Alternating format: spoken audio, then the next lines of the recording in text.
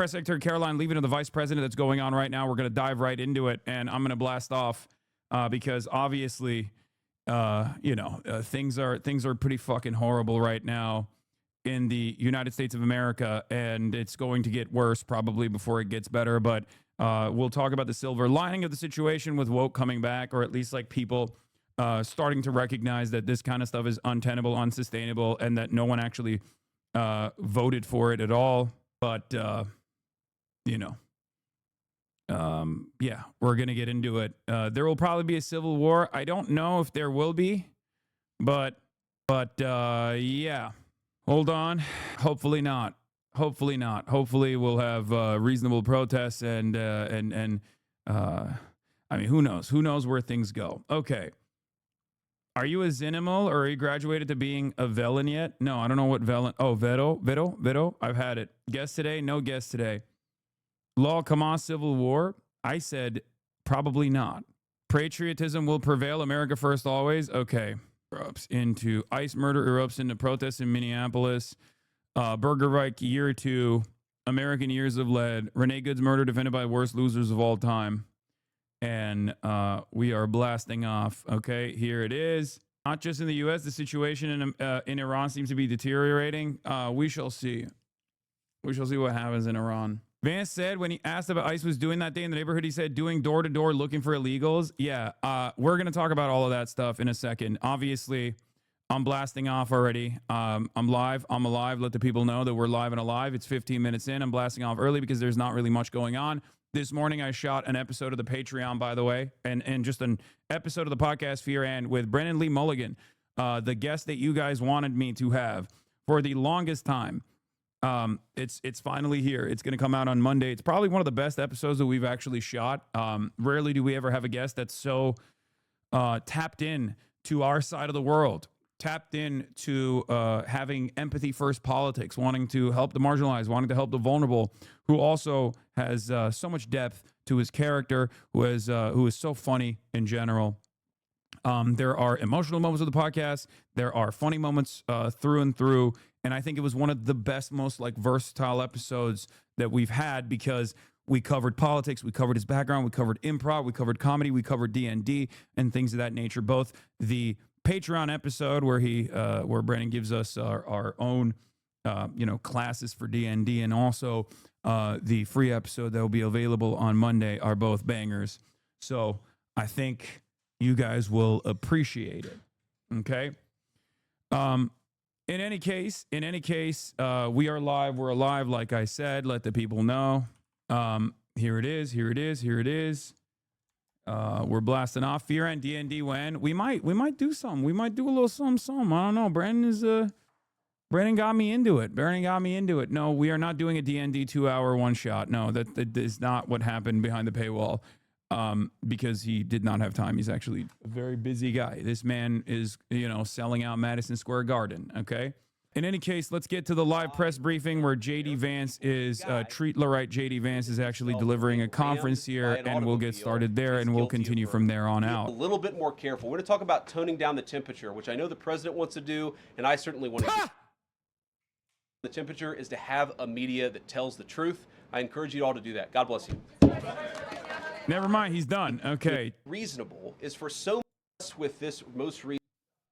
It's important to understand why this matters to the American people. I am a father of 3 young kids, a lot of people in my generation. What is that going on there? Is that normal? Okay. CNN installed this broken camera just to throw me off my game, but it's not going to work. So here's the simple fact here.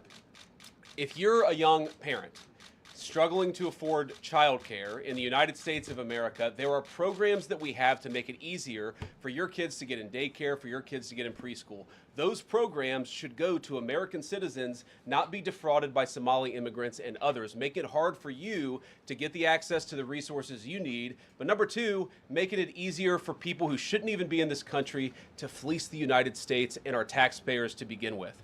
We have actually activated a major interagency task force to make it possible to get to the heart of this fraud. We have Department of Agriculture resources that are focused on SNAP Yeah, so JD Vance, the vice president, went up today on the podium in the White House in front of the fucking press pool and tried to do what he was, what he was hired to do, basically, aside from being Peter Thiel's blood boy.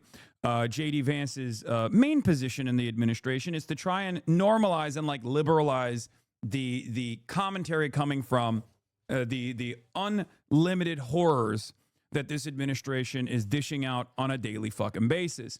Donald Trump will come out and say, we're invading Venezuela for oil. JD Vance will come out and go, actually, oil is an important resource, but it's also illegal for Maduro to be delivering drugs like that. His role is to talk to MSNBC voters to a certain degree, or at least like to keep the independents on board. But of course, his higher ambition is to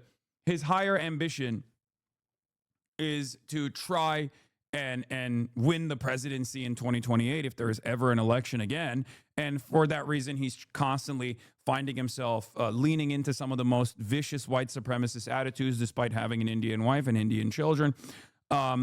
And also, engaging in this actually as commentary. So actually, he's, I think, stuck between a rock and a hard place, and that's the reason why he comes across as very disingenuous, and everybody ends up hating him because the racists don't like him because his wife is Indian, and he comes across as like a disingenuous lib, and the liberals don't like him because he's obviously eating Trump's dick every single day. So he can't present himself as like the moderate, reasonable figure, and he can't present himself as the guy who will bring about the white nationalist, terror state. So that's besides the point, though. I just wanted to give you a little bit of background onto what JD Vance's goal is here, what JD Vance's role is here, and then talk about what he's doing in terms of the commentary that you can expect from him. Fraud, so that people who need food benefits can get them, but illegal aliens and other fraudsters don't. We have over 1,500 subpoenas that the Department of Justice has issued to get to the heart ICE of the agent fraud has been ring. ID'd as well. From what I understand, at least last night when I was checking in on this stuff, people were saying that he was already like running away. I mean, the ICE agents were basically trying to get him to escape the state for some reason, which is, he's the most innocent man alive. I don't understand. Shocking, but he's already out of state. Almost from what I 100 understand. indictments, mostly Somali immigrants, but also a few others. And of course, we're looking in with broad investigatory authority to a number of the instances of wrongdoing that we've seen in Minneapolis. But we also want to expand this. We know that the fraud isn't just happening in Minneapolis, it's also happening in states like Ohio. It's happening in states like California. And so what we're doing in order to help coordinate this remarkable interagency effort from the Trump administration, but also to make sure that we prosecute the bad guys and do it as swiftly and efficiently as possible, is we are creating a new Assistant Attorney General position who will have nationwide jurisdiction over the issue of fraud. Now, of course, that person's efforts will start and focus primarily in Minnesota, but it is going to be a nationwide effort because, unfortunately, the American people have been defrauded in a very nationwide way. I want to thank a couple of people for their cooperation, in particular Pam Bondi, our Attorney General, first of all, for getting a lot of resources to Minneapolis to start to investigate and prosecute this fraud, really at an industrial scale. We've never seen fraud like this in the history of our country. Pam has been doing a great job to get the resources there to uncover it, but importantly, creating a job like this often takes months, sometimes even longer. When we realized that we needed this Associate Attorney General position, Pam got this person up and running in about a week. We're going to make the nomination hopefully in the next few days. We'll obviously let you guys know who that is when we do it. I've talked to Senate Majority Leader John Thune, who has promised me swift confirmation for this official, but this is the person who is going to make sure that we stop defrauding the American people. Here's one final thing I'll say about this. I've heard a lot of people say that we need a special counsel to investigate fraud in the United States of America. I actually agree, and that's what this position does. It has all the benefits, all the resources, all the authority of a special counsel, but with two crucial differences. Number one, it will be run out of the White House under the supervision of me and the President of the United States. And number two, it's actually constitutionally legitimate. As you guys may know, the special counsel statute has some major constitutional questions. When we get the bad guys, we want to make sure we get them permanently and they don't have some legal technicality they can get out of, which is why we set it up as an Associate Attorney General. I'll take some questions, but I want to make just one final observation here. When I was actually walking out here, somebody sent me a photo of a CNN headline about what happened in Minneapolis. And this is the headline. I'm just going to read it. Outrage after ICE officer kills U.S. citizen in Minneapolis. Well, that's one way to put it, and that is the way that many people in the corporate media have put this attack over the last 24 hours. And That is what happened. And no, they didn't even do that, as a matter of fact. They did not do that. They actually normalized this violence because that's just usually the position of state media and mainstream media in general, which is whenever state violence occurs, they will use neutral language, passive tone, as we've talked about quite extensively. It's basically 2020 coverage all over again. This is like post George Floyd, Black Lives Matter coverage all over again. Once again, it's about unjustifiable state violence, and that's what it was. And now that unjustifiable state violence is obviously extended out not just to like unarmed black teenagers that are disproportionately targeted by the police, but a federal law enforcement apparatus called ICE that is even less accountable than local law enforcement, that is going door to door to try to find illegals, as they like to say, in the same way that the fucking Gestapo did, the same way that the Nazis did, and killing people in the process. So whenever these guys are actually talking about like the state is actually not, or the media is not actually playing ball, what they mean is they're not servile enough. And it's crazy because they are pretty fucking servile. They demand more fealty. They want more Barry Weiss style commentary on this. They want to prop up every single thing that's going on. Okay. And I feel every now and then, whenever I see this kind of commentary, I think to myself, especially when I see the kind of like hypocrisy, I think to myself, I wonder if they're just like doing it deliberately to try to train their audience into not giving a shit about the inconsistencies. It almost feels like they want to train their cult into identifying the violence, being on board with the violence, and loving the violence and demanding more of it for their ideological enemies. Which cult? Which cult do you think I could be talking about? The cult that you're seeing in front of you, the MAGA cult, okay?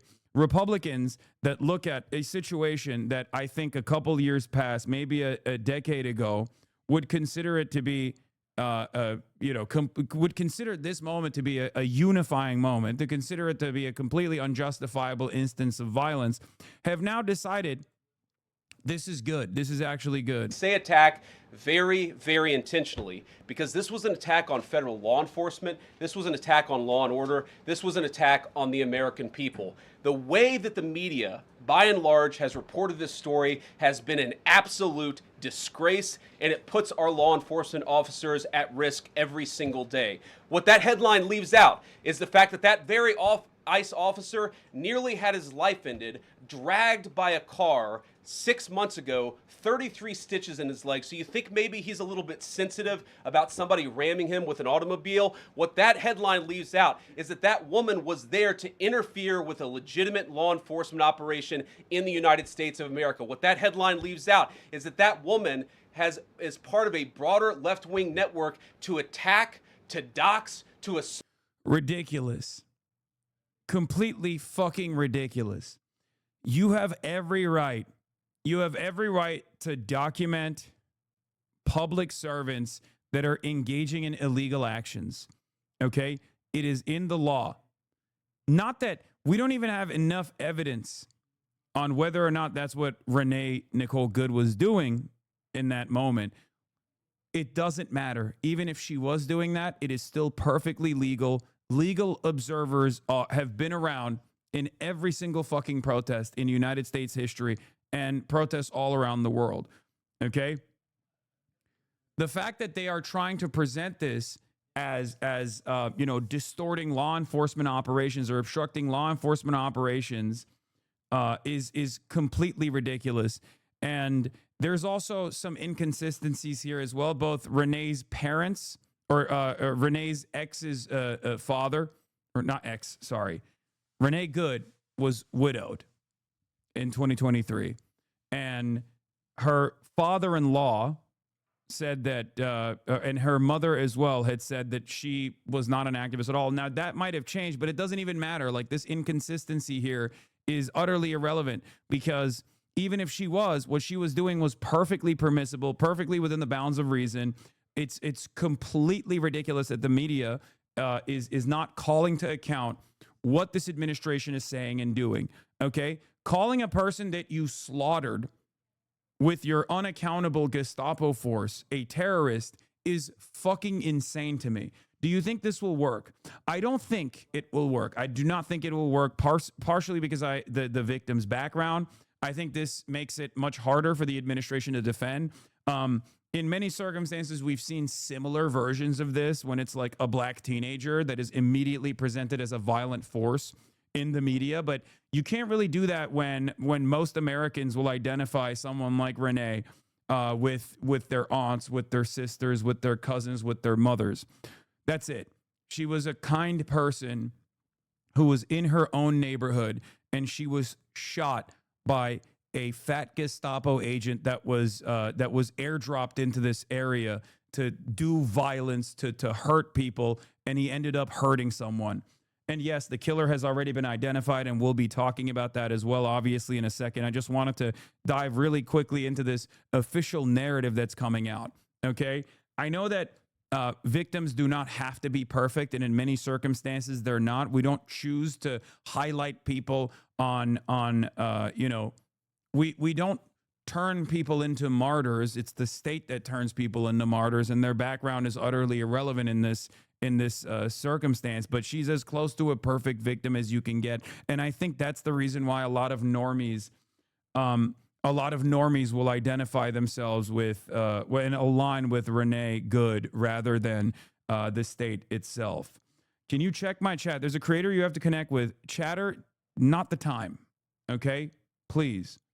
And to make it impossible for our ICE officers to do their job. If the media wants to tell the truth, they ought to tell the truth that a group of left-wing radicals have been working tirelessly, sometimes using domestic terror techniques to try to make it impossible for the President of the United States to do what the American people elected him to do, which is enforce our immigration laws. The President stands with ICE. I stand with ICE. We stand with all of our law enforcement officers. And part of that is recognizing. The combo with Asman was so insane yesterday. He admitted that she didn't intend to hit the ICE officer, and she also didn't hit him, but somehow her execution was still justified. Yes. These guys do not have a real world view. I need you to understand. Most Republicans, Asmongold here is just a catch-all for he's like a vessel for the worst of the worst right-wing fascist reactionaries of all different sorts here. But the commentary is the same. Okay?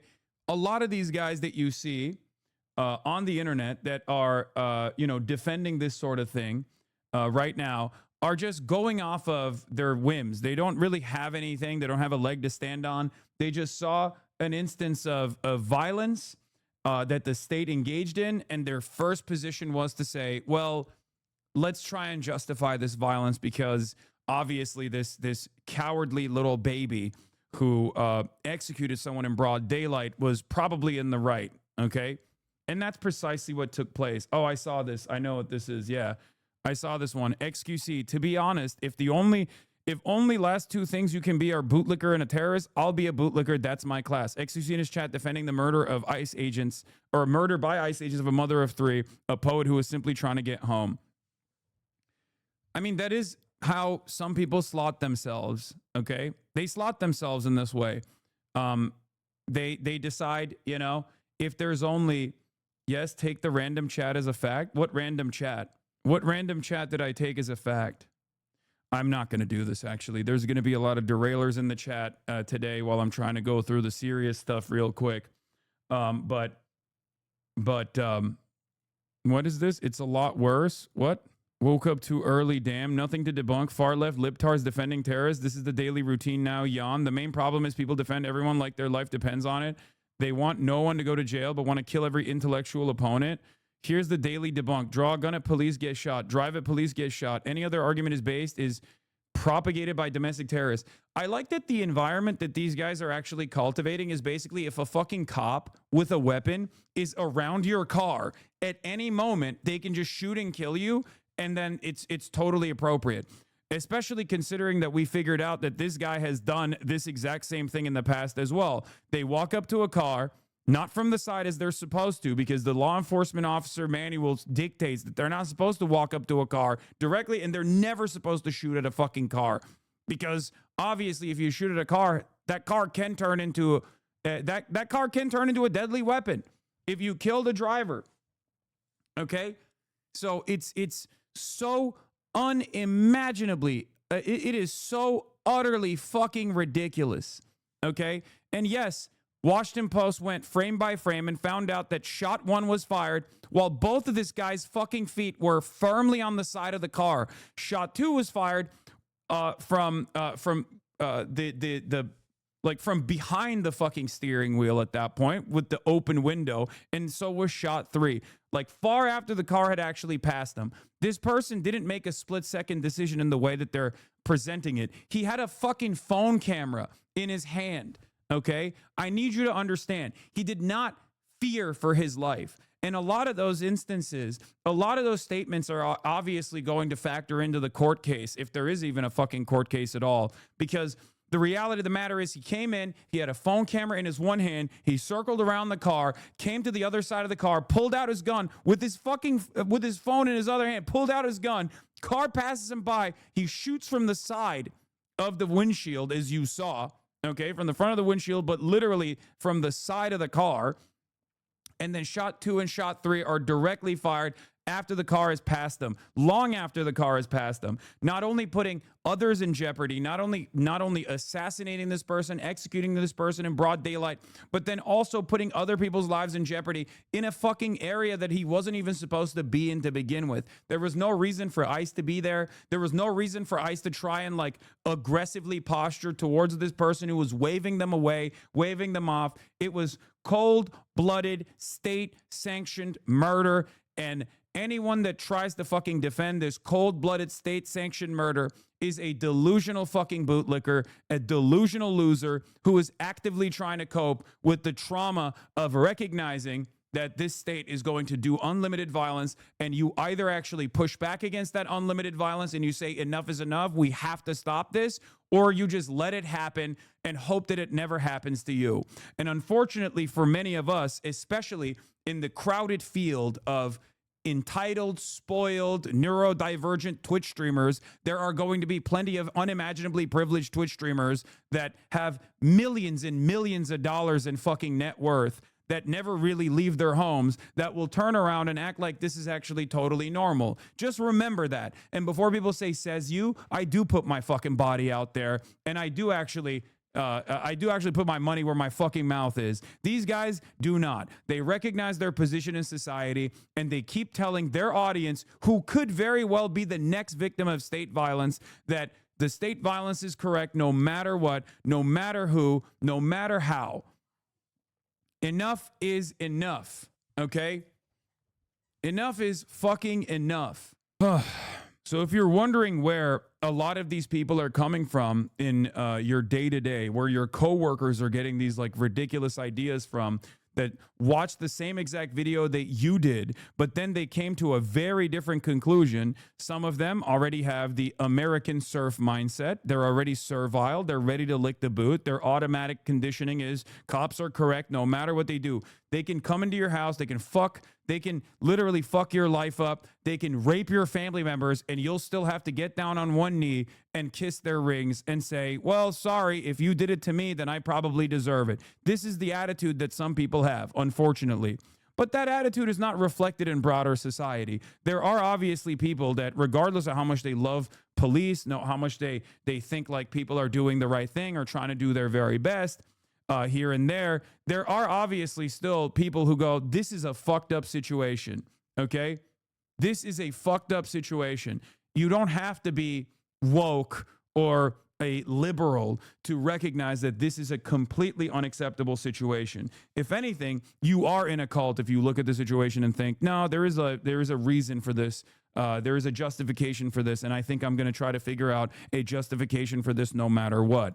But what matters here is that if you're wondering where these justifications are coming from, okay, it's people like Asmongold. It's people who are right wing, who are at least like propagandizing in the right wing position and trying to give people a reason to believe that this was a justifiable act of state sanctioned violence when it very clearly wasn't. And for a lot of people, they want to believe that the state is still working. The state is actually not completely crippled. Okay, that there is probably a good reason for this. They don't want to snap out of this fucking senseless, this ridiculous reality that they've built around themselves. That, like, you know, Trump maybe isn't doing everything right, or maybe Trump isn't actually clearly putting your best interest and the interests of like all American citizens at his primary focus, and maybe he's just defending the interests of the pedophilic elite and his favorite friends. Okay, it is ridiculous. Don't say both sides are completely wrong in their fucking actions. Okay, getting hostile gets you killed. This kind of centrist nonsense is bullshit, okay? It's not big brain. You are not actually impressing any of your peers with how intelligent you are. You are, unfortunately, trying to find a more intellectually consistent position in this circumstance, okay? The power is in the hands of the state. You have to understand. And with great power comes great responsibility, okay? And when you have the power to end someone's life, okay, at any given moment, you need to carry that responsibility everywhere you go. So no, there is a much higher bar to clear in the instance of defending murder, in the instance of defending manslaughter, and wearing a badge that says fucking police, ICE, or, you know, federal law enforcement doesn't change that reality. A life was taken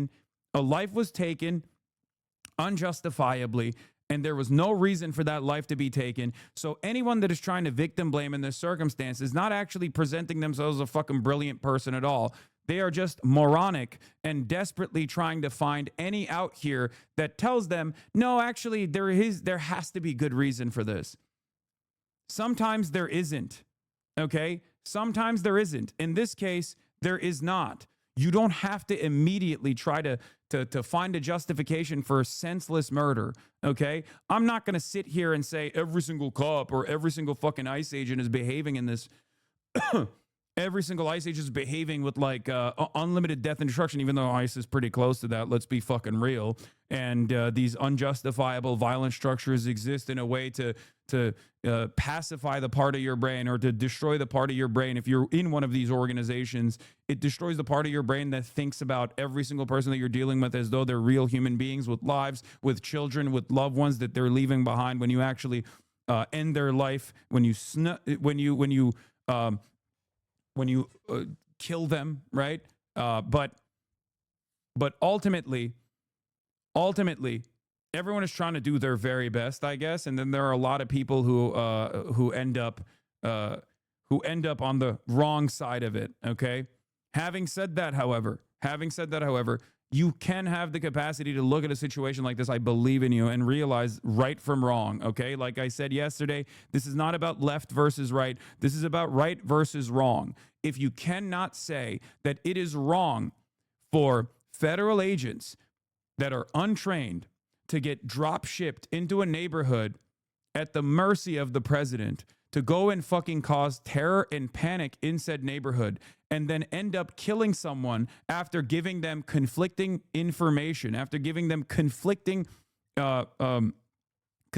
commands, as cops are known to do, okay, in a lot of different circumstances, and then assassinating them in broad daylight, and your first inclination is to defend the law enforcement agent here, you are out of your fucking mind, okay? You are out of your fucking mind. I don't think you understand. You are not a cop. You are not an ICE agent. Stop fantasizing about being the ICE agent in this situation and start recognizing the reality that you are closer, or your loved ones are closer to being the next Renee Good than they are the fucking murderous cop. Okay? And then it's like, imagine if you shoot a fake gun at a police and say, dude, that tip was orange. How about not do that? Cars are deadlier than guns. I've been saying it for years. You can't say I'm grifting. I've spammed this to chat.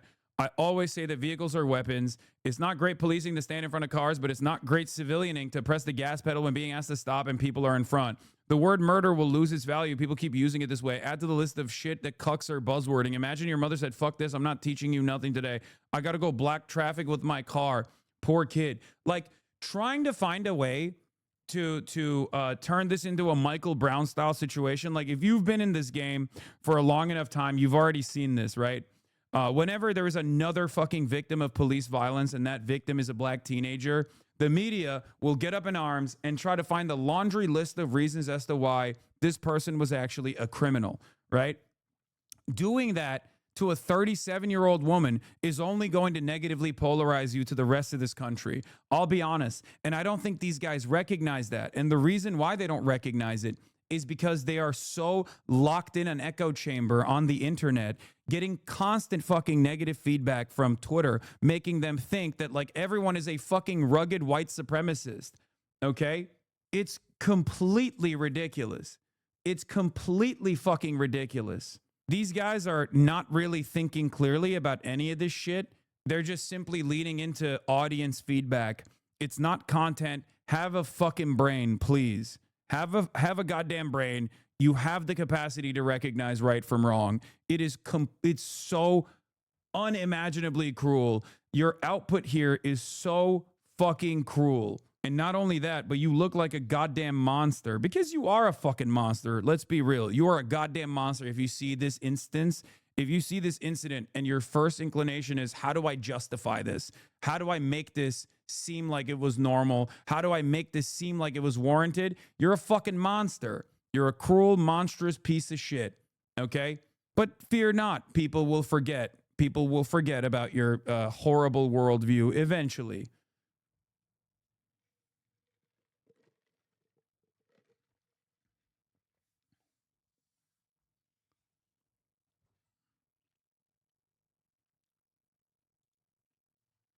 Anyway. That you people in the media, not everybody in this room, but many people in this room have been lying about this attack. She was trying to ram this guy with her car. Yeah, it's fucking bullshit. It's complete and utter bullshit, dude. She was not trying to do that. She was not trying to do that at all. There's no evidence to suggest that she was trying to do that. All evidence, once again, presents the opposite, okay? All evidence that we have seen so far presents the exact opposite reality. And I'm going to go through it real quick. Once again, okay? As far as we know, from all of the additional angles that have come out, okay? From everything that has taken place, down to the fact that this cop was not actually in fucking fear for his life, I'm going to show you this angle that we hadn't seen yesterday. Video of the Minneapolis ICE shooting completely contradicting ICE's account that the driver was trying to ram anyone. Looks like they were turning around to leave and immediately lit up. So what takes place here? We've seen the main video, right? But we had not seen this angle before. This is the guy who is actually the person who ends up, the ICE agent who ends up fucking murdering. Jonathan Ross is his name, for the record. This is Jonathan Ross. He was dragged in a separate incident last year by a fleeing driver, according to court records. Jonathan Ross is here. He has a phone camera. He has his phone out filming people, and you'll see in a second. Look, on his right hand is his phone. He's filming people. He's fixing his mask up. And if you notice something, if you've seen the original video, you already know this, but Renee Good is in the car, okay? Renee Good is in the car. She's trying to move the car, but because there are there's a lot of commotion. There is a lot of commotion going on. Okay. There's a lot of commotion going on as you can see, the car is already moving here, right? Look. She'll move forward a little bit, but then ICE agents in separate vehicles get in front of her. Okay. She from the other angle that we've seen, waves them away because she's very clearly trying to leave. Okay? She stops right here. First car goes, and you can see her waving them away in the first video. Then this pickup truck that is an unmarked pickup truck with lights on also comes through, and she's still waving them away, but it stops. Instead of passing her and then letting her merge into the lane and leave, the pickup truck stops. They get out of the truck. Two ICE agents get out of the truck and instantly start yelling at her. One is they've already very clearly given her the order to leave the area, okay? But this one fucking dipshit runs in and tries to get her out of the car, backs up, and then while she's turning around, the first shot is fired, and then the second and third shot is fired, ending up killing Renee Good. And for the record, he still has his phone. That's footage. That is footage. That will be evidence. He had his phone in his hands. And these guys want to tell you, these guys want you to believe that this fucking dickhead who was running around with his phone in his hand, filming everything, was actually in fear of his life. These dickheads want to tell you that the first shot that was fired when the car had actually passed them, was a totally justifiable shot. The second shot was shot behind Renee Good. The third one as well, when the car had long passed this person. And these guys want to tell you, these guys want to have you believe that what you saw with your own two eyes is actually a fucking lie and that you should listen to their narrative instead. We're not doing that. We're not playing that fucking game, okay? And yes, I will be going into the video that the New York Times put out that contradicts the Trump administration's account on the ICE shooting in Minneapolis, because after, as I explained to you yesterday, after Renee Good was shot and killed in broad daylight, after she was shot and killed, ICE agents stop a physician that is walking around from actually going to her and rendering aid. They tell her that they have their own medics coming. But because they have blocked the road, the ambulance can't even get near the car. So the EMTs come later to pick her lifeless body up. And before she is even transported to the hospital, the Department of Homeland Security Secretary, dog killer Kristi Noem, comes out and says that she was a domestic terrorist. Think about how disgusting this is. Now, if you're familiar with the last 2 years of commentary, where I talked about the atrocities that became a daily part of existence for Palestinians, the Palestinians that have experienced this for the last 80 years under the oppressive thumb of the fascist ethno-state that is known as Israel, you have already heard the official organs of the state basically behave in this exact same way. They murder someone, right?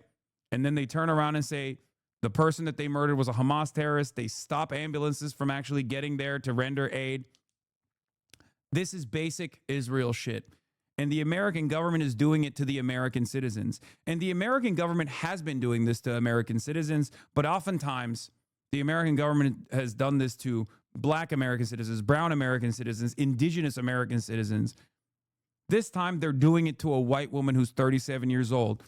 And as someone who's, been doing this advocacy, as someone who has been communicating with organizers for a very long time, for the last 10 plus years of my political commentary career, I can tell you the first people that knew this, the first people that understood that state violence that justifies executions in broad daylight about white people is state violence that definitely does not give a shit about anybody else. So the very fact that this is becoming a national story and the American government's first inclination is to try and tar and feather this victim as a fucking domestic terrorist means that there is definitely an attitude shift taking place.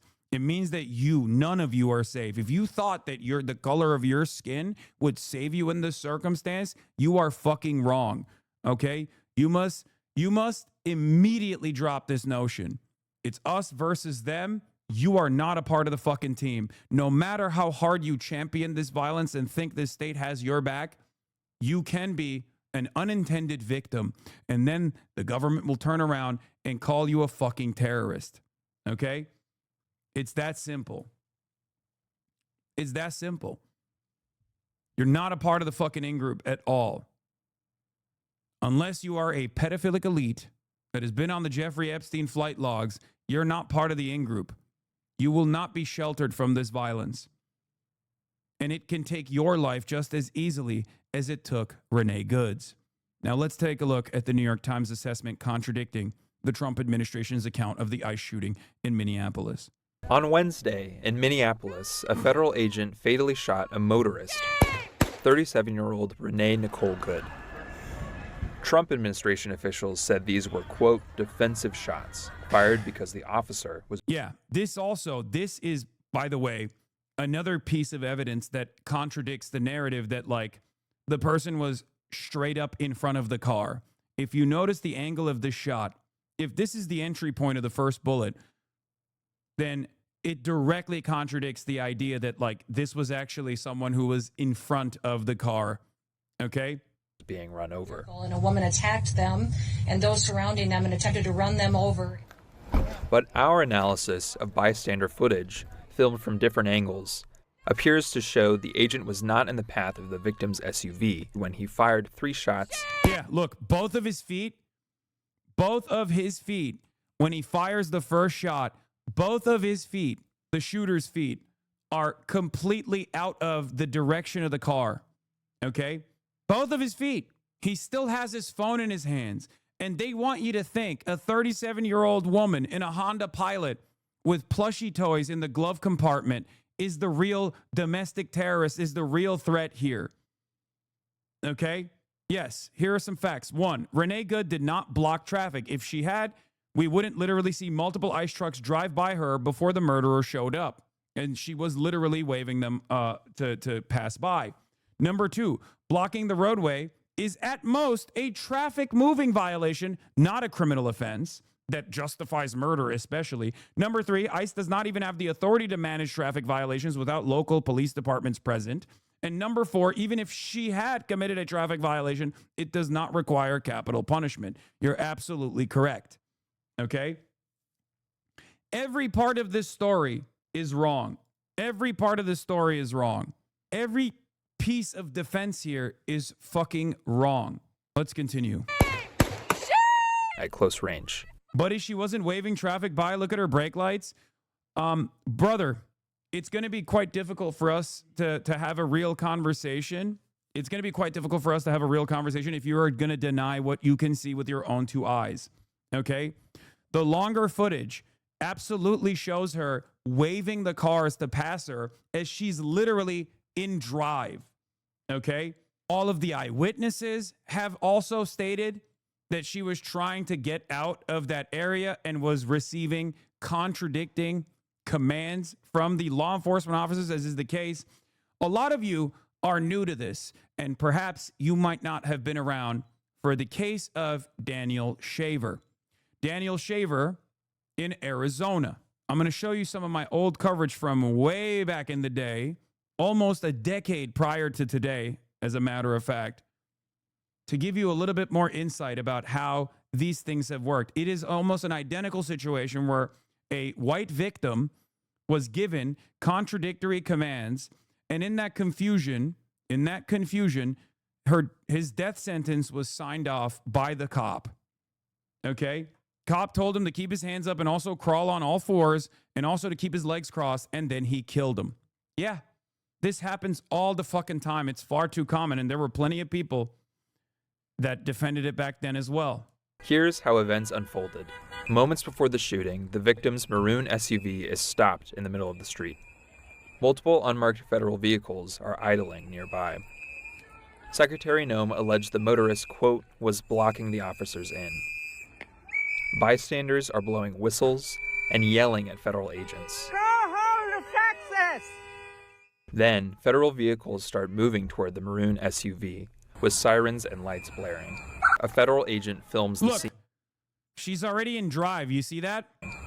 Before the incident, she's not only waving them to pass, but then after the first car moves in front of her and leaves, she's literally driving. She's driving away from this scene after the first car passes. If you notice right here, I'm going to do it frame by frame. Do you see that? She's in D. This is before. She waves the first car to pass. First car passes. She's also already in a driving motion, indicating that she is ready to leave. Okay? Then the second pickup comes in hot. She stops because she doesn't know if the second pickup that has ICE agents in it is going to pass her or is going to stop here. The second pickup stops instead of passing her as she's waving them off, and the ICE agents get out of the pickup. The driver rolls forward slightly, turning left, then stops and waves for others to go ahead. Yeah. Do you see that? You fucking assholes. They were conducting a felony stop at that point. She can't just decide if she wants to leave. Was she going to come back and pick up the wife that was filming? Most likely. She's probably trying to move the car out of the way. But no, they were not conducting a felony stop at that point. You cannot, there is no felony.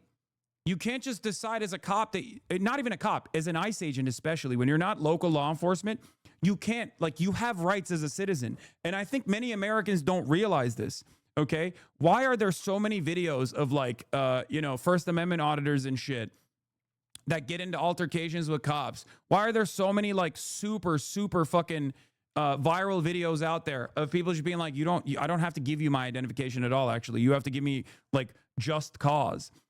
Okay?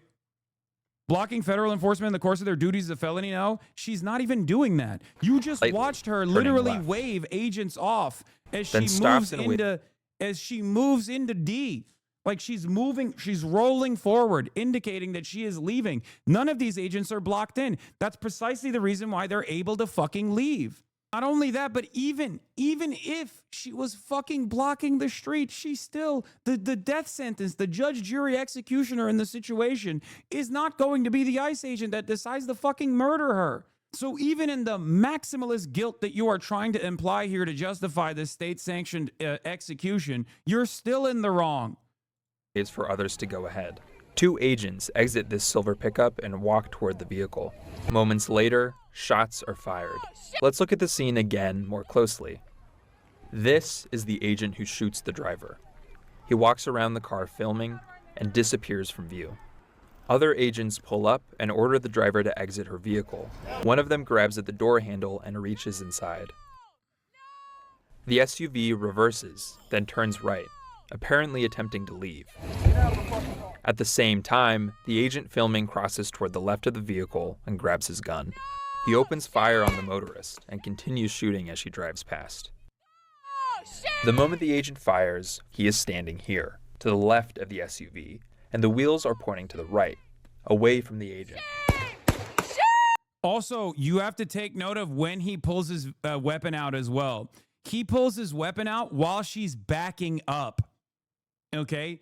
Very clearly, if she wanted to kill that person, she wouldn't be fucking reversing, okay? She'd be going forward. She's reversing to leave, listening to the prior commands that were given to her, okay? It is a chaotic environment where there are contradictory commands being given to a person with people who have guns out. People who don't, like, with law enforcement that actually does not have the legal right to stop you like that, okay? None of this is a justifiable detainment. I need you to understand, not a single part of this is correct. Not a single thing that the ICE agents did here is even appropriate by law enforcement officer standards, okay? And you'll see a lot of, like, ex-cops and former ICE agents and shit probably come out and speak on this as well. And I'm sure there will be plenty of people who will try to justify it as well in the law enforcement community, okay? But the reality of the matter is the murder is completely unjustifiable, and there is no amount of defensive posturing that will make it seem like this was an appropriate thing to do in this moment, okay? It is ridiculous. Grabs his gun. He opens fire on the motorist and continues shooting as she drives past. The moment the agent fires, he is standing here, to the left of the SUV, and the wheels are pointing to the right, away from the agent. This appears to conflict with allegations that the SUV was ramming or about to ram the officer. President Trump and others said the federal agent was hit by the SUV, often pointing to another video filmed from a different angle. Yeah. And it's true that at this moment in this grainy low-resolution footage, it does look like the agent is being struck by the SUV. But when we synchronize it with the first clip, we can see the agent is not being run over. In fact, his feet are positioned away from the SUV. Yeah. Like, there is barely any contact even in that video. There's barely any contact even in that video, and you can see the agent's feet.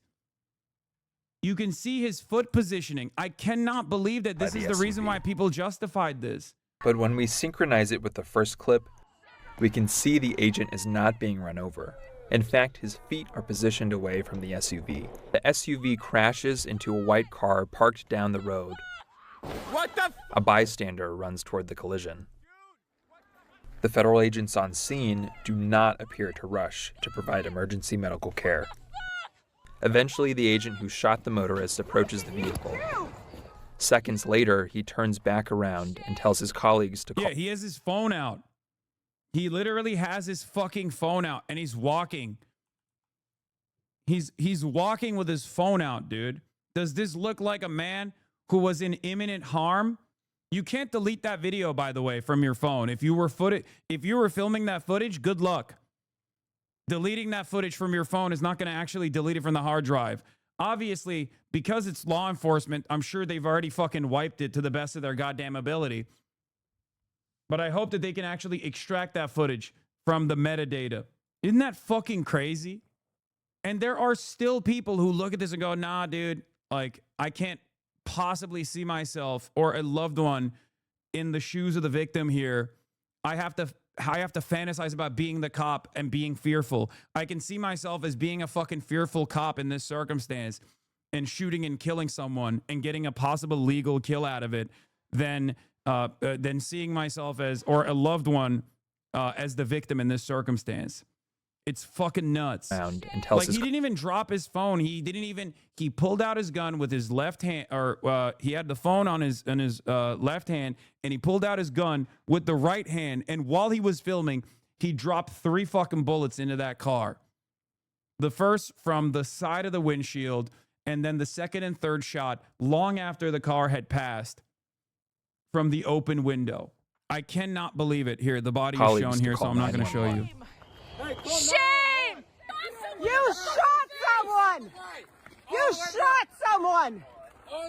Agents block several bystanders who attempt to provide medical care, including one who identifies himself as a physician. I go check a pulse! No! Back up! Now! I'm a physician! I don't care! At the same time, several agents, including the agent who opened fire, get in their vehicles and drive off, apparently altering the active crime scene.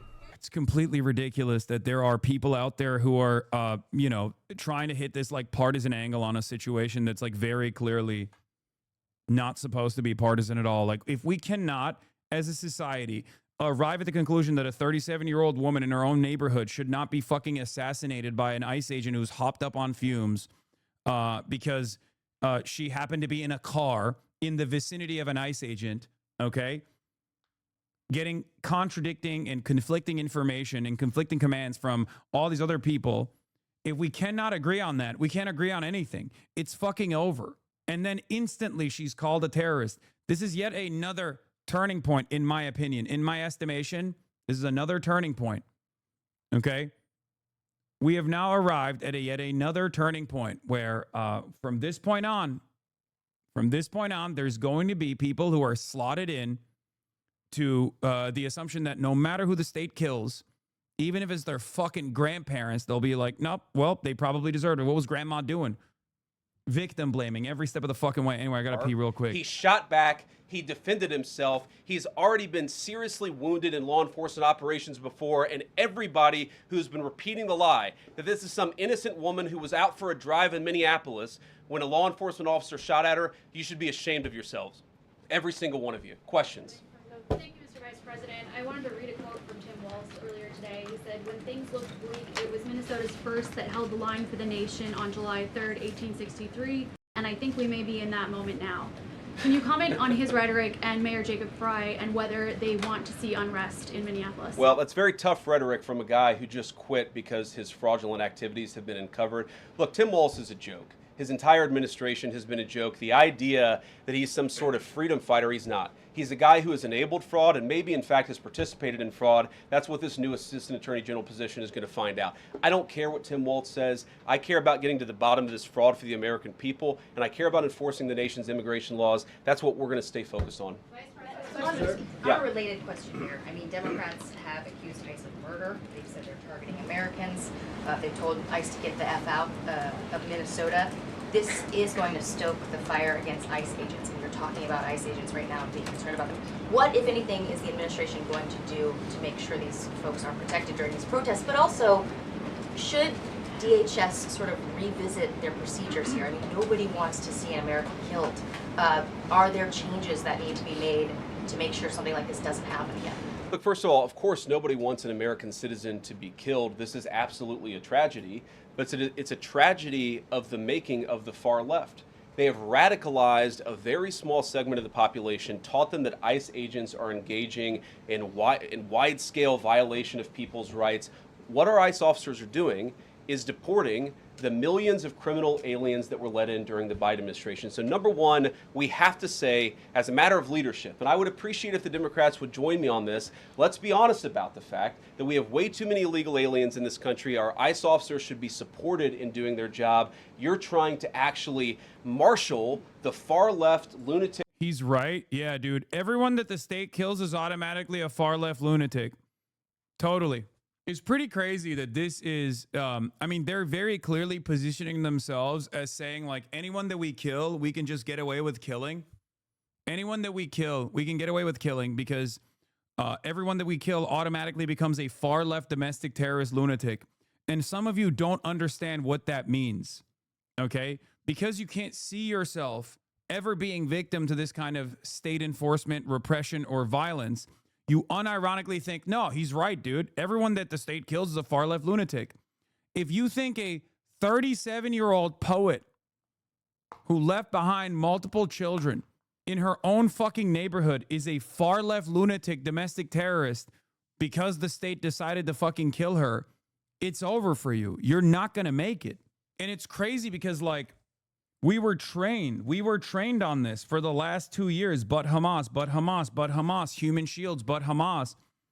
And I think, like, a lot of people just go, but Hamas, even when it comes to their own fucking neighbors in their own backyard, in their own suburbs. It blows my mind. It blows my fucking mind.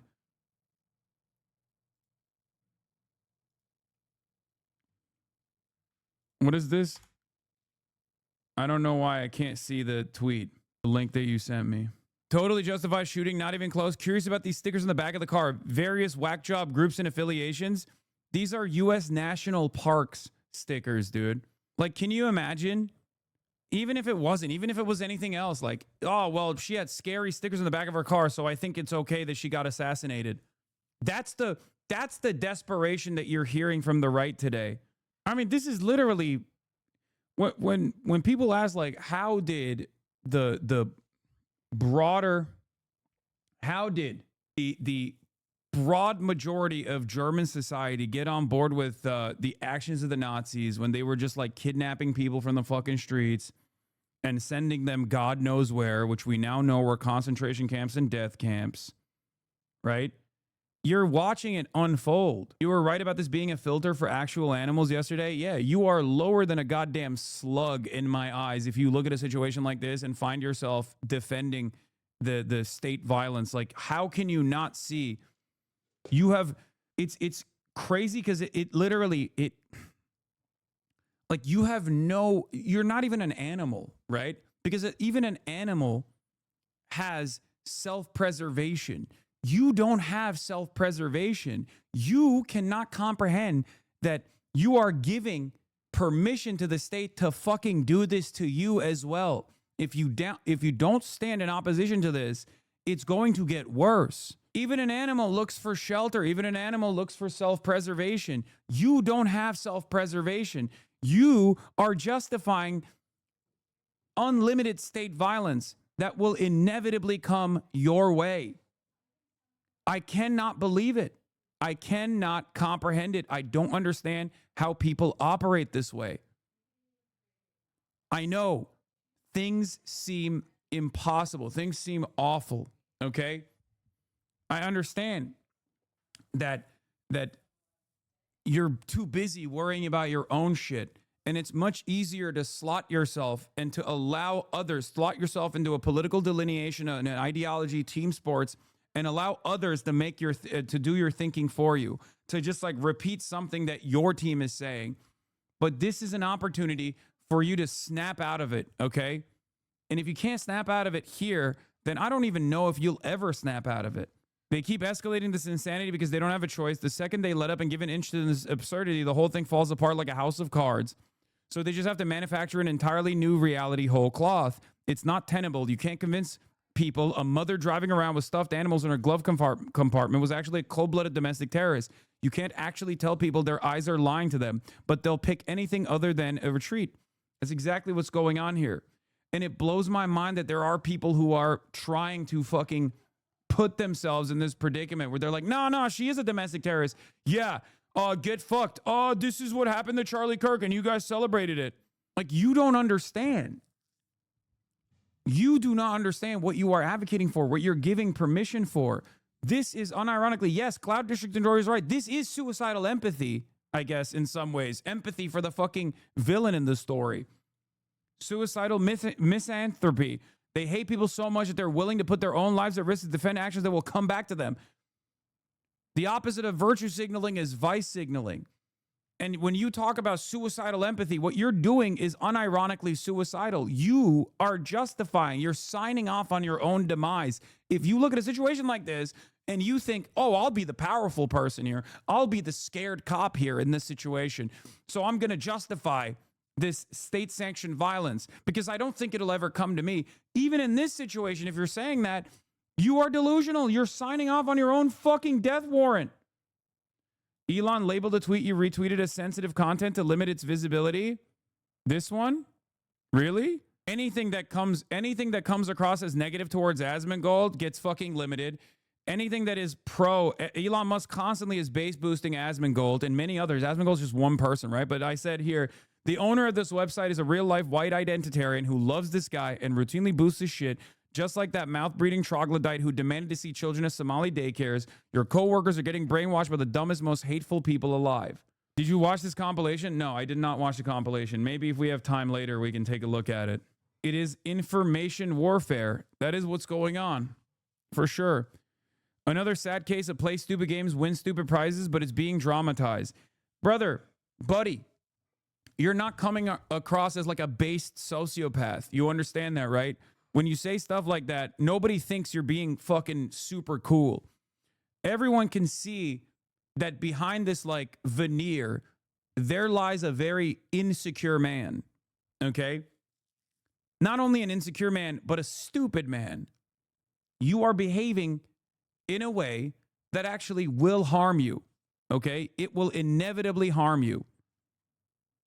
Is the fucking reality of the situation, dude? No, the reality of the situation is that an ICE agent that was not even supposed to be in that neighborhood, if it wasn't for the fucking whims of the goddamn president who wants to get people's attention off the Epstein files, sent 2,000 DHS and ICE agents into Minneapolis for no fucking reason, okay? And then these goddamn untrained losers, one of these goddamn untrained losers ended up shooting someone in broad daylight for the crime of being in a goddamn vehicle that is moving away, responding to the previous commands that were given to her. And you look at that situation and you still try to justify it. That's it. She let off the brakes to try to hit a car that passed by. Is so like you are theory crafting here against something that we can all see with our own two eyes. And I know, listen to me.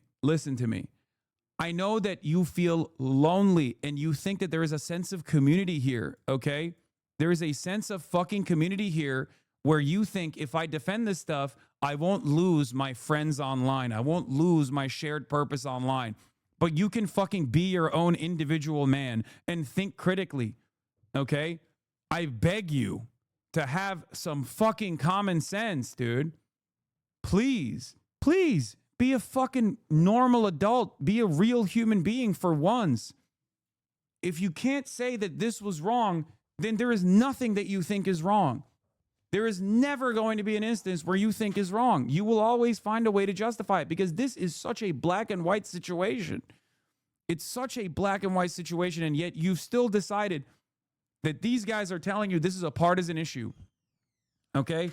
That this person was a radical left-wing domestic terrorist. If this was black and white in the opposite direction, they wouldn't feel the need to lie about everything. They wouldn't feel the need to lie about how this person is a radical left-wing domestic terrorist, how she was definitely trying to kill an ICE agent by ramming the car, how the victim here was the actual ICE agent who was in the hospital. Like, they wouldn't feel the need to lie about everything if the situation that you could see with your own two eyes was black and white in the opposite direction. If she was like very clearly, you know, someone who was trying to kill cops, like someone who was trying to kill ICE agents in that situation, ram their car into these fucking ICE agents, they wouldn't feel the need to lie about it.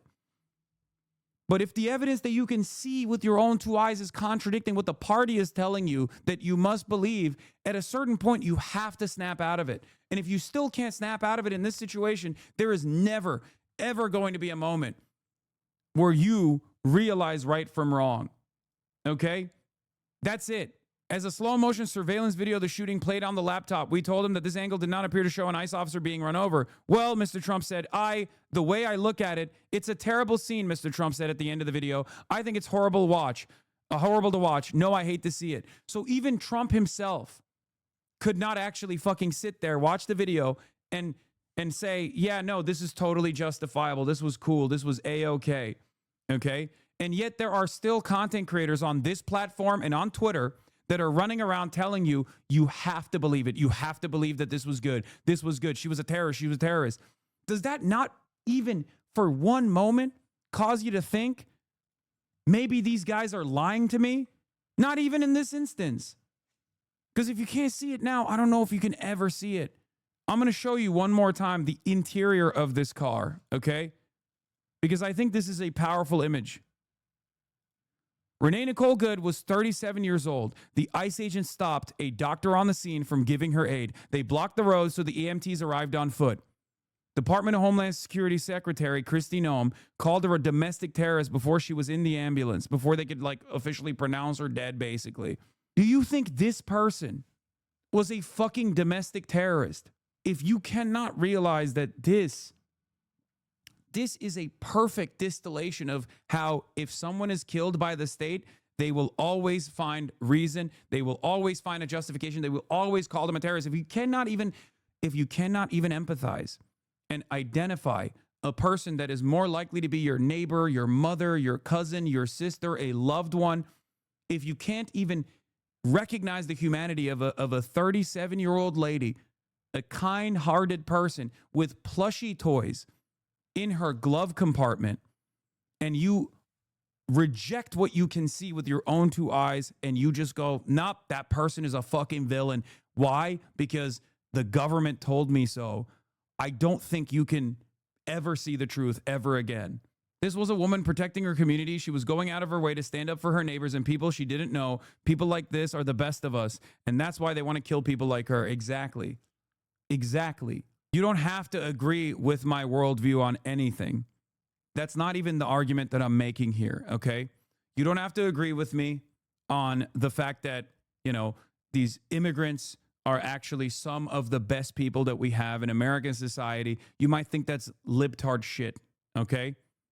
You might go, nah, I don't believe you. They're scary, whatever. I'm not even going to argue on that point right now. I think you're wrong, but I'm not even arguing on that point right now. I am trying to find common humanity in this moment, if you cannot find common humanity here with something that is so transparently fucking blaringly obvious, just it's grating how unjustifiable this instance was. And if you cannot fucking see that, then you might be fucking lost. Something that you can see with your own two eyes, you are rejecting. Ultimately, what the state is creating here is a permission structure where if you happen to be around an ICE agent under any circumstance, whether you're retreating, whether they just had a bad day, whether they were in fear for their lives, even if they have their fucking phone out filming you in the process, if they kill you, you deserved it. That's it. This is a precedent-setting moment. Do you understand? And some of you that still try to defend this situation, are unironically writing off you're writing off your own death sentence. Okay? She almost killed an ICE agent, in my opinion. My loved ones wouldn't be in such a dumb situation, law. Brother, if there are more people, we will see in the upcoming months if there are enough people that have this exact same attitude, or if we finally put an end to this. If we don't put an end to this, you will find out that it's not about being in this situation, that any number of people, any number of your loved ones or yourself could be in the situation, because the situation is not about the intent of the person, the intent of the victim here. The situation is just, are you around an ICE agent who's having a bad day or not? At that point, it just becomes a game of probability. If we don't have any rules, if we don't have any laws, if we don't have any process that we follow here, if we do not punish those who engage in unjustifiable acts such as this one, it's utter madness, it's complete chaos. And anytime you are around a cop or an ICE agent, you're signing off on your death sentence. That's it. Why is this guy here when daddy is live? I don't know. R.I.P. Bozo, L. I think these guys just want to feel, they want to be seen. That's what it is. I think they're basically desperate for a crumb of attention, and they know I'll give it to them because I'm stupid enough to dignify them with a response. I'm stupid enough to think that they're like real human beings that can be reasoned with.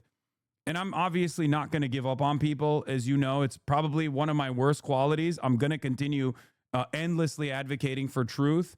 I'm going to try to get people to understand, to recognize right from wrong, no matter what the situation is. And if I didn't do this for the last decade, the last 10 years or so, I wouldn't have a community of like-minded individuals who have actually reached a level of empathy. Stop being so naive. You're feeding into their trolling. It doesn't matter. For every single person that comes in here that want to troll, there are always going to be people that are maybe in the margins. I know that for a fact, so I'm going to keep doing it. Fringe to engage in doxing, to try to make it impossible for them to enforce the law, and in some cases actually to engage in acts of domestic terrorism against our law enforcement officers. When you talk about different plans, different protocols, different policies, I forget exactly how you asked the question. Here's the simple fact. What we're going to do is make it easier for the American People's Administration to enforce the American People's law. And that means that Democrats have to stop rallying the mob against legitimate law enforcement operations. And that means that this wasn't even a legitimate law enforcement operation. This was an illegitimate law enforcement operation, by the way.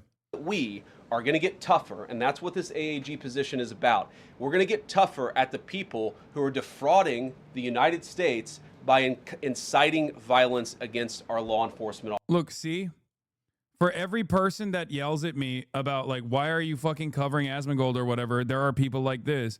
I was an Asmongold watcher in college. He mentioned you, and the rest was history. Been a sub for 3 years now. Joined the DSA and all. Keep talking, friend. I came over from Asmon months ago and woke up. You're doing God's work. Okay? Many of you don't realize that you were in a similar predicament before. Maybe it was 5 years ago. Maybe it was 10 years ago when you were watching Ben Shapiro or Jordan Peterson. Asmongold is just a new name, a new person that is advocating for the same exact vicious commentary that justifies all this stuff. Okay? That's it. People come and go. Okay, we have had ordained villains in this community for the last decade. You know, it's not new. I have to continue to hope that people have an open mind and can be charitable, especially in important moments like this, where they can actually see right from wrong. This is an opportunity for a lot of people to go, you know what? Fuck. I thought this guy was awful, but it turns out like he's kind of being reasonable here. The other side is being not so common sense based, okay? I come in peace from Asmus Shot. He lost it in the last couple of months, and now you're making sense. Never thought I'd be here. Yeah, you have to understand. This is the point. You were one of my main eye openers to see Peterson and Elon and Shapiro for the grifting psychos they are back in like 2018. Exactly. There were so many people. There are so many people in this community that came from that kind of background that thought, you know, that the world was a certain way, and that these guys like Ben Shapiro and whatnot were actually telling them the truth, when in fact all they were doing is basically telling you like, no, the systems that you are experiencing, the cruelty that you're seeing, you know, the struggles that you go through in your day-to-day, whether it be trying to make rent, whether it be trying to pay for groceries, all of that stuff is actually good because the alternatives are scary. And everyone that tells you that there is a better future possible, that we can have more equitable outcomes, they're lying to you. They're communists, they're scary, they're radicals, they're dangerous, they're terrorists. And now they're trying to do that with this. Anyone who says, hey, I don't want fucking masked public servants with no accountability murdering people in the fucking street in broad daylight is a terrorist, is not a sustainable narrative for an administration. It's not a sustainable narrative for nation building. It's going to be fucking pure chaos. It's mind-boggling. A state that calls a 37-year-old woman in her own neighborhood shot and killed in her Honda Pilot a terrorist will call you a terrorist with much, much greater ease, okay? Like, this is not even along racialized boundaries at this point. Like, it's moved up.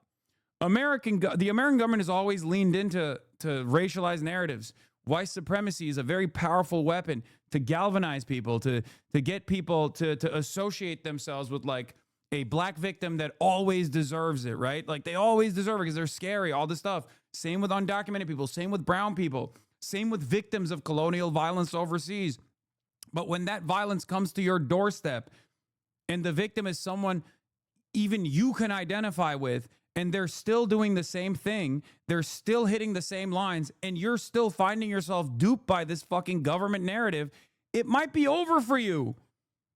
Wake up! Officers. That's one of the things that we're going to do. We've already started that work at the Department of Justice, but we're going to keep on doing it, and this new AAG position is going to kick that into high gear. Vice President Vance, you just suggested that this woman who was killed, Renee Good, is part of a broader left-wing network. Who do you think is behind this broader left-wing network? Well, it's one of the things we're going to have to figure out, but here's the way that I put it. When somebody throws a brick at an ICE agent, or somebody tries... First of all, even in those circumstances, it's not justifiable to fucking assassinate someone, for the record. And I know you might disagree with me on that, but that's not even what happened. That's not even what happened. Why are you making up different things? It's because they cannot justify the situation with the facts that are presented. And that's the reason why they have to dive into hypotheticals. Well, what if she had what if she had a nuclear weapon that she was about to fucking explode? And we've done this song and dance over and over again with Israel for the last fucking 2 years. So obviously people who have been in this community for the last 2 years have already heard me argue against these fucking talking points over and over again. Oh, well, what if she had a dangerous weapon? What if she had an AR-15 pointed in the direction of these beautiful law enforcement officers? Okay, what if? Tries to run over an ICE agent. Who paid for the brick? And who told protesters to show up and engage in violent activity against our law enforcement officers? You see, just with this most recent terrible incident in Minneapolis, you see friends of this woman's or other people who are eyewitnesses saying basically that she was there to engage in obstruction of a legitimate law enforcement operation. How did she get there? How did she learn about this? There's an entire network, and frankly, some of the media are participating in it, that is trying to incite violence against our law enforcement officers. It's ridiculous, it's preposterous, and part of our investigatory work is getting to the bottom of it. Who's funding it, who's supporting it, who's cheerleading it, and of course, if there's a legal act. It also doesn't make sense, right? If she's a fucking terrorist, then why is this a terrible incident? If she's a domestic terrorist, like, look, address the inconsistencies, even in the argumentation here. She's a violent terrorist that is a part of a violent terrorist network. So why is it a terrible incident that took place? If you killed a violent, gruesome terrorist, why are you sitting here and offering fake sympathy? Why is that the case? Shouldn't you be celebrating it? If anything, people like Asmongold who are celebrating it are at least more morally consistent here. I mean, obviously they're immoral and they're monstrous, but technically they're more logically consistent, right? At least they're celebrating the death of a 37-year-old woman, the execution of a 37-year-old woman by saying, well, she's a terrorist, right? So even that doesn't make sense. When you fell an enemy of the state, do you sit there and cry tears? No, you celebrate, right? So why aren't you celebrating in this circumstance? Perhaps it's because you realize that you're fucking lying. Activity related to that, we're going to get to the bottom of that and prosecute it where we can. Mr. Vice President, thank you for taking questions today. Is there a risk with you describing... I came from Asman and I thought you were a terrorist empathizer? Yeah, maybe you now realize that they call everybody a terrorist, okay? It's a post-mortem association that ends up justifying the act. One day they will call you a terrorist too, after they kill you or your loved ones. That's it. Why do you get so many viewers? You're boring as fuck. Because unfortunately, common sense is not so fucking common. Especially in this current media landscape where literally the dumbest positions are blasted in the fucking orbit by some of the dumbest people you've ever encountered. And therefore, a lot of people actually breathe a sigh of fresh air when they encounter someone who goes, yeah, this stuff is crazy, actually. So perhaps that's the reason why a lot of people come in here. Maybe not because I'm the most entertaining person. It's not supposed to be entertaining, okay? This is supposed to be a moment of a moment for people to go, holy fuck, there are actually normal humans out here on the internet. ...is talking about very specific facts of these events. When an investigation is just beginning, are you preempting a thorough investigation by drawing such conclusions? And have you received any information beyond the videos we've seen publicly about this individual, her specific acts that has informed your point of view? Well, first of all, the Department of Justice is going to investigate this. The Department of Homeland Security is already investigating this. But the simple fact is, what you see is what you get in this case. You have a woman who is trying to obstruct a legitimate law enforcement operation. Nobody debates that. You have a... That's bullshit. It's not a legitimate law enforcement operation. You're just saying that nobody debates that because you don't want to debate that. Because it would undermine everything that you're trying to do. Who, you know, is not a terrorist, not an extremist. That was just a mom who loved her kids, loved her spouse. Who... Yeah, that's who they're calling a terrorist, by the way. A domestic extremist, a domestic terrorist. Anyone and everyone that looks at the situation and says, nah, she's a terrorist, you will justify if the government kills your family, okay? At that point, you will literally turn around and say, oh, well, you know, maybe my mom deserved it too. That's it. That's it. It's crazy. That means you have signed off on state-sanctioned murder as long as you are in the vicinity of a cop. Okay? If you're in the vicinity of a cop, if you're in the vicinity of an ICE agent, and they just shoot and kill you in broad daylight, and everyone can fucking see it with their own two eyes, it is unjustifiable, cold-blooded murder, you'll still find a way to reason it. You'll still find a way to game it out. It's mind-boggling to me. Anyway, we already covered the New York Times piece on this. Let's move on. Flaring in Minneapolis after an ICE agent shot and killed 37-year-old mother of three, Renee Good. Hundreds of people gathered last night to remember her. Just forget she had a vehicle headed at him, but yes, unjustifiable. She had a vehicle headed at him? Brother, how many times do we have to cover the fucking piece over and over again? This is not a reasonable assassination. This is not like a justifiable act of state violence. You can try to put it into scarier terms to the best of your ability, but you can see the footage. You cannot deny the footage. You cannot deny the eyewitness testimony. It's completely ridiculous. It's completely ridiculous, but it's fine. These guys are these guys are now retreating. This means that this is a recognition of retreat. Okay, you freaked out over a guy coming up to you and memeing you, but a vehicle means nothing in that situation. I freaked out at a guy coming up to me and memeing at me. I don't know if you realize this, but I personally handled that situation in a very reasonable manner where I said, hey, man, I hope you have a good day. Notice how I didn't pull out a fucking weapon and execute him on the spot because I'm not a psychopath. Freaked out. Words mean shit. You know that, right? But I guess it doesn't for you. Like, I am trying to have a conversation and reason with someone who cannot even fucking recognize what they're seeing with their own two eyes. This is what I mean. You are unfortunately so biased that you cannot even see what everyone else is seeing. And this is the point we're at now. This is why I say we are no longer in an environment where there is consensus reality. Okay? Don't believe your lying eyes. Both parties were in the wrong, in my honest opinion. Exactly. You're saying that because you recognize that there is one party that is in the wrong and one party that is being wronged, but you can't actually fucking retreat fully.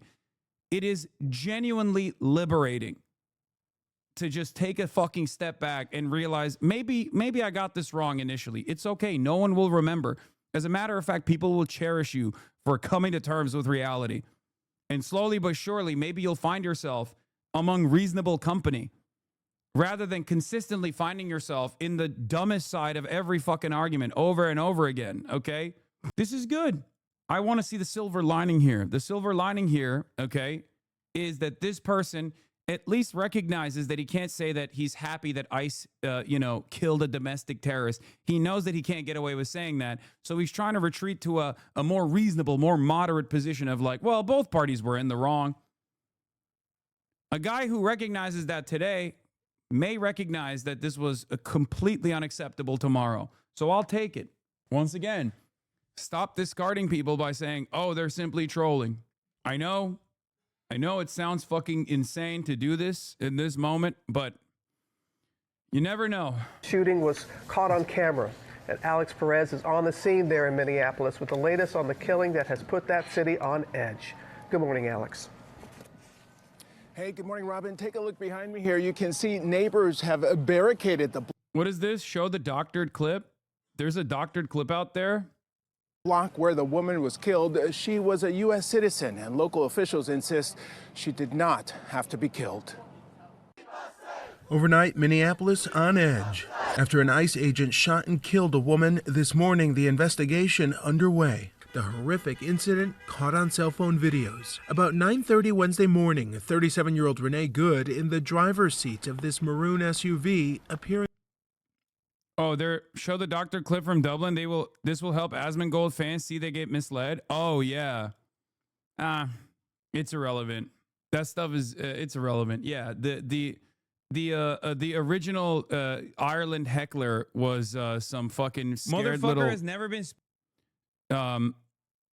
speechless in all his scared. life. Yeah, dumbass. I wasn't speechless here either. 3.5 thousand likes. Brother, it's muted. Think critically. I responded to the person. I said, nice to meet you. He responded back. They edited the clip. These people are so stupid. But they had to literally edit it as though he like got one on me and I was like devastated by it or some shit. Like they fucking muted it. Hey, free Kaya. Free Kaya. And then they start playing music. Hey, free Kaya. Free Kaya. Nice to meet you, man. Why would anybody do that? Why would you go to this length? Why would you go to this extent to? Yeah, the original clip was the person who did it, by the way, because the original clip that went around at that point was actually from like the muted clip that went around was from the person who actually came up to me. And they realized that it didn't look good that I said, hey, nice to meet you. And he said, yeah, you too. And we went about our cordial ways. So he literally fucking muted that part of the interaction. And then that's the one that was posted on LSF. That's the one that Asmongold ran with. And I guess at that point, you have to ask yourself why, like, the clip itself, even with the mute, is a nothing burger, right? how have you been so primed into believing that this was like a serious event? Like this was so serious, you know? You keep trying to say everyone is on your side in an attempt to get people to join the larger opinion. Clearly that's not the case. You cannot just recklessly drive away / through law enforcement when they're attempting to apprehend you. How is this even a conversation? It's a conversation not only because everyone is on my side or whatever. The reason why I talk about how the overwhelming majority opinion on this is that this is completely unjustifiable is because I want to snap people out of the stupor that they find themselves in. Because if you're just extremely online and you're in these like extremely online right-wing communities, you oftentimes think that the reality is entirely different than what it actually is. The majority opinion in this doesn't even matter. What should matter is what you can see with your own two eyes and the assessment that you make on your own. If the assessment that you're making on your own in this circumstance is that like this person was like genuinely trying to recklessly drive away and that justifies murder, then you're in the wrong. So even in the most negative interpretation of the event that we can all see with our own two eyes, which is literally just a 37-year-old mom who is trying to wave the ICE agents away and then merge into the lane, but then gets contradictory commands in that moment. And unless it goes against Hassan's opinion, brother, again, this is a coward's way of arguing. You don't have any argument. So you just go, oh, you just don't like people that disagree with you. That's not what it is. Just listen to my words, okay? When did I say justified murder? Why are you making such leaps? Because you're trying to justify it. What are you talking about? What is this? Why did you bring this up then? You cannot just recklessly drive away / through law enforcement when they're attempting to apprehend you. How's the conversation? Why did you bring this up? So you think this is an unjustifiable instance. So you do agree with me. So I guess you do have the majority opinion. You're just basically fucking arguing against me for no real reason, right? Is that what it is? What would you have done if you were the ICE agent? I can't tell you what I would have done if I was an ICE agent. If I ever found myself waking up one morning and I'm a part of the Gestapo, I can't tell you what I would do to myself. So I'm not going to say that because I don't want to get fucking TOS'd here. But in a similar situation, what should have happened is trying to communicate with the person, like understand if they're leaving, then that's great. That's fine. Wave them off. Let them leave the scene. Okay. Without immediately one person telling him to leave and then the other person trying to like open the fucking door.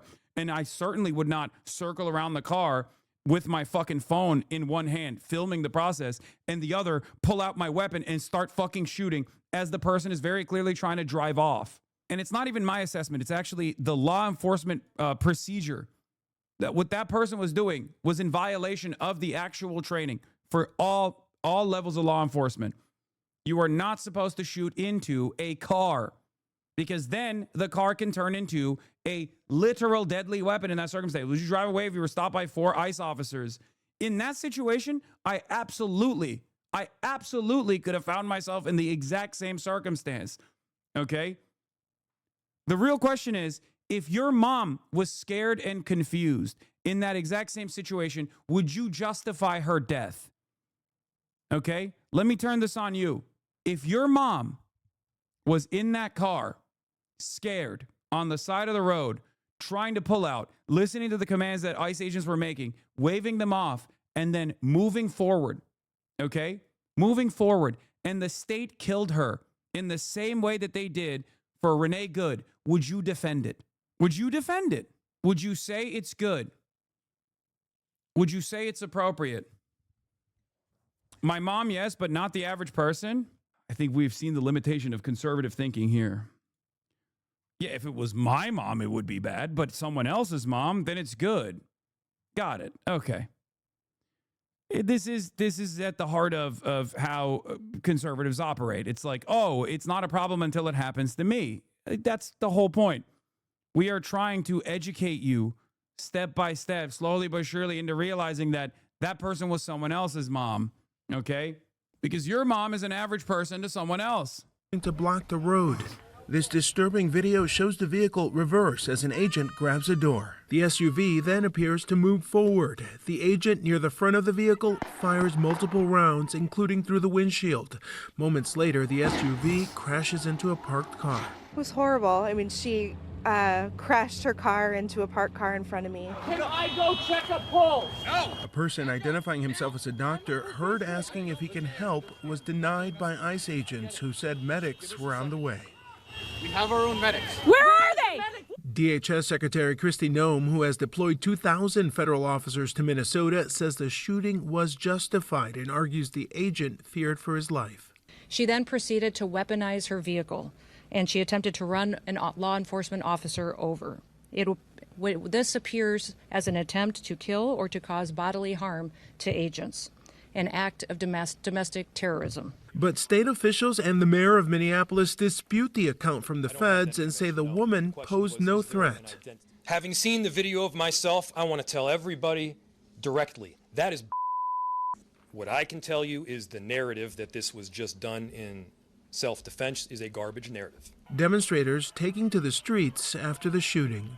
Some confronting ICE agents, throwing snowballs, agents responding with pepper spray and tear gas.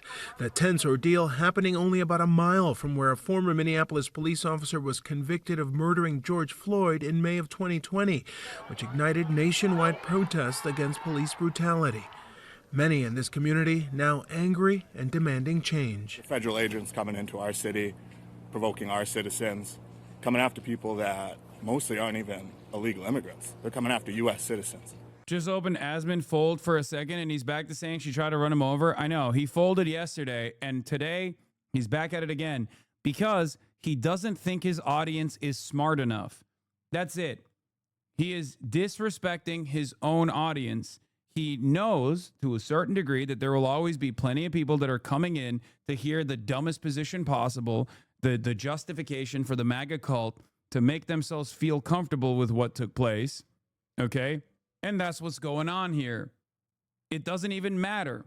After literally admitting that she wasn't trying to hit him yesterday after talking to me in a back and forth, me chatting in his chat to try to get him to show basically to everyone that even when you chat in his chat, he will quickly fold on his priors because he doesn't have any like real conviction at all.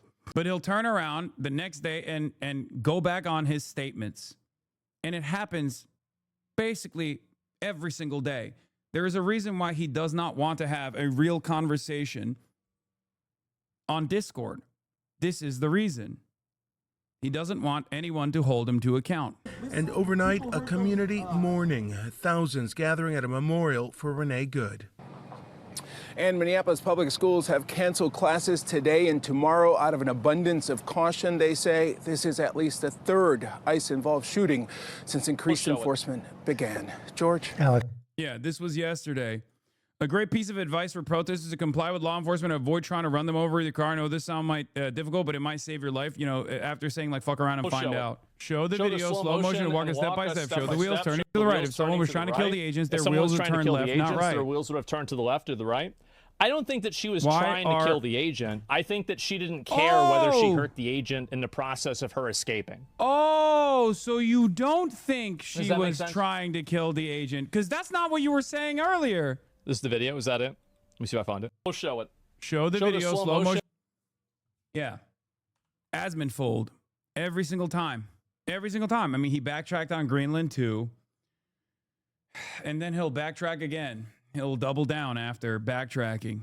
I don't know what it is that people read this as like totally separate than me doing this to Ben Shapiro, by the way. I genuinely don't know what it is, but there is something about like, I think maybe it's like the level of commentary and the lack of seriousness that the commentator takes himself as. Like they don't take himself, like Asmund doesn't take himself as seriously as like Ben Shapiro does. And I guess that's the reason why a lot of people don't understand why like contesting these talking points is equally as important. Express, thanks. Now, we just got a statement from the BCA regarding the investigation of ICE's fatal shooting in Minneapolis. Here is the statement from the Minnesota Bureau of Criminal Apprehension, Superintendent Drew Evans, quote, on January 7th. People in our community just generally think they're above Twitch streamers. I know. I think that's probably what it is, where they're like, why are you talking about this? Well, if Ben Shapiro had this level of audience, I'd be talking about Ben Shapiro more frequently as well. And the reason for that is not like to farm clout. The reason for that is because of the damage. Okay? If Asmongold had 50,000 people and he was actually a sane person and was talking about how wrong this was, I would never fucking contest his positions. I'd be like, great, that's awesome. That's it. It's the damage. It is the damage that he does by basically creating a sense of community around these incredibly harmful and incredibly dangerous right-wing positions that are so fucking stupid. It's not even as if it's just like, if you can't see the harm in this, at least see it as just being wrong all the time and educating people in the wrong way all the time, deluding them, causing them to be dumber and dumber and dumber. The Minnesota Bureau of Criminal Apprehension was notified that U.S. Immigration and Customs Enforcement personnel were involved in a shooting in Minneapolis that resulted in a woman's death. That morning, after consultation with the Hennepin County Attorney's Office, the U.S. Attorney's Office, and the FBI, it was decided that the BCA Force Investigations Unit would conduct a joint investigation with the FBI. The BCA responded promptly to the scene and began coordinating investigative work in good faith. Later that afternoon, the FBI informed the BCA that the U.S. Attorney's Office had reversed course. The investigation would now be led solely by the FBI, and the BCA would no longer have access to the case materials, scene evidence, or investigative interviews necessary to complete a thorough and independent investigation. Without complete access to the evidence, witnesses, and information collected, we cannot meet the investigative standards that Minnesota law and the public demands. As a result, the BCA has reluctantly withdrawn from the investigation. The BCA Forced Investigations Unit was designed to ensure consistency, accountability, and public confidence, none of which can be achieved without full cooperation and jurisdictional clarity. The BCA Force Investigations Unit was created in 2020 by the legislature to provide an independent, consistent, and trusted mechanism for investigating use of force incidents involving law enforcement officers. This unit is the result of years of scrutiny, public engagement, and bipartisan legislative action. Yeah, also the audacity of J.D. Vance to close out his White House press briefing asking the press to take down the temperature in the Minnesota fatal shooting. Okay. On Wednesday, the administration deemed the 37-year-old victim a domestic terrorist before she even had been identified and before an investigation took place. And then he has the audacity to say, oh, we got to turn down the temperature. Personally, my problem with the Asmongold debate is that he feels genuinely so snake-like. Whenever you went into his chat, he would just do his best to make you look like you have no idea what you're talking about and getting cheap owns. I don't know how to fix that, but that's my opinion on Asmon coverage. If you can't comprehend that there were no cheap owns to be had in that situation, then, you know, some of those people are just lost, right? I'll still try to pull them to you know, a reasonable position to the best of my ability. But what cheap owns? Like, just because he's trying doesn't mean that there were any fucking actual cheap owns there. Especially considering that at the first sign of fucking pushback, he turned around and literally, even when I'm not even actually debating him on even grounds, okay? When I'm typing in his chat, he still got fucking owned, and he had to fold on his initial position that this person was like dangerous and trying to fucking kill ICE agents. When I'm doing like single finger typing in his fucking chat because I'm a goddamn boomer. This is what happens every single time. It's like there is a situation where he just comes out of the gate swinging with a ridiculous fucking narrative. And then and he farms outrage. And then as soon as someone actually comes in and says, this is wrong, here's why, he backs away. It's a good thing that his community genuinely wants him to debate you. Yeah, eventually he'll have to cave and give in to his community. Action following the deadly force encounters working group. Minnesotans made it clear. I want to see more from the J.D. Vance, J.D. Vance commentary. But I wanted to show you another thing. Okay, this is another reason why you can't find yourself in the fucking in the throes of like right wing commentary, because this is how you come across. The storm is here. When we come. Here it is. Trump supporter has a total mask off moment. The storm is here. No one can stop what's coming. We executed one of you yesterday. The storm is here. When we come, one, we go all. No one can stop what is coming. Get here, guys. We need you in Minnesota. These people are fucking terrorists. Patriots, get out here. We need the backup. And all you liberal commie motherfuckers, keep your hands to yourself or you're gonna get hurt today, all right? We executed one of you yesterday. We executed one of you yesterday. You understand that? We executed one of you yesterday. Don't get hurt. Like, he didn't do shit. You didn't do shit. You're a fucking loser. This administration doesn't care about you, and you will be crushed under the weight of this machine. Okay? But that's it. He's simply an agitator. He wants, just like all of the Asmongold fans are doing here, they're not a part of this movement. Okay? They're not a part of this machine at all. They're simply cogs. And they think as long as they actually defend the boot that's crushing others, what they have perceived as like ideological opponents, because they've been propagandized into thinking that their fucking neighbors are their enemy, that they'll be fine. They won't be fine. Okay? It's that simple. It's that simple. And in the real world, when you actually go out and you're no longer like getting base boosted by Twitter under the guise of anonymity with all these other fucking accounts that are like, botting your shit, saying like you're actually smart king for saying stuff like this. When you're in the real world, when you're around all these other people, you look like a fucking loser. You look like a complete psychopath, right? This is why you rarely see the average Twitter user outside. This is what they look and sound like. They're not real. They're not the fucking majority. Yes, they look unhinged, but there's at least 10% of the country that believes the same thing as this guy, and another 20% or so who might not directly agree but don't feel like this guy's a problem. It doesn't matter. It doesn't matter. Out of sheer curiosity, why do you still use Twitter? It's fucking dog shit, but I think it needs to be. It's still, unfortunately, a place, another environment where you have to fight these battles. You don't have to do it yourself, but it doesn't matter. I believe this is where he clicked away from the JD Vance presser. Is there a risk with you describing her as a deranged leftist, talking about very specific facts of these events, when an investigation is just beginning? Are you preempting a thorough investigation by drawing such conclusions? And have you received any information beyond the videos we've seen publicly about this individual, her specific acts, that has informed your point of view? Well, first of all, the Department of Justice is going to investigate this. The Department of Homeland Security is already investigating this. But the simple fact is, what you see is what you get in this case. You have a woman who was trying to obstruct a legitimate law enforcement operation. Nobody debates that. You have a woman who... It's bullshit. It wasn't a legitimate law enforcement operation to begin with, and there is no evidence that she was trying to obstruct it anyway. But again, the state can say that. They will say that every time. And the reason why they're saying it is because they need to justify it. And the reason why they need to justify it is because the next time this happens, they have to justify it again. Because they want your takeaway to be, don't be anywhere near an ICE agent.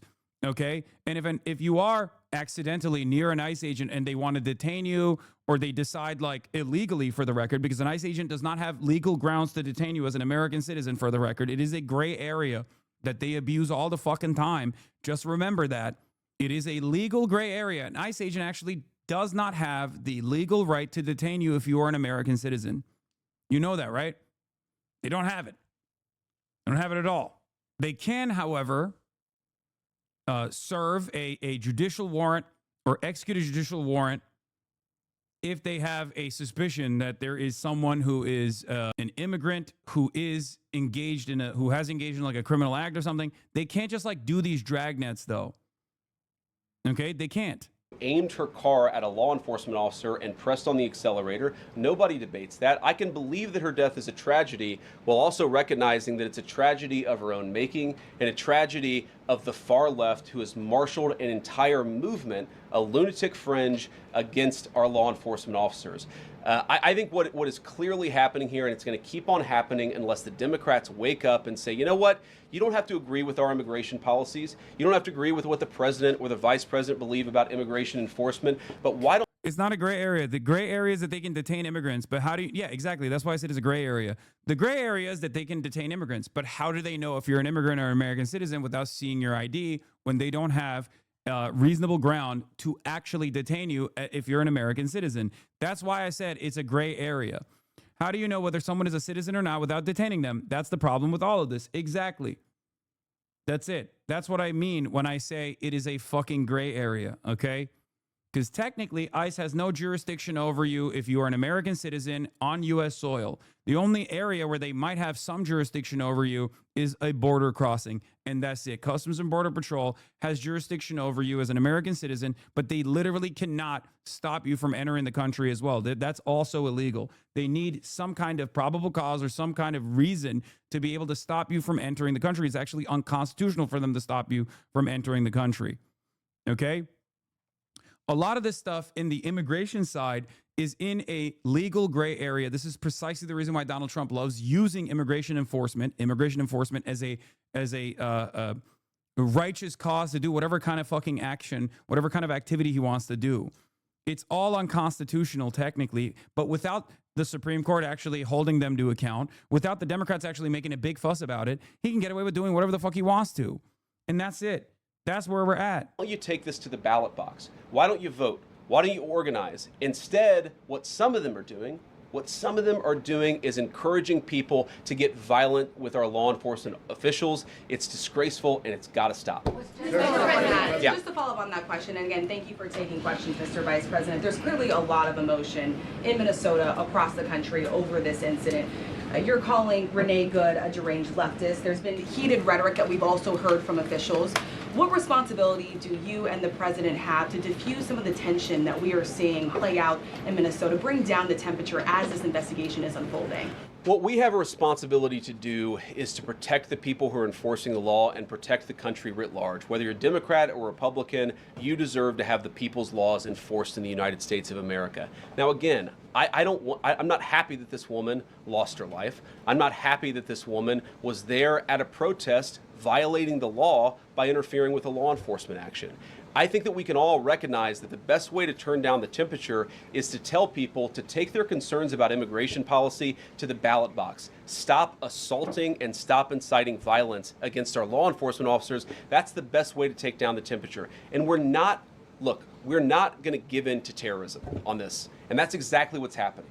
People trying to antagonize, to commit acts of violence. They throw bricks at them. Sometimes they shoot at them. Sometimes they dox them. Sometimes they go to their place of residence and harass their families. This is classic terrorism. And we cannot say that when a far left fringe is inciting violence against our brave law enforcement officials, that we're no longer going to enforce the law. That's rewarding the very people who are engaged in this garbage. The actual reward that they just got is a new assistant attorney general who is going to prosecute and investigate this stuff even more aggressively than before. Yeah. Thanks for taking my question. So the head of Minnesota's investigations agency says that the U.S. Attorney's Office has essentially cut off the state investigations agency's access to the investigation. What is the precedent for that, and why shouldn't the Minnesota officials on the ground have access and evidence to work on this investigation? First of all, I wish the state officials in Minnesota would investigate why you have so many people who are using their vehicles and other means to actually interfere with a legitimate law enforcement operation. The precedent here is very simple. You have a federal law enforcement official engaging in federal law enforcement action. That's a federal issue. That guy is protected by absolute immunity. He was doing his job. The idea that Tim Walz and a bunch of radicals in Minneapolis are going to go after and make this guy's life miserable because he was doing the job. Oh no, the murderer, his life is going to be miserable, dude. After the poor little baby did a fucking murder. No, dude, what?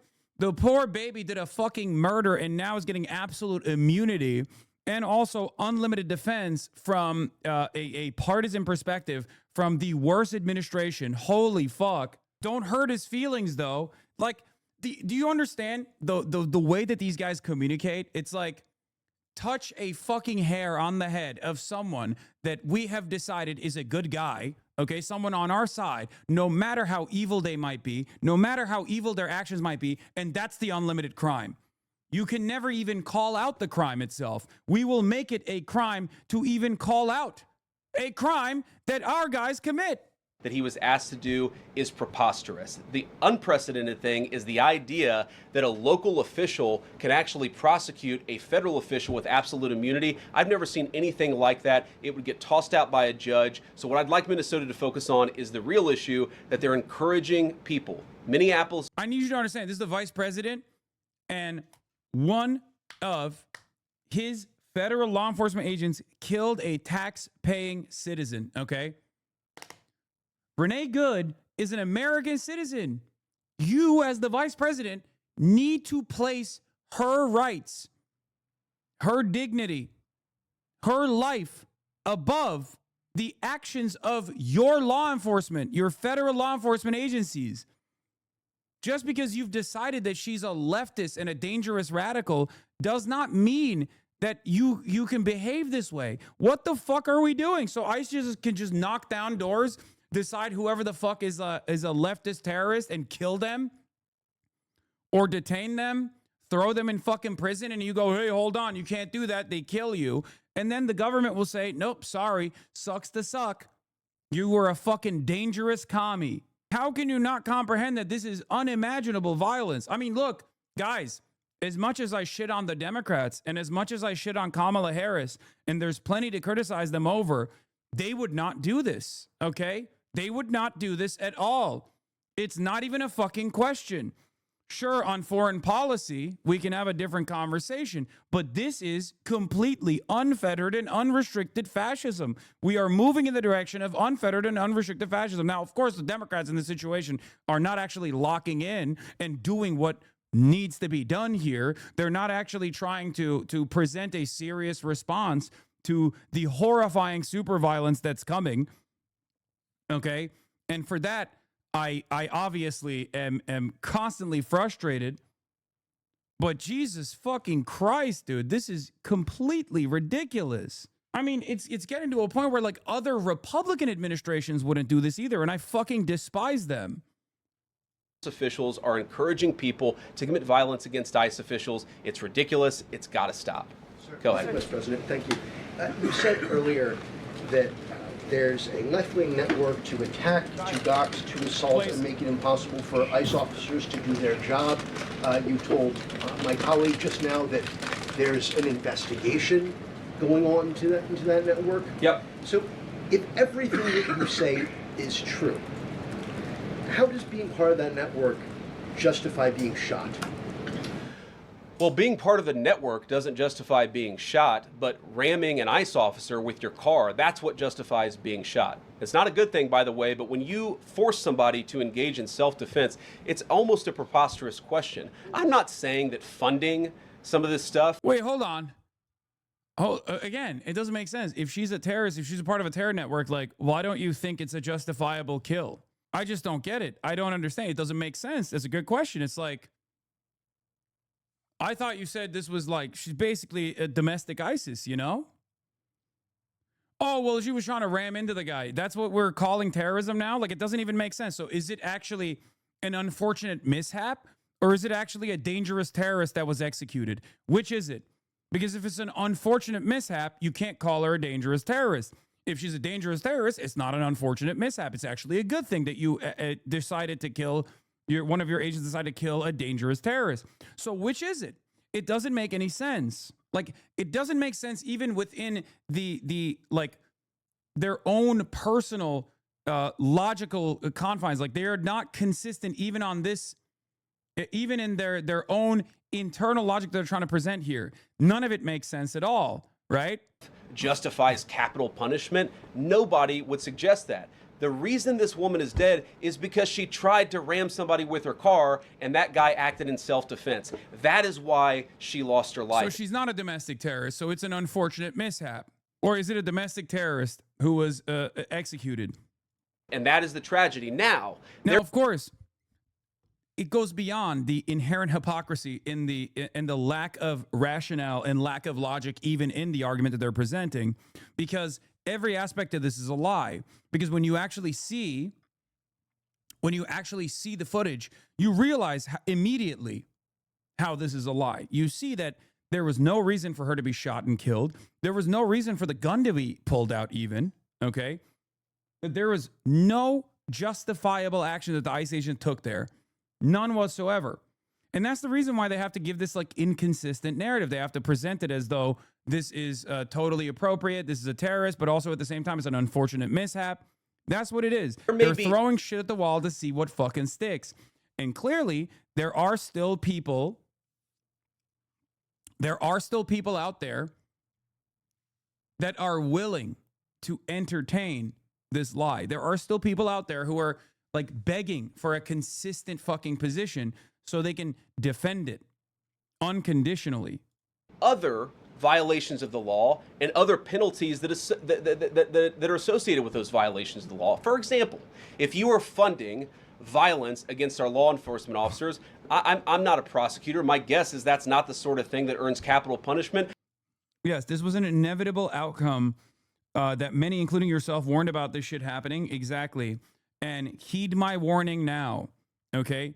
Heed my warning now. It's going to get worse if we do not make this administration understand that they do not have any popular mandate whatsoever, that they're unimaginably popular due to the economy, due to all of this state repression that they are stamping out, partially due to the fact that there is no popular mandate here, okay?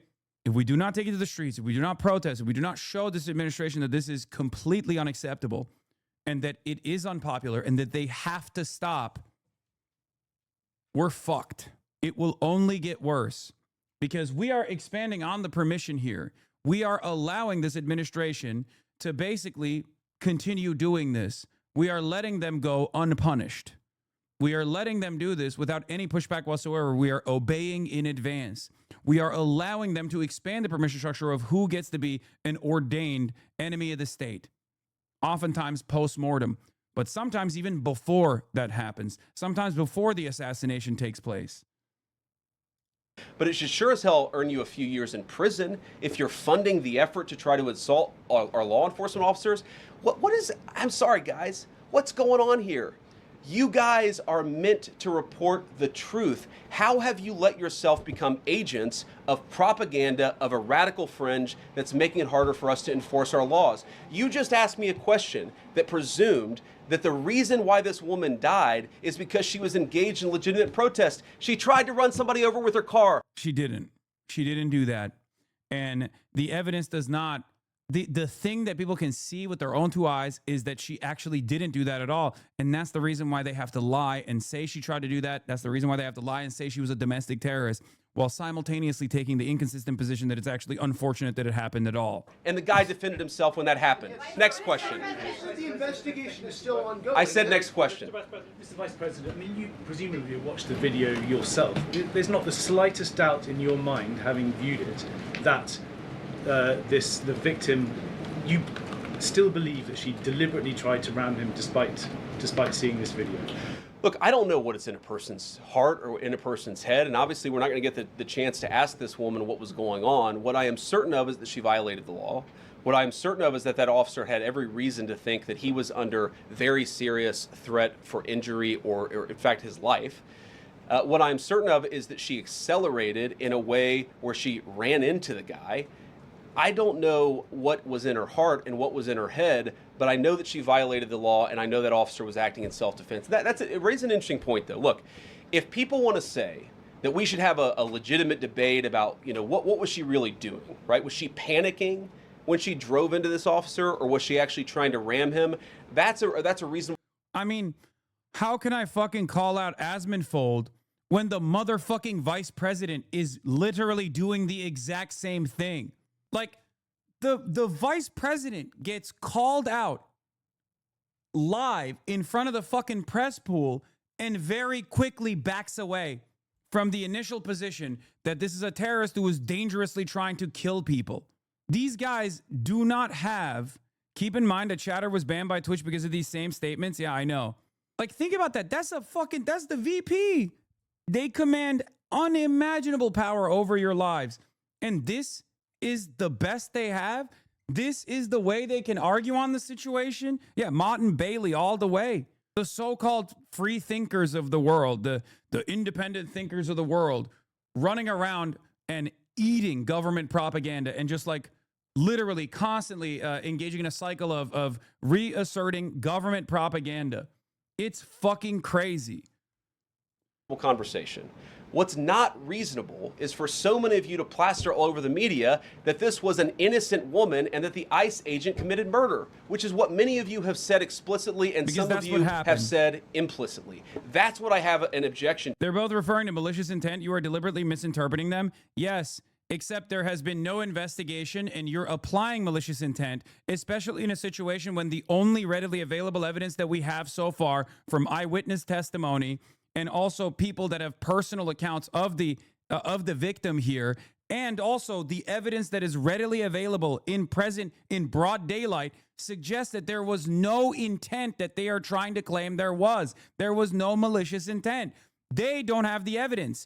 Normal people can see that they don't have the evidence. And that's precisely the reason why they have to add on additional things like, oh, the fucking agent almost died, right? That's what Trump said. Trump claimed. Trump had the audacity to claim that the agent almost died and he was in the hospital and he was like tremendously fucking victimized here in this situation.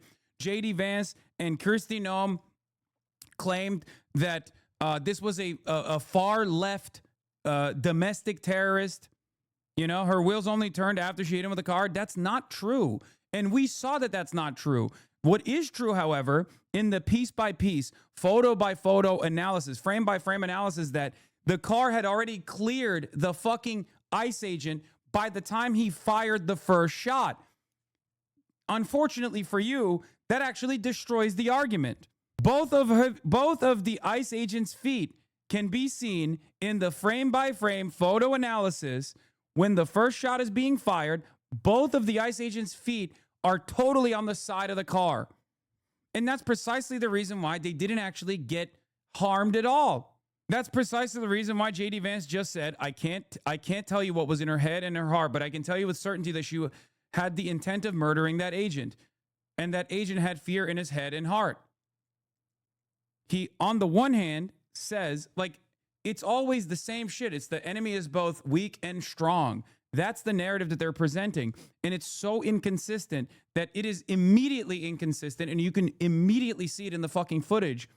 But they are still somehow capable of getting people on board with their narrative. They can literally tell you that the sky is not blue and you'll believe it. They're not even trying hard enough to justify this. They didn't even come out of the gate swinging with a consistent narrative to maybe lean into a gray area. They didn't say, oh, it's an unfortunate situation, but, you know, tensions got hot and hopefully justice will be served. What they did instead was claim that she was a fucking terrorist and that she totally deserved it. And then they turned around and said, okay, we don't know if she wanted to kill the agent, but, like, you know, she's still a terrorist and actually did want to kill the agent. How do you not realize that this inconsistency in this moment is only done to fucking make you confused and to make you still find a way to reason out why what took place and to defend the administration's ridiculous arguments?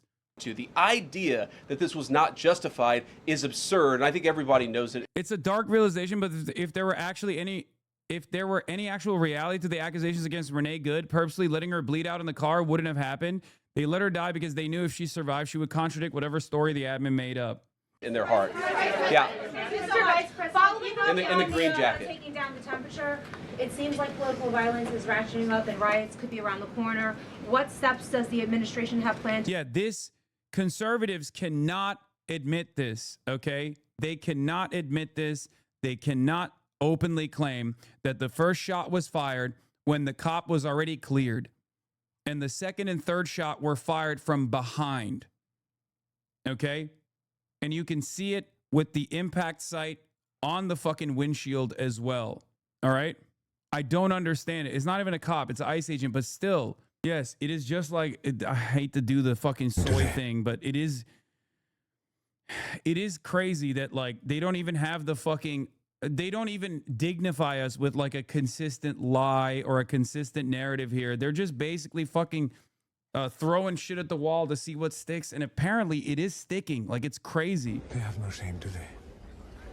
They don't even bother to lie badly anymore. I suppose that's the final humiliation.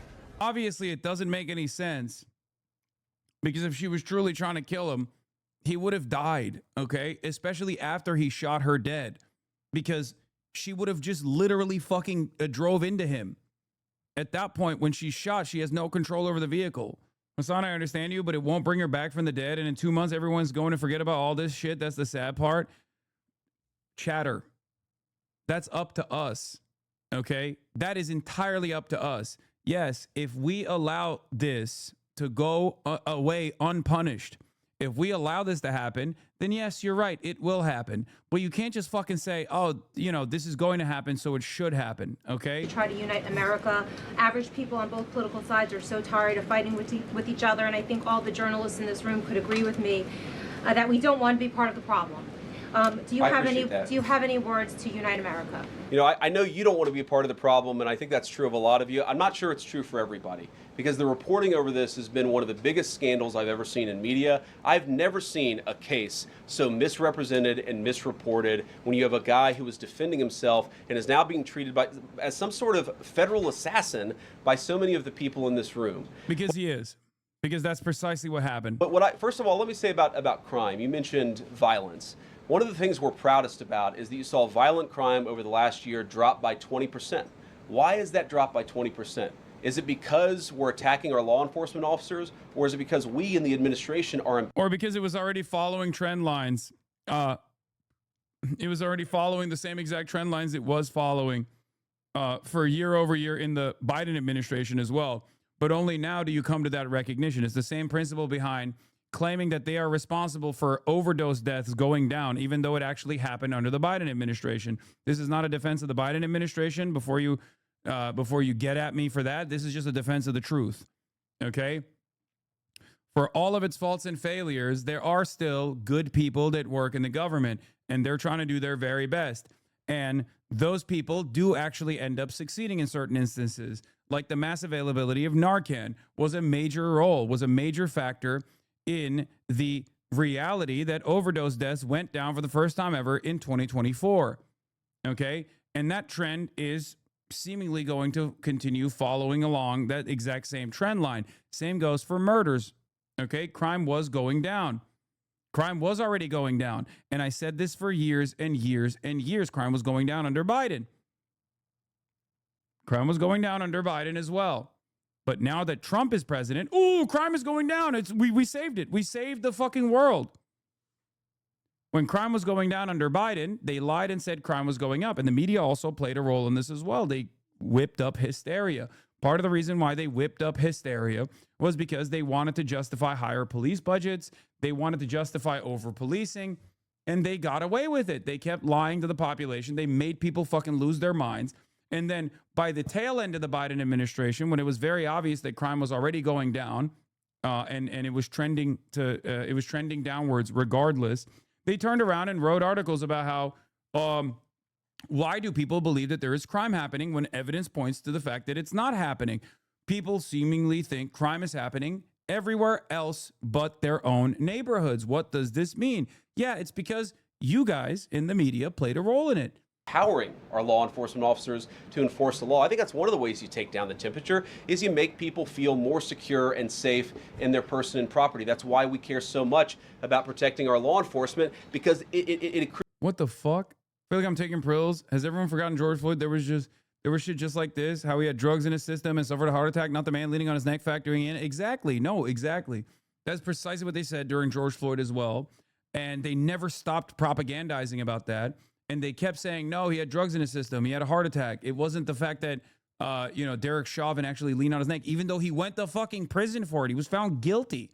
Candace Owens, for example, played a major role, never let go of that talking point, and consistently kept hammering it over and over again until people basically just gave in and were like, maybe this is right. I don't know. It's crazy. To the benefit of the entire national community. I think that we can absolutely talk about the ways in which, we can lower the temperature by discussing differences in a reasonable and rational way. Again, I'm happy to talk with any congressional Democrat or any of you about our immigration policy, about why I think it's necessary, about why I think it's in the best interest of the country, about why the President of the United States was elected to actually enforce the border for the first time in at least 4 years. So here's the problem. That's not the debate so many people are having. They are actively covering for people who are committing acts of violence against federal law enforcement. It is preposterous. The way to take down the temperature is to stop it. Have your debates about policy. Attack me. Attack the President of the United States. Don't attack our law enforcement officers. They are trying to do the job the American people demanded that they do. They are not policy actors. They are enforcing the law. They should be treated with a modicum of dignity and respect. And the fact that they're not is why incidents like yesterday happened. The one final point I'll make about this is, look, there's a part of me that feels very, very sad for this woman, not just because she lost her life, but because I think she is a victim of left-wing ideology. What young mother shows up and decides they're going to throw their... Bro, you can't do that. You can't say, I'm sorry, the amount of people that will go along with this, like, well, what was she doing? Was she asking for it? What was she wearing? What was her background? On a 37-year-old mother is not going to have the same impact as doing this to a black teenager in a white supremacist country. These guys literally are trying to Michael Brown it. They are trying to say, oh, she was no angel. I don't think they understand that they shouldn't be able to get away with doing this to Michael Brown or numerous other victims of police violence when they're black teenagers either. But at least in that circumstance, white supremacist attitudes and a lack of interest and fear that people have, tribalistic fear that people have towards black people being presented as dangerous and whatnot, factor into this argument and cause people to look the other way. Yeah, the thug had Skittles and a hoodie. What else was he supposed to do? Like, shouldn't work for Trayvon Martin, but it does in the eyes of many Americans who are at least fearful of a black teenager, okay? They are trying to super predator and thugify a 37-year-old white woman. I feel like I'm going insane. It's fucking nuts. Sure, there will be people that will go, oh, was she left wing? Okay, she's a thug too. She's a radical too. But I don't think that's going to work in general. I don't think this is normie poison. Okay. Of course, it's only normie poison if you're speaking completely irrationally. What do you mean? Oh, I think you mistook. Yeah, you're talking about okay, never mind. He's referencing JD Vance. Sorry. He's responding to JD Vance. He's responding to JD Vance. My point is, you can't get away with doing this. You shouldn't be able to get away with doing this to Michael Brown or Trayvon Martin or numerous other victims of unjustifiable police violence and police brutality. But you definitely can't, like, every time you try to do this to a different victim, a white woman, a mother, okay, you lose people on your side. You're going to lose people who go, that person reminds me of my mom. That person reminds me of my cousin. That person reminds me of my kind neighbor who baked cookies for me. Get the fuck out of here, okay? Take the race out of it for once, Hassan. Sorry, brother. We live in a racialized world. I'm going to factor that in this circumstance. After Sandy Hook, we thought this would be the end. Surely something will change. This will be the beginning of the end for us. I'm afraid I agree with you, Nice Bathroom. I think, like, Sandy Hook, when, like, white children were slaughtered in a kindergarten and Americans said, we got to keep our guns. That's more important than, like, children getting slaughtered. That only got worse. What does that spell for ICE assassinations? What does that spell? If post Sandy Hook, school shootings only got worse because people were like, whatever, we still need to keep our guns. What does that say? What does that say to you? That a white woman can be assassinated in broad daylight and the government will justify it and nothing will change. If it trends in the same direction as school shootings, we're fucked. Okay? We're already fucked with the school shootings. Hassan, do you think this will become a regular occurrence? Yes, 100%. That's the whole point of why this administration is doing this kind of propaganda, because they know this is going to be a regular occurrence. So they're trying to feed people the appropriate talking points to the best of their ability. That's it. Car in front of ICE officers who are enforcing legitimate law. You've got to be a little brainwashed to get to that point to where you're willing not just to protest, that's fine, not peacefully protest, but throw your vehicle in front of legitimate law enforcement officers and drive your car into them. To get to that point, you have to be, I think, radicalized in a very, very sad way. I certainly wish that she hadn't got there. I know there's an ICE officer right now who very much wishes he was not put in the position where he had to fire a gun to defend his own life. Oh no, the poor ICE officer, bro. Why is nobody thinking about the poor ICE officer, dude? What the fuck? Shit. Oh, God. You're talking about the consequences of having liberals as the front-facing vanguard of the working class instead of actual socialists. Yeah, we can't go to the countryside and rally the masses, but that doesn't change that the Dems as the vanguard have let things slip to this point where the fascists run the narrative. I mean, 100%. This is something that I recognize as well, something that I rail against all the goddamn time. Oh no, poor Jonathan Ross, dude. Poor Jonathan Ross. Star Tribune identifies ICE agent who fatally shot woman in Minneapolis. His name is Jonathan Ross, by the way, that fucking piece of shit. Jonathan Ross was dragged in a separate incident last year by a fleeing driver, according to court reports. Poor Jonathan Ross, dude. And they'll use this previous incident to justify his actions on this one, not realizing that he was wrong in the first incident to be in front of the fucking car to begin with, and he was certainly in the wrong in this second incident. Because what are we doing at that point? If we are going to say it's appropriate, we're going to say that if an ICE agent gets in front of you, if an ICE agent gets in front of your fucking car, okay, if it's even in the front side of your car, it's a death sentence. It's over. It's a fucking death sentence every time. They can just shoot you and that's it. They can just shoot you and the government will call you a fucking terrorist. If you are ever in the vicinity of an ICE agent, and by the way, they don't even need to tell you that they're ICE agents. They can be masked. They don't even have to be fucking properly certified. As we know, there are plenty of instances where people have lied about being ICE agents to try and kidnap people and rape them and shit. You know, because that's the new environment that we're existing in. If someone with a fucking gun comes up to you and then even claims that they're ICE or doesn't even have to say that they're ICE and they shoot and kill you, if they're an ICE agent, the government will turn around and say that was a justifiable murder. Sorry, sucks to suck.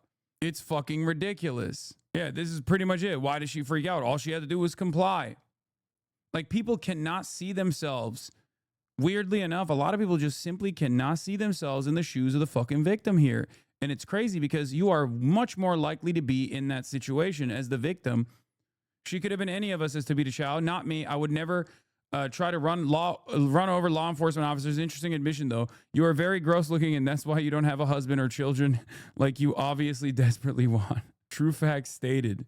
The other thing I wanted to show you is this. Department of Homeland Security Secretary Noam says the shooter was previously dragged by a car in June. If it was June 17, 2025, Roberto Carlos Munoz, this wasn't the person, right? This wasn't actually the person. We now know it was a different person. But my point over it still stands. So I said, so I guess the ICE meta is coming close enough to the hood of a stopped vehicle from the side and you get a legal kill. Like, it's crazy. It's crazy that now you could just do that. You could just stand next to the fucking car and shoot someone and it's a legal kill. It's allowed. Which, by the way, the state's very own rules around this sort of thing make it illegal. It's illegal. You're not supposed to fire into a fucking moving vehicle. Anyway, Bellingcat did some analysis on this. Okay, while they might be a little sus at times when it comes to foreign policy related things, who knows if they're actually CIA or not. But on domestic incidents such as this one, they still do reliable work. I found this Bellingcat analysis particularly interesting as well. The officer who fired shots walks in front of the car and actually pauses there rather than to clear the hood. You can see the victim backing up to make a K-turn to move to drive away, not aim at the officer. They did a frame-by-frame analysis on Bellingcat as well. Here it is. Get the fuck out of our neighborhood!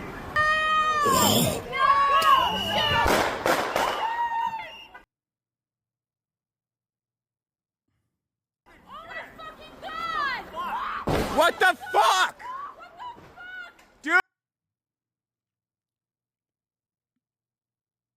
Because there's no body cams, could I just put 4 people around a car and start shooting, saying the car was on, so they clearly want to run us over?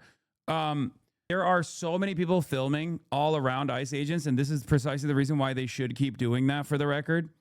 But that is hold on. That is the reason why he can't get away with what he did here. okay? Because there were so many different camera angles, so many different people filming. And not only that, but in this circumstance, Jonathan Ross himself was also, and you can see it here, Jonathan Ross himself was also filming. He filmed himself, and you can see it right here in this frame.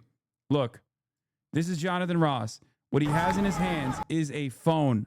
He is filming the protesters. He's filming the protesters. So he not only had a phone in his hand, when he pulled out his gun, he didn't even take his he didn't even drop his phone or anything, clearly indicating that he was not in fear of his life whatsoever. Okay? Now, even if he deleted it, I'm sure law enforcement can extract that footage. I don't think you can like reliably delete it permanently from the hard drive. Just want to point that out. I know that law enforcement will protect other law enforcement in this circumstance, but you can't actually truly delete something like that from your phone with ease. But of course, like I said, law enforcement oftentimes protects other law enforcement, so who knows if they'll actually do this. Okay? The other thing that I wanted to mention once again, and I'm going to show this to you one more time, he was not only not scared for his life, he was filming with his other hand. By the way, he was filming the neighborhood watch before walking around the car. All phones have a setting in it. It stays deleted in the deleted folder for 30 days. Yeah. Unless you physically delete it. I know, unless you physically delete it from your drive. Like, you want to tell me these people want you to look at this footage. These people want you to look at this footage and act as though this person was sincerely in fear of his life. Okay? This guy who had a fucking phone in his hand. On one hand, he had a phone in his hand, and then on the other, he took his gun out and fucking started blasting. After the car had cleared him, they want you to believe that he was afraid. He didn't even drop his phone. He did not get injured at all. They want you to believe that he had reason to actually fucking shoot and kill this person. It's mind-boggling to me. It's completely unacceptable. I cannot believe that this is like a legitimate argument that people are trying to present. The reason why I keep going on this point, and once again, I'm going to show you this again. Shot one is fired. Look at his feet.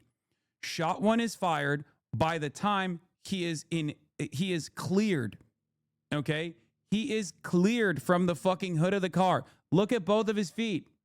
Look at both of his feet. Shot one is fired by the time both of his fucking feet are away from the direction of the car. Shot two is fired when the car has already passed him. Shot three is fired, again, long after the car has passed them. The first bullet entry point is the side of the front windshield. And then the second and third bullets enter from the open window. I cannot believe it. There is no, shot one is fucking intent to murder too. Shot one shows the vehicle making contact with the officer. Brother, you are out of your mind. This is not a justification for what he did. Like, he's the one leaning into the car. What are you talking about? And not only that, but even on the separate angle, the car doesn't actually fucking hit the person. But the reason why people are fucking showing the second pixelated angle from afar is because they want to present it as though this person actually hit the cop. The cop is moving away from the vehicle. While leaning in the direction of the vehicle, he's literally moving away from the vehicle. That's why the vehicle doesn't hit him. That's why the vehicle doesn't actually fucking end up running him over. We know that she didn't run him over because he fucking walks away unscathed. You can see his two legs cleared the car. He's leaning forward to shoot her even, and the people are still gaslighting themselves in this process. I don't know how you do that. Stop idiots from calling this self-defense. I wish we could, but I don't think we can. Like, look at this. Look. He's leaning over to the hood of the car. First shot fires. First shot is fired. Look. He's leaning over to the hood of the car here, okay? But the wheels are already turning. And when the first shot is fired, you can clearly see his fucking feet have cleared the car. You would not be able to see his feet from this angle if he was in front of the car. And I don't even know how to explain this, but he would not be able to walk. It's an assassination in broad fucking daylight. It's like if she wasn't in a car And instead, he was leaning into a person that was walking down the street. And then you claim, well, guess what? He made contact with the person. He made contact with the victim in the process of fucking leaning in to get a fucking clearer kill here, to directly shoot them in the head. And that assassination is still just cause. There's still just cause in that assassination because guess what? He fucking established contact. Sorry. Stop even attempting to justify it. It lends credence to the theory it's not obviously murder. I am not saying that at all. And I think I will continue trying to explain to people and try to reason with them, even if they come across as unreasonable, because I do think that there are probably still people who are maybe in the fucking margins here. And I'm doing it for them. What we've done is actually gotten 2.5 million illegal aliens out without any of the really big marquee things that we've been working on. That was just simple willpower and the President of the United States coming in and saying, this is done. I think we're going to see those deportation numbers ramp up as we get more and more people online, working for ICE, going door to door and making sure that if you're an illegal alien, you've got to get out of this country. And if you want to come back, apply through the proper channel. What we've done is actually gotten door to door, by the way. Yeah. Broken foot of the Minnesota shooter. What's he doing with his phone? Yeah, look how broken his foot is, dude. Look at how hardcore. Look at how hardcore he was harmed here. It's fucking crazy. Totally relaxed. No, Kaya. No, lady. No, little lady. Go, go, go. No, don't go over there. Either in or out, in or out, in or out. All right, get out of here. She's like, I don't want to lay in the bed. And I don't want to even like lay on the couch outside. I want to sit next to you and chew on the fucking electric cables. Put yourself in the driver's seat and point at that hole. Then tell me that officer was in any kind of danger. Yeah. Also, Jonathan Ross appears to have served in the Iraq War based on the photos of him reviewed by The Intercept and lives in Minnesota. And there you have it. This is what we talk about when we say fascism is colonialism turned inwards, okay? Fascism is the imperial boomerang. You send these guys overseas and you get them you train them to become killers. You train them to do apprehensions. You train them to kill people over and over again. And then you bring them back here. They don't have any job prospects or anything like that. And they join ICE and they have that exact same muscle memory. And they end up killing American citizens on American streets. You said that word so much it has no meaning. No, the reason why you have to say that is because the word does have meaning, but you don't want it to apply in this circumstance because you kind of agree with it. But you still recognize that the word has weight to it. You've been trained into thinking that fascism is wrong, but you simultaneously want this version of fascism to be normalized. One day, if there ever comes a day when people are proud fascists, you will openly wear that banner. It's just that you can't openly say it right now, so you have to cope and go, oh, you just used it so much it has no meaning. What can an administration do for you to recognize that this is not dissimilar to what has taken place in the past, a fascist administration in the past? I'm from the UK, mate. Okay. So I'm confused as to what this has to do with anything, mate. What I simply don't understand is you're from the United Kingdom, and yet here you are in my chat LARPing as though you are a fucking MAGA hog in the United States of America. This doesn't make any sense to me. What doesn't make any sense to me is that you guys don't even have the same kind of violent incidents because you don't have the same level of gun violence that takes place. Back in the day, at least, English people had the dignity to look at American gun violence and American police brutality and go, yeah, that's really fucked up. That's pretty unacceptable, actually. Nowadays, with the hog universality setting in, with fascism becoming more of a global phenomena with like their own version under the banner of MAGA, UK hogs have decided to present themselves as MAGA hogs for some weird reason. Have some fucking respect, dude. I mean, you see Keir Starmer sucking Donald Trump's asshole on a daily fucking basis, and that doesn't even frustrate you a little bit? Where's your fucking sovereignty? Where is your dignity? You've lost your national dignity, not because there are brown people coming into your fucking island. You've lost your national dignity because you are a vassal state, relegated to servile status, and you have to sit there and present yourself like you're a right-winger in the United States of America in the chat of American content creators. You disgust me. American hogs disgust me, but god damn, you disgust me way further. Let's take a look. I love playing this game. You the goat. They feel safe to threaten or call for violence. 6 feet under. The dog zapper is chatting shit. Dame, did you just show it to the loo? Straight to jail. UK is the same for some reason. Start shooting some motherfuckers, not punch, zap the dog. Round them up. Now we just have paid cunts. They feel safe to threaten and call for violence.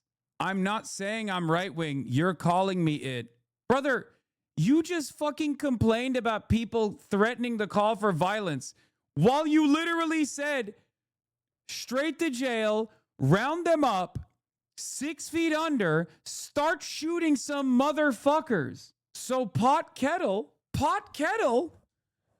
bitch, you're the pot and the kettle here. What are you fucking saying?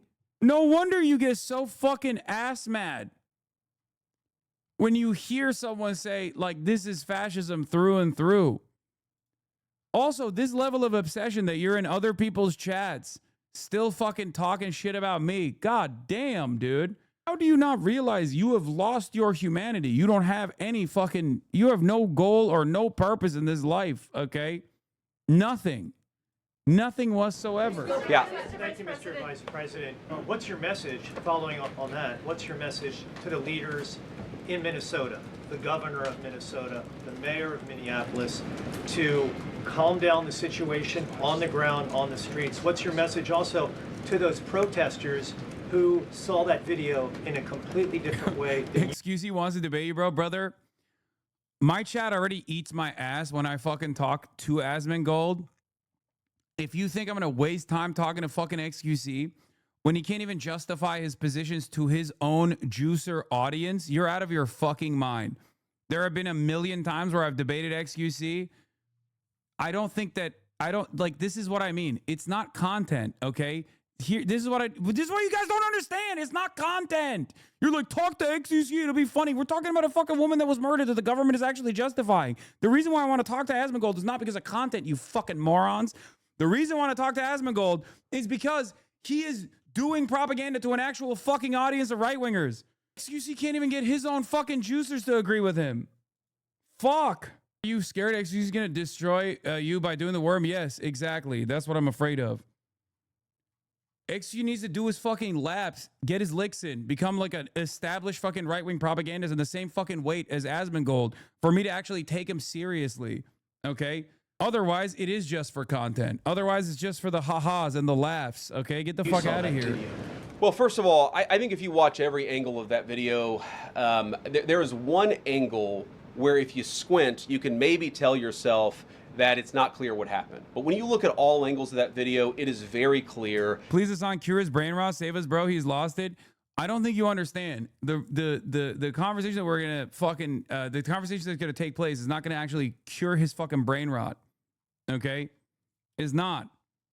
He's doing it for fucking content. That's the only reason why he does it. And Asmongold does it for content too, but at least he has a fucking base of like solid right-wing support. XQC's audience fucking despises when he's like running around crafting this fucking narrative. I'll have XQC be there to moderate the debate if he actually ever fucking gets Asmongold to come to terms. How about that? I tried talking to XQC for fucking years and years over gambling, over all this shit, and he just basically spent the rest of the time yelling about me anytime he could, trying to fucking farm outrage anytime he could. That her vehicle went right for the guy. She actually collided with him, and then that's, of course, when he fired. Can you explain why the location of the bullet hole in the windshield shows the officer wasn't in danger? I'm genuinely asking. Is it because it's on the side? Yes, dude. Yes. When you literally fucking look at where the entry point of the first bullet hole is, alongside his foot positioning, if that is an entry point for the first bullet hole, with this feet positioning, you understand that he was not in imminent danger at all. It directly contradicts the narrative that he was in fear for his life. It's the angle.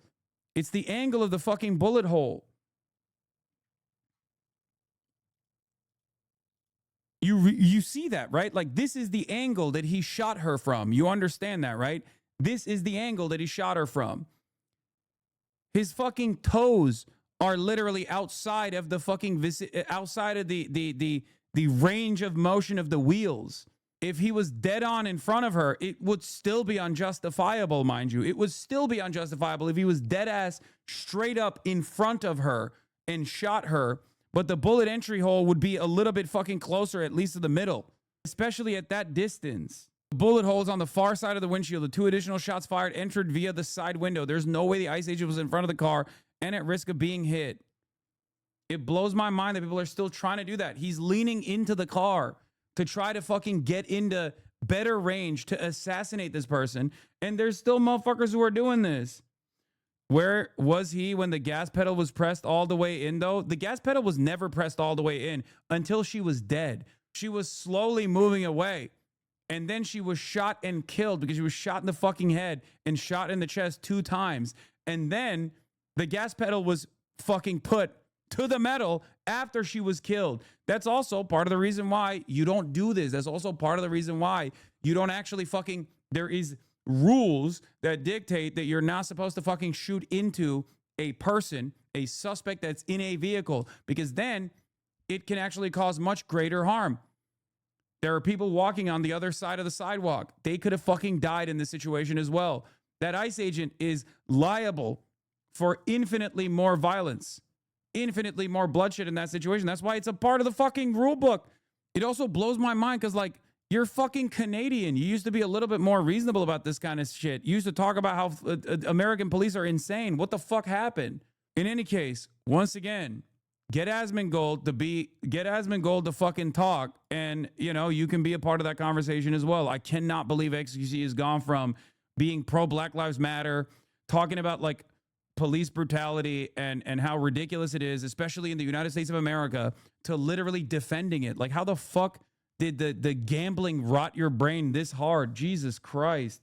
I cannot believe that he is trying to fucking entertain the debate just for the sake of content. Like, please, please take this shit a little bit seriously. He's literally a minority in Canada getting special treatment. They speak 2 languages. The U.S. used to have French speakers too, and we made them give up their language. So funny. I mean, that's irrelevant to this conversation. Let's be real. XQC is about to fucking advocate for Canada to be the 51st state. Like, he's talking not like the Lion of Laval that he once was, but instead an Albertan cuck. Okay. He's talking like he's from Alberta, demanding that America take over Canada, like the Albertan hogs. How the fuck did this happen? Such a sad state of affairs. That's obvious, okay? So what I'd say to the protesters is, by all means, protest peacefully, but make this about ideas. Make this about disagreement with our policy. Don't use your protest as a justification or make this about ideas, like the idea that we lied and fucking claimed this woman is a fucking domestic terrorist in order to justify this unlawful execution in broad daylight. You know, just debate us on the ideas. Why can't you debate us on the ideas? I don't know, bitch, because you're fucking killing people and then justifying it. It's not a simple disagreement.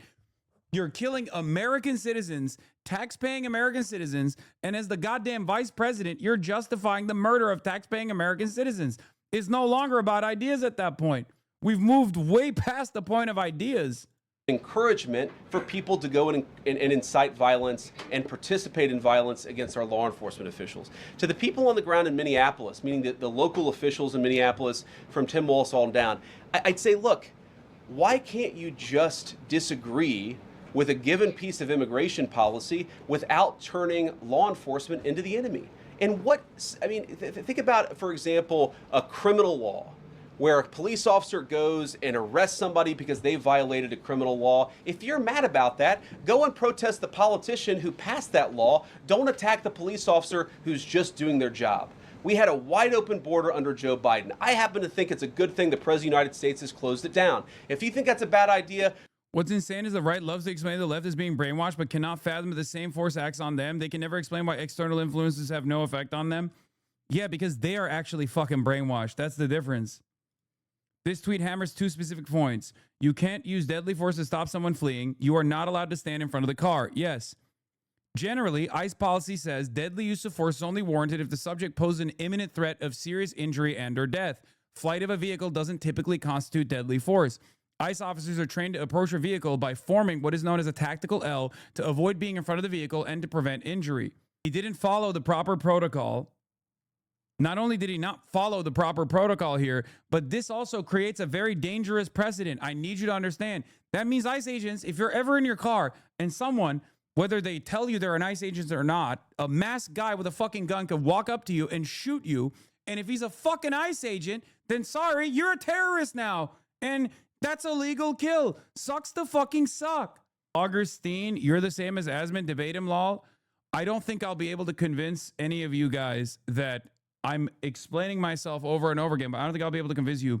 If Asmongold was not a person with a serious fucking audience of 50,000 right-wingers, I would never entertain debating an unwashed, uneducated charlatan either, okay? XQC needs to make it out of the little leagues first, which is his own audience, before he can actually fucking come here. And I already said it. If he wants to have a conversation with me, he needs to go and fucking grab Asmongold, and then we can have a 2v1 if he wants to. Not even a 1v1. I'm saying 2v1. Okay, I'll debate both of them at the same time. There you go. Let's do it.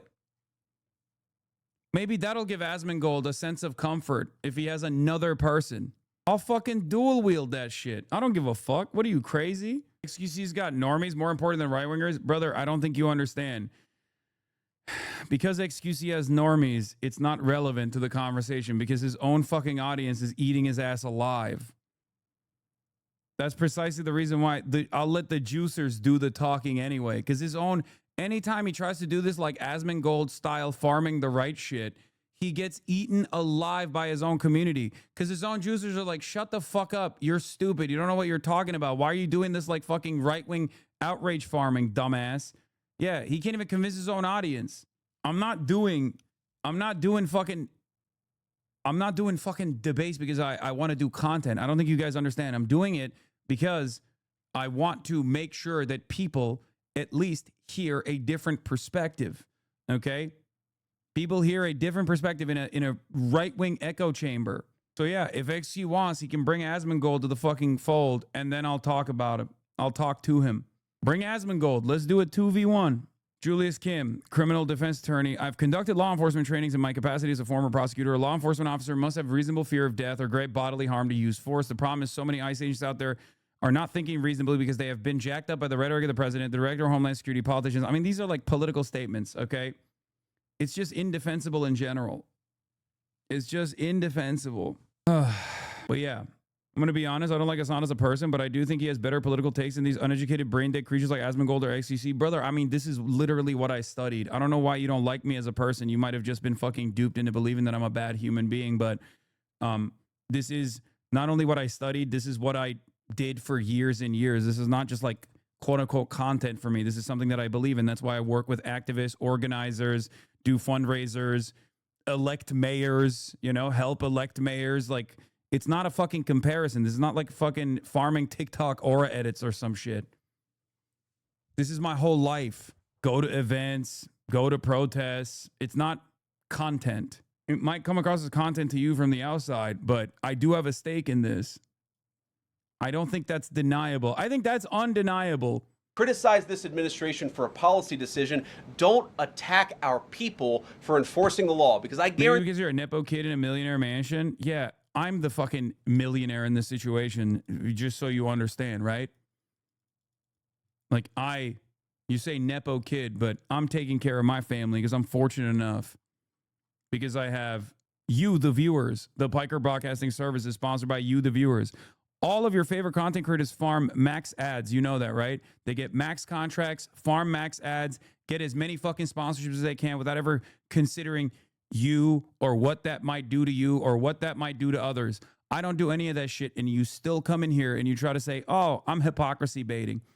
You just want every rich person to turn around and say, things are good. Things are good, actually. And the one time someone doesn't say that it bricks your fucking brain. You go, why don't you just shut the fuck up and say everything is good? That's it. Yeah, your uncle wasn't wealthy. Lamau, nice whataboutism. Wait, he's not. The fuck? And he still isn't. And he wasn't back then either. The nepotism comes from me, which is something I readily admit, going to work for my uncle's 26-person fucking YouTube channel, which I think at this point, you know, we can say I've moved past, right? I mean, I love him, and I will always be forever eternally grateful, but like, what are we talking about? The only thing you do when you bring up, you know, jank in this situation is reveal how old you are. You go to ICE, there are black people and white people, there are Democrats and Republicans, they are patriotic Americans who are trying to enforce the law. Attack me, lay off of our ICE agents. Yeah, in the blue, all the way, yeah. Yep, thank you, Mr. Vice President. You've called on Tim Walz to resign. Can you lay out the case as to why he should step down? Well, I think Tim Walz should resign because it's very clear. Attack me, not my big, beautiful, murderous ICE agent. Clear either that he knew about the fraud in Minneapolis, he knew about the welfare fraud, or at the very least he looked the other way. I mean, this is not this is not like Lex Luthor, right? This is not movie villain fraud. This is the lowest IQ possible fraud. This is, we're going to take we're going to take the absence of kids and set up a daycare center where there are no children, and we're going to call our early childhood education center the Quality Leering Center. By the way, if you can't spell learning, maybe you shouldn't be in early childhood education. But people got rich off of this. We know that there were schools who either had no enrollment or at least they overstated their enrollment. Tim Walz, either it was unbelievable incompetence or he was in on the fraud. That's one of the things we're going to get to the bottom of.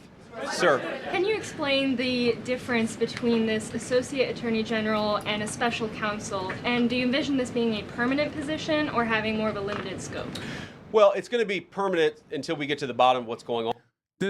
Can anyone in this chat, like all the old heads, I have a question for you guys. Can you guys find my Daniel Shaver video from the Young Turks? I've been looking for it on the side because I want to show you guys this, but I can't find it. And Google is not being helpful at all because Google search has become even more ass than it was in the past. Because I want to show you guys a video that I did way back in the day. Back when even under the Obama administration, when people were not pro BLM at all. It's here. I found it. Thank you, Custom Gang. That's just, you know, thank you for linking my Twitch stream back to me. Is this the one? A jury in Arizona. No, this is the Young Turks' coverage on Daniel Shaver. Not my coverage on Daniel Shaver when I was at the Young Turks. So I think it's going to last for at least the remainder of the administration. What's different about it from a special counsel is, if you remember, the Jack Smith case where the special counsel was found unconstitutional, one of the big issues there is that that person was not an appointed person, completely aside from all the other issues that the person was a. This is 33-year-old Robert Johnson. He's unarmed, he's nonviolent, he's on a cell phone making a call as these four... What is this? This is why people hate cops? This is not Daniel Shaver. Hold on, let me see if I can find it. Oh, this is after the incident. This is not... Pretty sure this is the guy that killed Daniel Shaver, but I don't think this is about that incident, but this is Eric Garner. It's a different instance of police brutality. But once again, I've been doing this for fucking years and years, okay? For years and years. From 2018. Literally 8 fucking years ago, dude. Insanely tiny head, bro. This is another one. This is the Daniel Shaver incident. Also from March 2018. All right, here. This might be the one. I don't know if I can show you this footage, though. Wearing a hoodie after all. So was Stephon Clark asking for it when he was terrified trying to get into his grandmother's house? Did he deserve to be shot 20 times? Will anyone be held accountable for this extrajudicial killing? But because of the fact that police rarely ever get held accountable, this isn't just a race issue either. Daniel Shaver wasn't executed for the color of his skin. He was murdered by a bad cop who literally carved his intentions into the side of his personal AR-15 he executed Daniel Shaver with. That cop got away with murder, but where were all the All Lives Matter folks? It wasn't graphic. Luckily, it wasn't graphic. It wasn't nowhere graphic. to be found, I guess, because maybe they only really existed to silence black people. You know who did speak up about Shaver? Black Lives Matter, because they understand that incompetent and racist police. Censored version, Hassan versus Destiny, the rap battle featuring Destiny. I think that deserves a perma. Normally I that's the first perma. That's the first perma I've hit this year. That's crazy. We are 8 days in, and there have been a fuck ton of people in this chat that have been trying to trigger me, trying to piss me off, saying dumb shit, and I haven't permanently banned a single one of them. But I think that warrants it. Like, we're trying to have a fucking serious conversation, and you want to put like an AI rap battle video in front of me? Really, dude? Like, it would have been, I wouldn't have permanently banned you if you poop sock me, which doesn't mean you should poop sock me, for the record. Policing is a problem that needs to be fixed at its core. They understand that if a white man's killer can get away with it, a black man is at even greater risk. Because policing in this country is just plain broken. The training is worse, and the higher-ups will do anything to protect their own. 9,000 civilians executed in the hands of the police since 9/11. Is that okay with you? Is it okay that this system is set up so that inexperienced cops are encouraged to assume a shoot first, ask questions later attitude when they run up on people?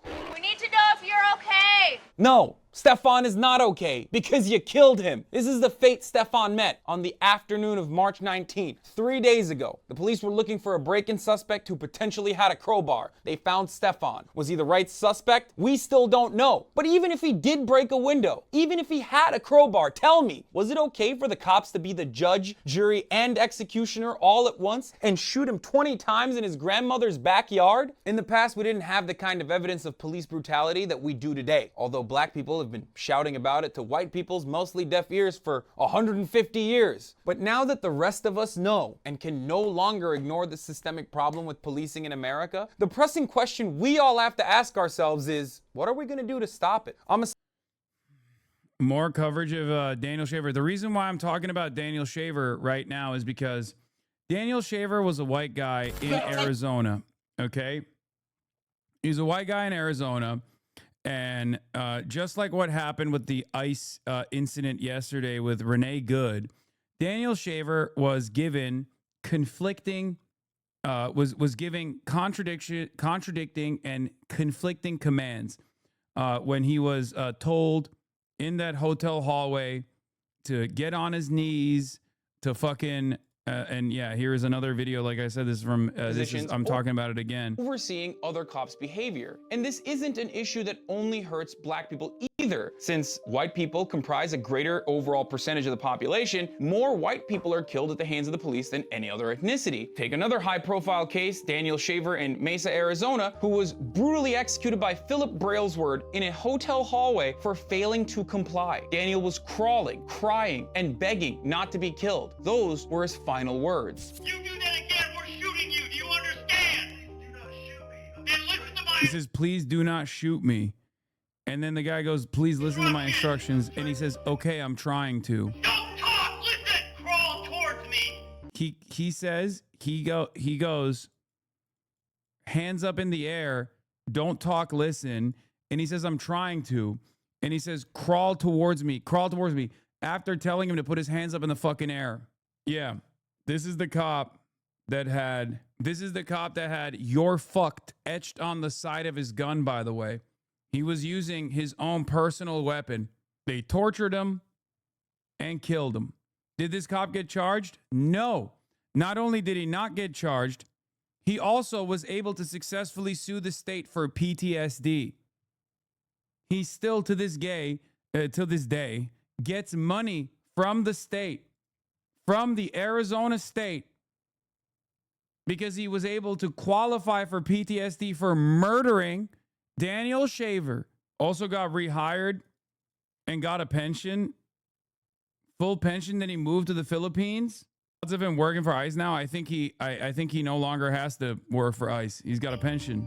and PTSD. Brailsford was not only acquitted of murder, but he is now retired from the force with a tax-free pension worth $31,000 a year for life. A settlement reached because he claimed that he was suffering from post-traumatic stress disorder due to the shooting where he mercilessly executed an unarmed, crying, begging drunk man with his assault rifle, which had the etching, "Your inscribed on the dust cover. Just remember that asymmetry of power and worth the next time someone tries to tell you about the thin blue line. Remember that the NYPD claimed Garner died because of asthma and not the choking, but heart attacks for cops are common and considered line of duty deaths. So when you hear numbers like 66 police officers were killed in the line of duty in 2019, remember that that includes 8 heart attacks, 1 friendly fire death, 1 accident, 10 automobile crashes, 1 instance of an officer drowning. As a matter of fact, only 27 of those deaths are actually gunfire deaths. The thin blue lies and this asymmetry of worth is built into the system and oftentimes legitimized by the media. There is very little accountability, and this must change. In the year 2020, when people started noticing people started noticing after the George Floyd assassination that this was a completely untenable situation. It was completely fucked. The reason why so many people came to me was because I had already been covering police brutality and police violence for years at that point. We are now 6 years removed from 2020 and only mere blocks away from where George Floyd was assassinated by Derek Chauvin in broad daylight. An ICE agent has killed Renee Good. Only blocks away. It's now 2026, and people are still tuning in to see how little things have changed. This is also part of the reason why I always say, when I always laugh when people try to say that like my point of view has changed or something, or like I've changed in general. My worldview has not changed. Back then I was making like 40 grand a year, by the way. Okay? You dumb fucks. Back then I was making 40 grand a year. My attitude didn't change. Maybe you're just looking for an inconsistency, and because you can't find one, you just invent one. You've become more outwardly anti-imperialist for sure. That's also not true. That's also not true. That's not true at all. You can go back and listen to my coverage from back then, 10 years ago, and you will hear the exact same shit. I've always been with it. Okay? That's why I fucking laugh it off. That's a good thing if it's true. True imperialism is wrong. No, I'm saying it's not true because I was more outwardly anti-imperialist back then as well. Where's the dog? Woof woof. I'm zapping her off stream. Anyway, brother, you've changed. You got a nice salt and pepper. You got a nice salt and pepper beard. Yeah, that's the only thing that happened. I aged. It's been almost a fucking... Yeah, guy defending murder, same guy defending murder in fucking Asmongold's chat comes in here and goes, "Where's your dog? Woof, woof." Bitch, you don't even care about human beings. Why the fuck would we assume that you even give a shit about dogs, dude? Like, what the fuck? Motherfucker goes into Roachman's chat, Asmonfold's chat, gets bored of like saying, "Fuck around and find out, based. Fuck around and find out, based." To come in here and be like, "Oh, where's your dog?" Living a better life than you ever will. I hope you understand that. I hope that actually hurts your feelings a little bit. I'm gonna be honest. That my dog, Kaya, will live a life of luxury and have more worth in this life than you ever will. Think about that, dude. Fuck you. Keep fucking crying, bitch. Asmine Kampf. Oh, Kyle Kalinski's on the Asmine Kampf camp. I support ICE. Okay, one day they'll fucking shoot and kill your mom in the same way, but don't worry. We'll actually defend your mom, even if you turn around and say, it was all right that she died. She should have obeyed. She should have complied. Now that there is a little bit more light in the type of shit that Asmongold gets up to, there will hopefully be a little bit of stigma with associating with him as proudly and as loudly as people have. Because remember, a lot of this stuff is vibes based, right? And when the vibes are fucked and people actually start realizing that it's actually, gross and annoying to associate yourself with someone like Asmongold, to openly state that you are getting your information from a guy like that, inevitably people will move away from the vibes over there. You think people have no shame? No, 100%. Trust me.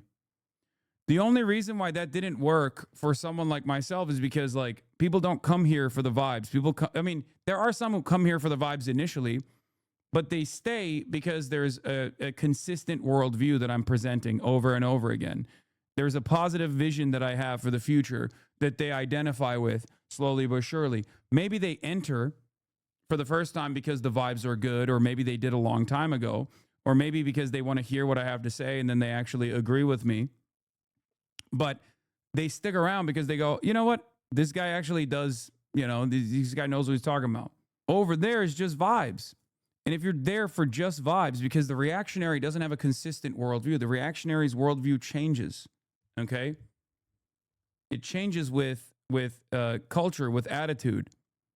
Whichever way the attitude shift, the reactionary has to reorient his perspective. The most ideologically consistent reactionary is an outward fascist. And even then, with the likes of Nicolas Fuentes, you're seeing him deliver inconsistent positions now that he actually has an opportunity to be in the in-group, to be a part of the Republican media class. So that's the reason why most of these grifters are reactionaries. They grift to the right. There's not really any sort of money you can make grifting to the left. That's why most people slide to the right in general. Having said that, that is the reason why Andrew Tate has lost a tremendous amount of his audience as well. Because if everything is built around vibes, hype, aura moments for you, the moment that you lose your hype, the moment that you lose your aura, okay, is the moment that no one will defend you. That's what happened to Andrew Tate too. It became openly unfashionable to defend him. He had the world and he lost it all. And then he got his ass beat. And now everyone keeps posting how he got his fucking ass beat. Neocons have always gotten off on being calculated hypocrites because they think it's a manifestation of their special will to power, that regular Trumps are too weak and ashamed to be hypocrites. Helps that billionaires pay them to be selectively hypocritical. Yes, leftists who celebrate Charlie's murder should be canceled, says Matt Walsh. Right here says, this lesbian agitator gave her life to protect 68 IQ Somali scammers who couldn't give less of a shit about her, the most disgraceful and humiliating end a person could possibly meet. He's just trying to get a rise out of people by saying, like, I love this. And he got 47,000 likes. But remember, this is Twitter. This is Twitter. It's not fucking real life. You can't forget that. The moment that you think Twitter is real life, or the moment that you think things that you hear on Twitter are actually reminiscent of the things that you hear in real life, is a moment where you've lost. Is a moment where Elon Musk has actually accomplished his goal. Anyway, here's Emily Heller, an eyewitness who is now speaking out to set the record straight about Renee Good. I came out onto my front porch. I got to pee real quick. There was a woman who was a protester. She was blocking traffic with her car. She was parked perpendicularly. So the like convoy, there was probably 6 or 7 ICE vehicles. So she had blocked the traffic so they couldn't get through. And ICE was screaming at her to move, move, move. And then they got really aggressive and went over to her driver's side door and tried to open her door. And then she obviously got spooked and started to reverse. And then an officer approached her and leaned across, like got in front of her vehicle, and then leaned across the hood of her car and shot her point blank in the face. It was 3 or 4 shots. And then her foot just went all the way down on the gas and she tried to escape, and then hit a telephone pole and crashed into some cars.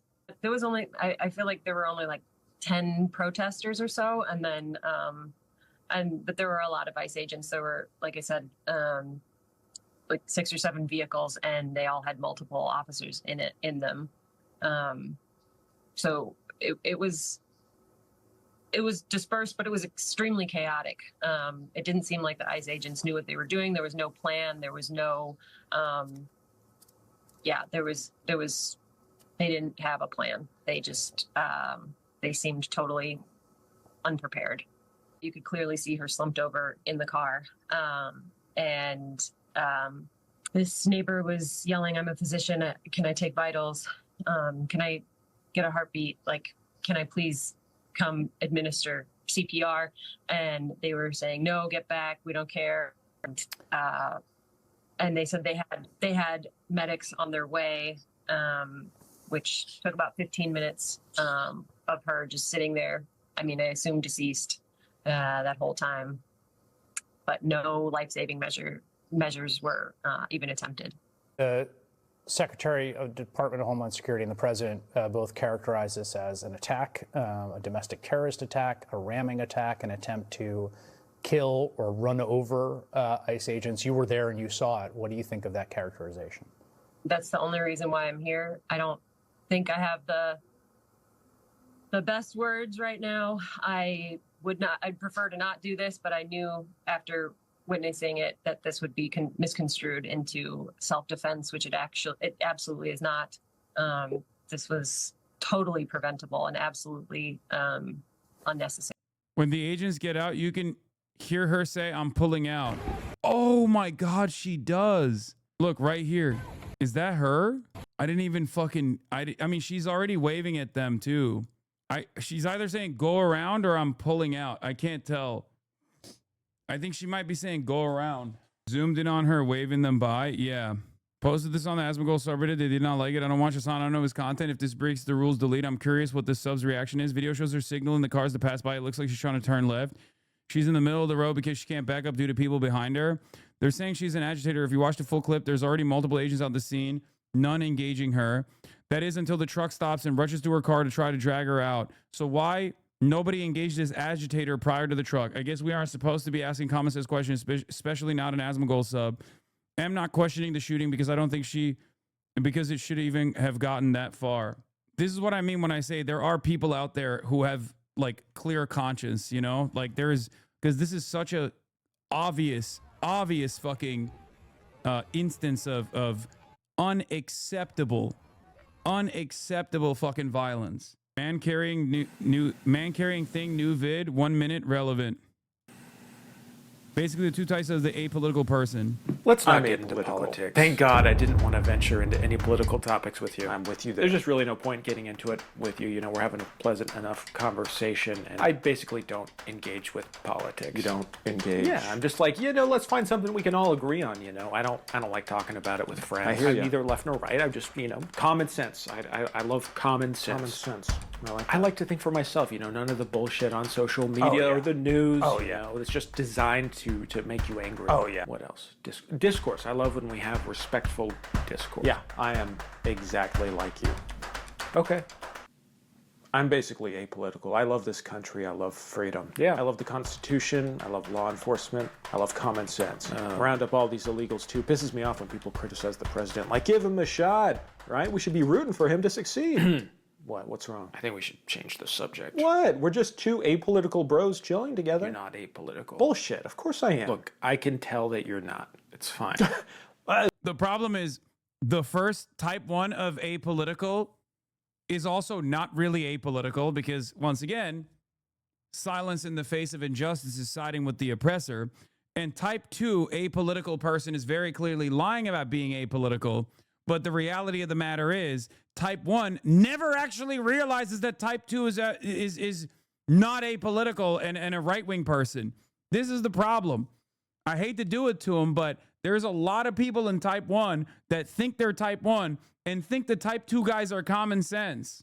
I am. Look, I can tell that you're not. By the way, I love man carrying thing. He's a Hasanabi head. Make no mistake. I'm just saying the difference between type 1 and type 2 is type 2 knows that they are a repulsive little freak and they're hiding their fucking true point of view.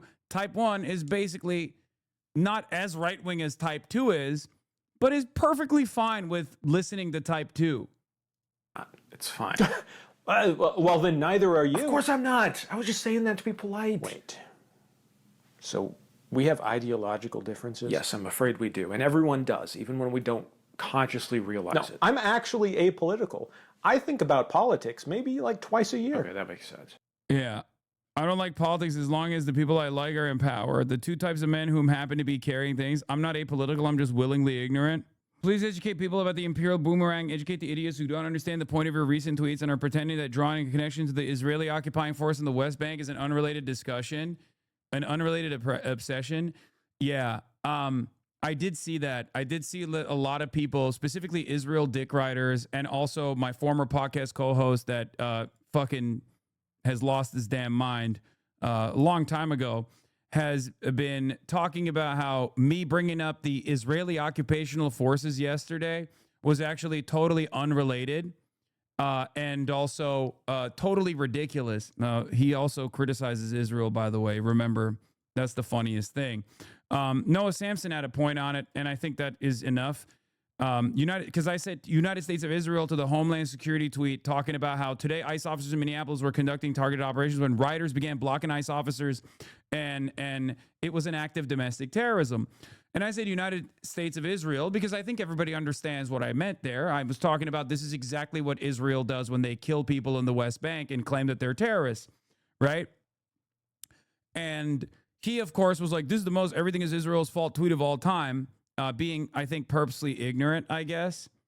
Did Israel also make you electrocute your dog, Hassan? He did unironically call it an Israeli smear campaign. I did not do that. I said that all of the pro-Israel people were using it to smear me, which is the truth. If you still look at my replies, most often, the people that are still pushing the Hassan, you electrocute your dog shit on Twitter are pro-Israel accounts and right-wingers, as I correctly pointed to.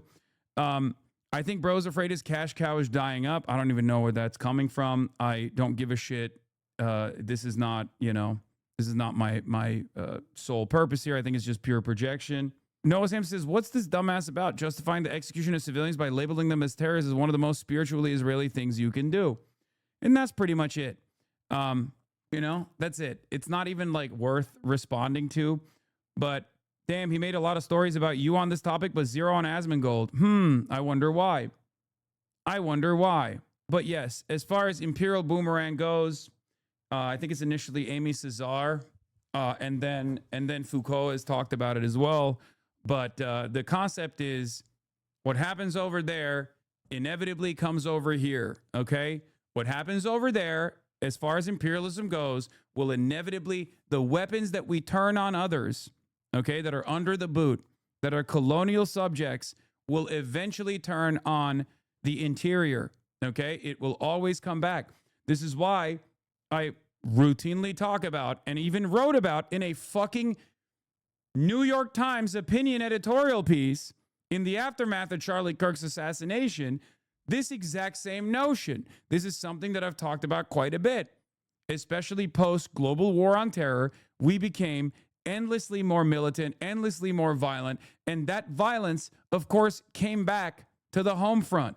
I'm not alone in this, of course. Everyone with a fucking working brain understood exactly what I'm talking about. And yeah, here is what my statement was. She has no idea she's been the most famous dog on the internet for the past 2 days because of a coordinated far-right pro-Israel slander campaign. I was right, by the way. Forever vindicated, for the record. I was. Ethan Klein is actually proving it by being the pro-Israel side of the smear campaign. And yes, we have now found out that it is a total Imperial Boomerang moment because Jonathan Ross was an Iraq veteran. I do want to show you something else, though. The cruelty is the purpose. And there is something interesting here, too. Ari Cohn, who is a First Amendment and defamation lawyer for FIRE, had his enough is enough moment. He said, these people do not deserve your grace, nor a place in decent society. You don't need a political power or legal authority to impose accountability. Make them unwelcome. And that's because ICE agents were at the fucking memorial for Renee Good, and they were knocking over the candles. You fucking punk? That's what you're gonna fucking do? What? What? What? What? Do you know what Back the fuck up. is that is for? Back up. What is that for? Back up. What is that for? Back up. What is You will find something very interesting taking place here, by the way. that for? Back up. You're gonna push me? What is that for? Back up. What was that I don't for? give a fuck. You don't give a fuck about Back her? up. Bro, this is why we're here. Back up. This is why we're here. Back up. What's her name? Renee Good? Back up. And you fucking, that's a memorial to her. That's a memorial to her. What the fuck is this? Why is a guy waving a Trump flag? Is this a normal Trump flag or is it a fuck Trump flag? Because when I saw this, I was like, plot twist. What the fuck is that? And I assume it's a fuck Trump flag, right? Because there's 0% chance a dude who is rocking a Trump flag is going to be walking up to Department of Homeland Security ICE agents and be like, fuck you, dude. Sacktown, you never know. In a drug rug, too. Even though, you know, that does make sense. I could totally see a dude in Sacramento in a drug rug with a Trump flag now being like, honestly, I love Trump, but this was fucked up. Dude, American politics is a sea of contradiction, okay? You need to understand. A lot of times we try to make sense of the utterly senseless, okay? And trying to, it's the fucking meme. Is like we showed we trained this chimpanzee to understand the median voter and he killed himself, okay? It's a fuck Trump flag, by the way. I know, I'm memeing. Let me meme. Let me fucking meme, okay?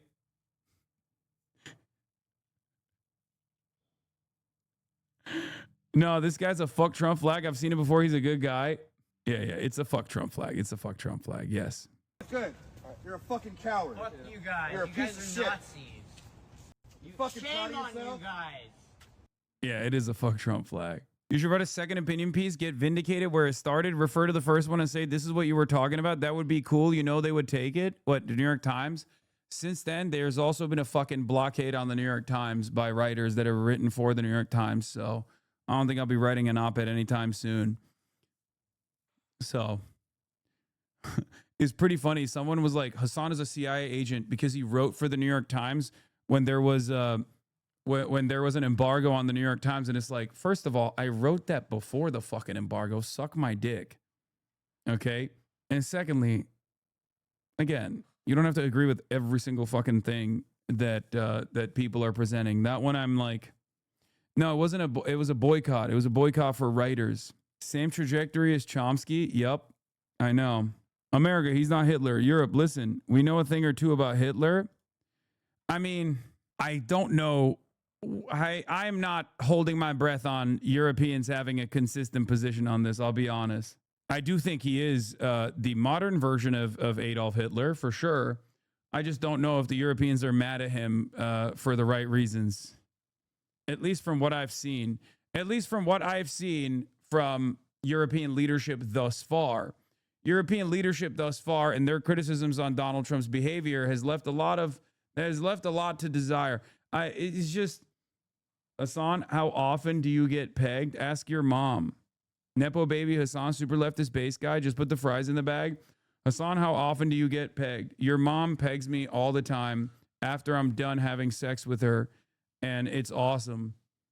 But if you wanted to know, you could just ask her.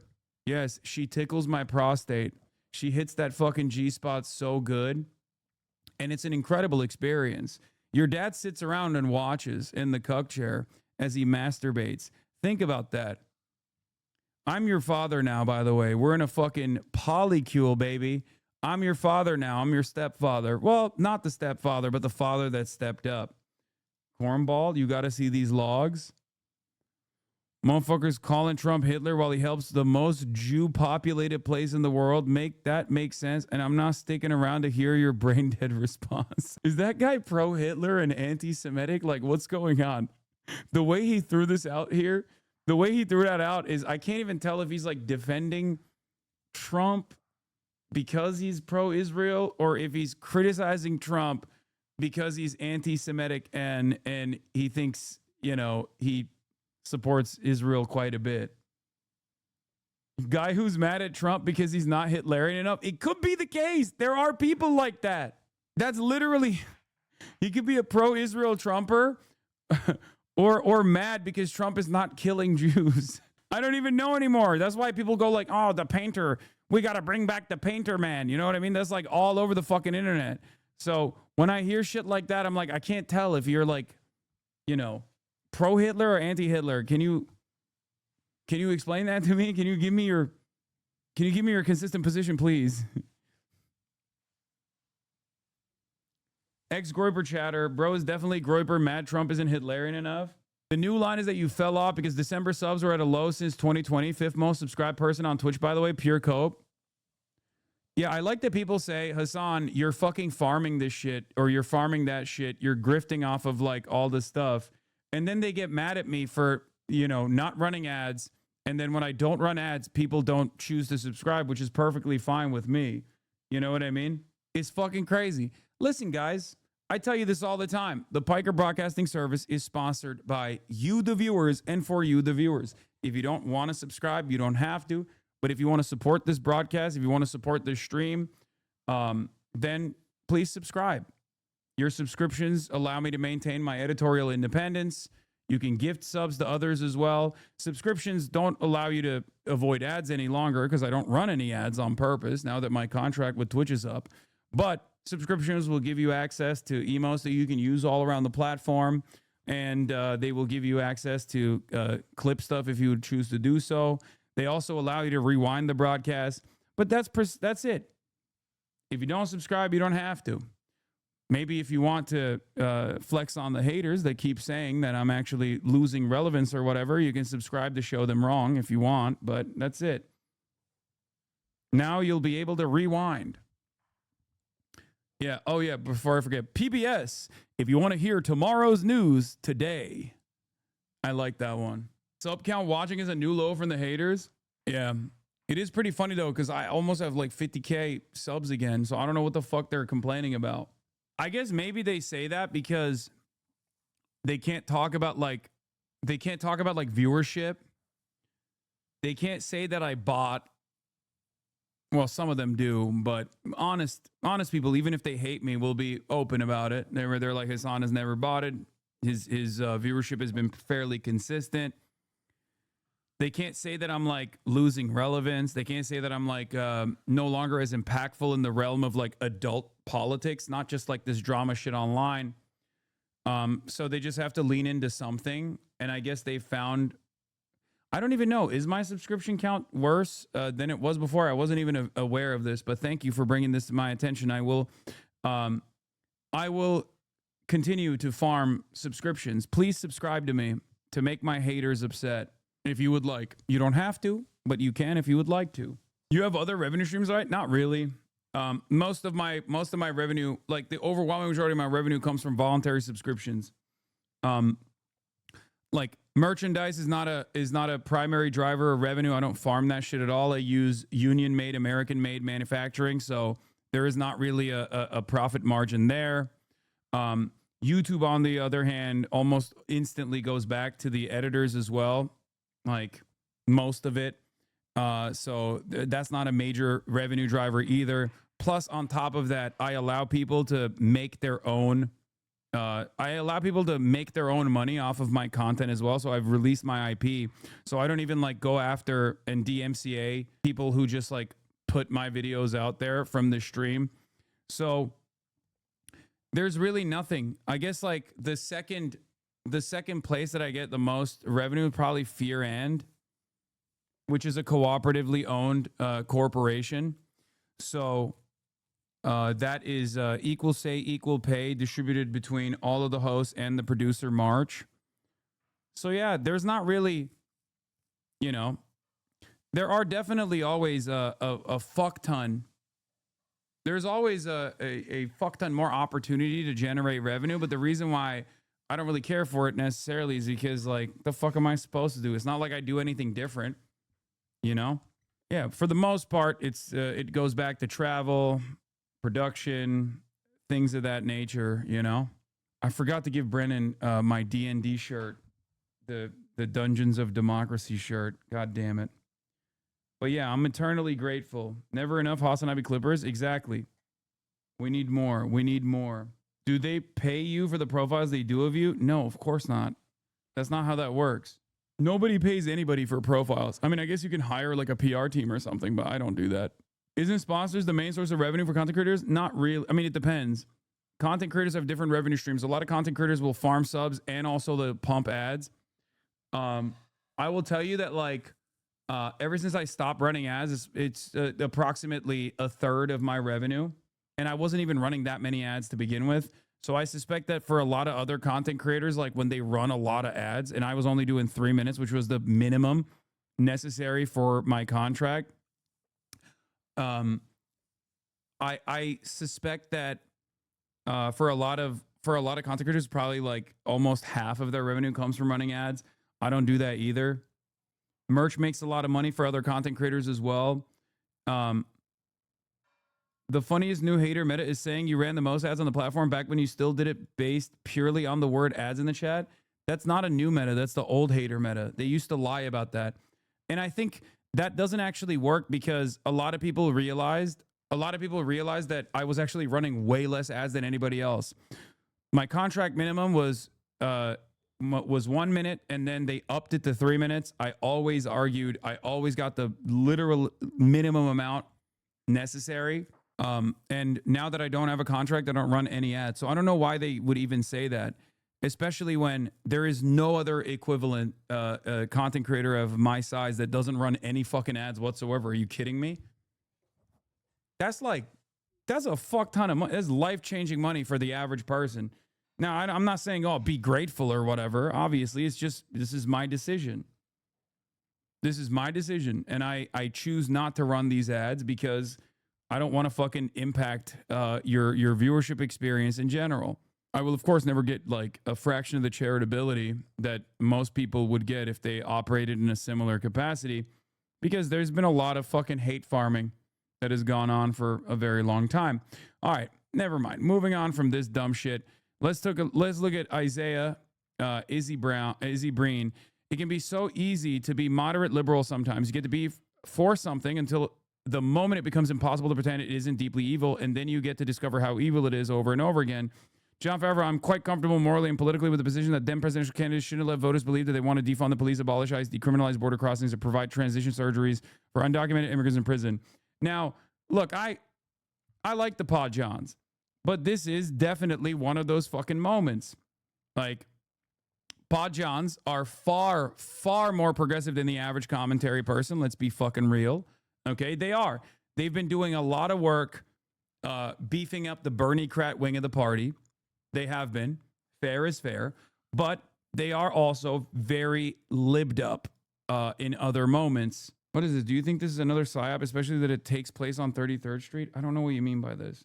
Shut the fuck up. No, he's people will get mad at me regardless, but I'm looking at a broader fucking...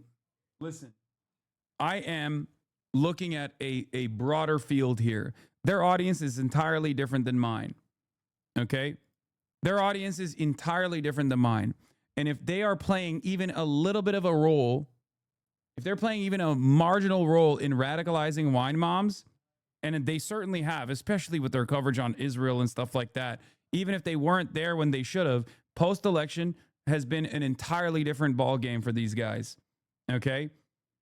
And if they're moving people closer in my direction, closer to understanding the way that these systems are operating, as literal fucking former Obama speechwriters, like, I'm gonna take it. This is super parasocial, but do any of your non-political friends actually care about your fucking country has gone on full fascist now? Like, even in private, they can't all be burying their heads in the sand. They do. They get scared. A lot of them watch. They're aware of everything that's going on. I can't speak for them. I don't know. It's just the reason why a lot of people don't speak out is because, like, there is an environment of fear that has been created. It is very successful. There are people who are afraid to say, one, they're afraid to say the wrong things, and two, they are afraid to say anything at all because they might lose their audience, but more importantly than that, they'll get fucking harassed endlessly. You know? And plenty of them speak out. It's just not to the same frequency or the same intensity that they once did. That's it. This, for the record, I do think that they should.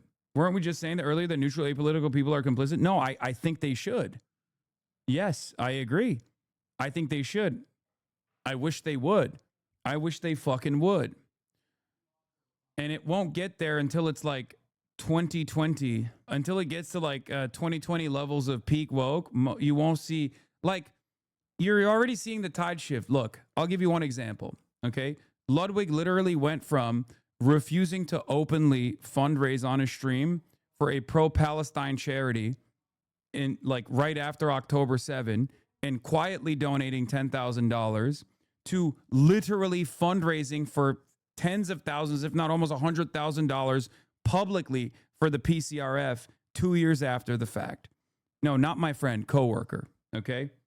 Coworker wig. And that's one of those instances where it's like someone has a decent conscience and a decent head on his shoulders and a decent understanding of the situation, but they're truly terrified of the fucking public pressure that they might receive.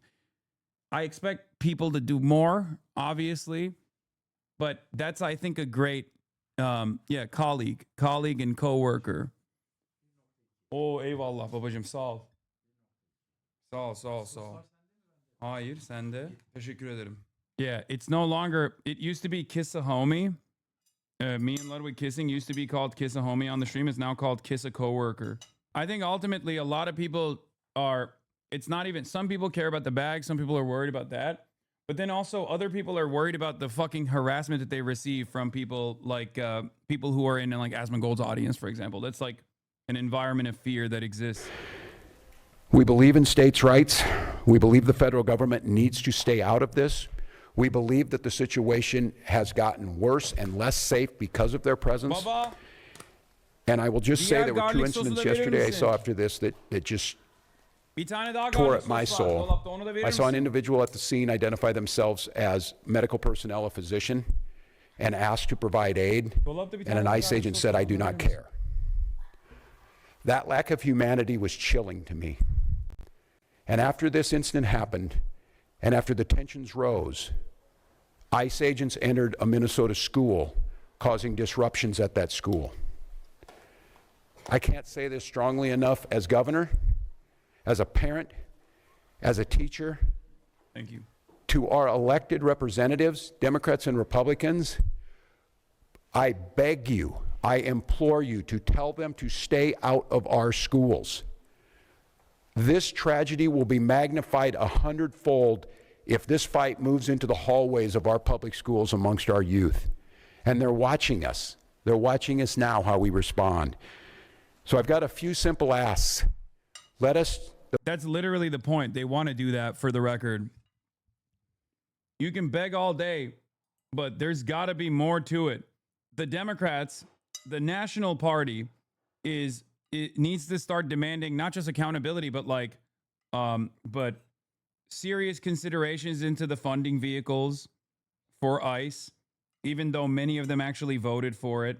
I know this is a time for unity amongst the base, and it's a time for unity amongst the liberals. But if you're asking a question, okay, because I haven't really talked too much about the responsibility of the Democrats and how we got here, there is a lot of shit that they did wrong, whether it be the Lake and Riley Act or taking a fucking anti-immigrant, anti-migrant position in the election cycle leading up to the fucking election, because they were truly fearful that everyone in America had become a fucking psychopathic right-winger. Okay? And I was there every step of the way fucking yelling. There are a lot of Democrats even right now that still take a right-wing position on ICE. That they take a position on ICE that's not like we must demand accountability, but instead it's like, oh, these are just guys doing their jobs. It's actually fucking ridiculous. So what they could be doing in this situation is not only demand accountability, but the National Democratic Party could actually try to freeze funding to ICE by way of Congress, or at least attempt to do so by making this a larger argument. Tim Walz, as governor, could try to direct the National Guard to protect the citizens. They could demand that the local police actually protect the citizens against ICE. There are things that they can always do. Radical things. Things that might actually even push for a constitutional crisis, but the point that we're at demands it. The professionals handle this on Minnesota soil, this investigation. De-escalate this situation by removing yourselves from this situation with these 2,000 agents that were put here. And above all else, stay out of our schools. I'd like to ask you to care, but that might be a step too far for some people. But I know Minnesotans care. So we'll protest peacefully. We will win in courts. We will certainly win in the defense of our democracy because the American people see what's happening here. But the way that we don't win and the way that we lose, if this turns towards violence and allows them to escalate, it cannot happen. So I ask the grass top leaders out there, the faith leaders, the folks who are on the streets, and in many times the true leaders are not the elected officials, they're the folks on the ground. I beg you, implore you, follow those words of the leaders we've had. I had the privilege of serving with John Lewis, and John talked about good trouble. I'm not telling you not to find good trouble, but I asked John many times, I said, John, I don't know if I'd have your self-restraint. Didn't you want to lash out? He said, yes, daily. But he said, I wanted to win this. I wanted to do what's right, and I wanted justice to prevail. And to do that, I knew the only way was to not lash out, to not give in to that. So to each and every one of you, we're not going to win this through violence. We're going to win it through justice. We're going to win it through compassion. We're going to win it through Minnesota Nice. And we're. So here's the problem. He would be right if the politicians were doing something. He'd be right. But the reason why people see that there are no options here is because of their inability to push for change. Their lack of interest in changing anything is the reason. You're the governor, man. What are we fucking doing? You got no power here at all, really? You should have done everything in your power to make sure that that fucking piece of shit did not leave the state after assassinating one of your constituents. Like, what are we doing? Demanding that people don't lash out and making it out to be like they are the... Dude, come on. This is what we got. The entire Minnesota school district is canceled school day tomorrow because ICE is attacking students and staff. Where the fuck is... Please tell me there's a video that's not sideways, dude. Come on, please. People would be fine with peaceful civil disobedience if peaceful civil disobedience accompanied changes, okay? If the politicians don't actually do shit, then people recognize that they've run out of options. So yeah, nobody wants chaos. Nobody wants violence. Okay? Nobody wants chaos. Nobody wants violence. Nobody wants to see it. But it becomes an inevitability when you make peaceful resistance impossible, when you refuse to listen to the demands. You have to give people confidence that you got their fucking back, dude. Yeah, here is Border Patrol pepper spraying kids and pushing them into the snow at the local high school. First, they sent plainclothes white guys, terrorized daycares, targeting Somali and working class children. Now they're sending goons to terrorize schools. Oh, bitch ass niggas, bro. That was a grenade. That was a tear gas grenade. Damn. The problem is, none of these politicians are with it, dude. They're not. None of these politicians are fucking for it. They're not about that lifestyle at all. Let's be fucking real. I ain't seeing no politicians out there on the streets. I don't see them organizing. I don't see them putting their body on the line. I don't see that ever.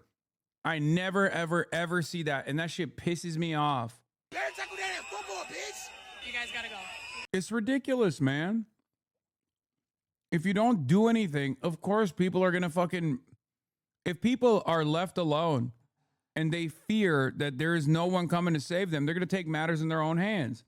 And if you sit here and fucking complain about violence that might break out, when violence already broke out and you're doing nothing for restitution, then yeah, what the fuck's your expectation?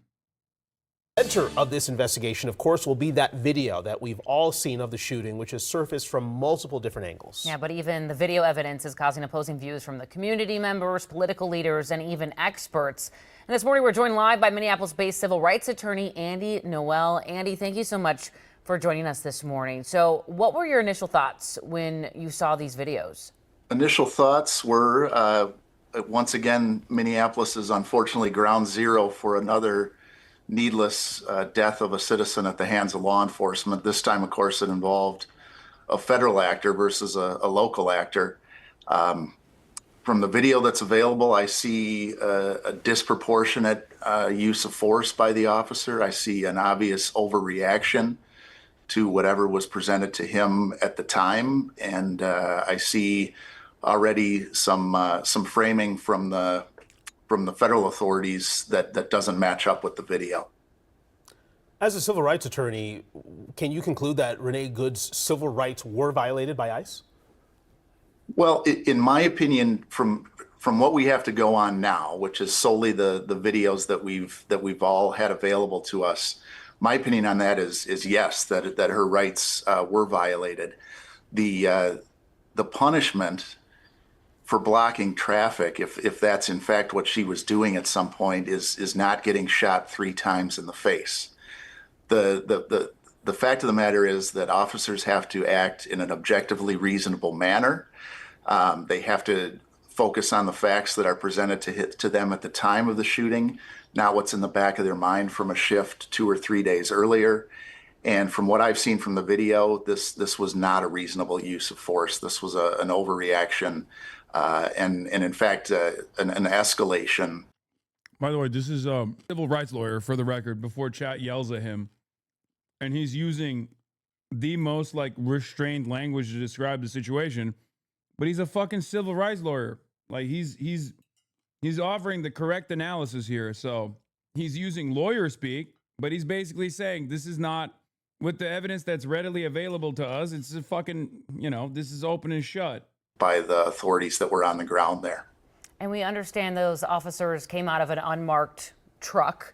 And we do know that they likely have body camera footage that we have yet to see. So they didn't have a warrant for her arrest. What is their what can they do? They approached her vehicle, started shouting at her, pulling on the handle. They didn't have a warrant to enter her car. So was that illegal on their behalf? Well, it's hard to conclude on that right now, but what I can tell you is that the beginning of that video seems to indicate that there's another unmarked vehicle that Miss Good waves by. In other words, lets that vehicle drive by her vehicle and proceed on its way. It certainly appears from the video also that she waves by the Titan pickup truck that the officer exits out of and confronts her in the vehicle. So, I think if they're approaching her vehicle to make an arrest, the video doesn't really support that in my view, because the officer who approaches the driver's side of her vehicle has his hands out, his arms empty. He's not in a pose where he's expecting to confront some type of threat or to make an arrest of a dangerous suspect. My sense is, from watching the video, that he's approaching the vehicle because he was annoyed at what this individual was doing at some point prior to when the video starts. Yep. In terms of moving forward here, if the federal government goes through the investigation process and they decide not to file charges, can the state step in and file charges on their own? How does that work in terms of the Islam, why did you say that anyone who rises a Fed? That's obviously wrong. People are getting killed. 1, I didn't say that. And 2, it's because I'm not a fucking crusty anarchist. And 3, because there are state agitators. I have 10 years of protest coverage under my fucking belt and commentary under my fucking belt. I'm not doing the classic liberal shit where I'm saying that property rights are more important than human rights or some shit. Okay? The reason why every fucking crusty ass anarchist got mad at me on Twitter, no disrespect, including some I do know and respect, is because I said maintain protest discipline. Okay? That's it. I said what I've said in the past as well. There are concepts such as agent provocateurs. Am I wrong? Is this not real? It is real. This doesn't mean that you should fucking go out and shoot people. Okay? That's the state's assessment. People are cop jacketing and fed jacketing people. Okay, then don't behave like a fucking fed or a cop. Okay? I hate this this is cop jacketing or fed jacketing as well. Like we can have a reasonable conversation about like certain types of actions and certain types of behavior, right? It initially started with this. There's an undercover federal officer who's burning the flag, by the way. This occurs at every protest to make them look bad. It's very well documented. So, first of all, I don't give a fuck about people burning the flag. Make no mistake. Okay? Now, I don't give a shit about that at all. But if you think that people who immediately go to burn flags at protests like this aren't actually doing it so that they can snap photos to be like, see how unpatriotic these people are. Let's be real. It was a fucking agitator. So what do you do in this situation? Do you not call it out? I still don't give a shit about flag burning. You know? Horrible take. Riots work. Annoyed at someone. Simply shoot. Join ICE. Riots work. Riots work. Riots work. You could respect us by not calling us crusty. Oh my God. Anarchists, stop. No more talking. No more talking now. Go watch Asmongold if you want to see a streamer who doesn't shower, okay? I have endless respect for you for all the direct action and mutual aid you engage with, but I can't stand when we're having a more nuanced conversation about the fact that, one, none of this justifies police brutality and state repression, and it's ultimately irrelevant and inconsequential and insignificant. Having said that, there are certainly fucking people who do it. There are agent provocateurs. They're famously in Minneapolis. I don't even have to have a conversation about this, by the way, because Minneapolis already experienced this with the umbrella guy. And I covered it back then. And people didn't yell at me back then for some reason, but they're yelling at me now. There was an umbrella guy who went to the fucking Jiffy Lube. It was a very famous incident. There was an umbrella guy who went to the Jiffy Lube, and he was a fucking agent. Okay, he was straight up, or not the Jiffy Lube, the AutoZone. And he was straight up a fucking federal agent. On the screen, there's that flag you were talking about being burned here. What kind of things are they shouting? The crowd that's out there, I know they're obviously not happy ICE is there. They've been talking about that. What are they saying? You know, what's the energy like where you are right now? So that's one reason why I'm not getting too close, so I can hear all of you, because it is loud. Yeah, they confronted the guy. Why would you run off? That's weird, to burn a flag and run off. I don't even know if this guy's a fucking undercover Fed. I think he might be just a crusty. I think he might be a crusty. I can't tell if he's a Fed or just a crusty, but the umbrella guy was a fucking Fed. Yeah.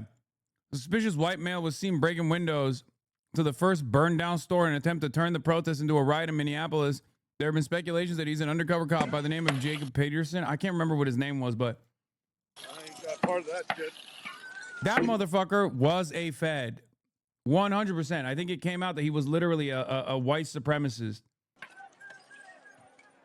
Straight up a fucking activated white supremacist. And there were plenty of instances with like Boogaloo Boys as well. Who was Umbrella Man who smashed windows before the first fire in 2020 in the Minneapolis protests?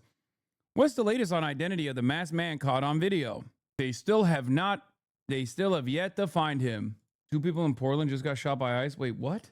Man who helped ignite George Floyd riots identified as white supremacists by the police, but there's still not enough answers on who this fucking guy is, I don't think. Problem with Fed jacking is that so many people in 2020 just wound up ratting people out to the cops who weren't Feds.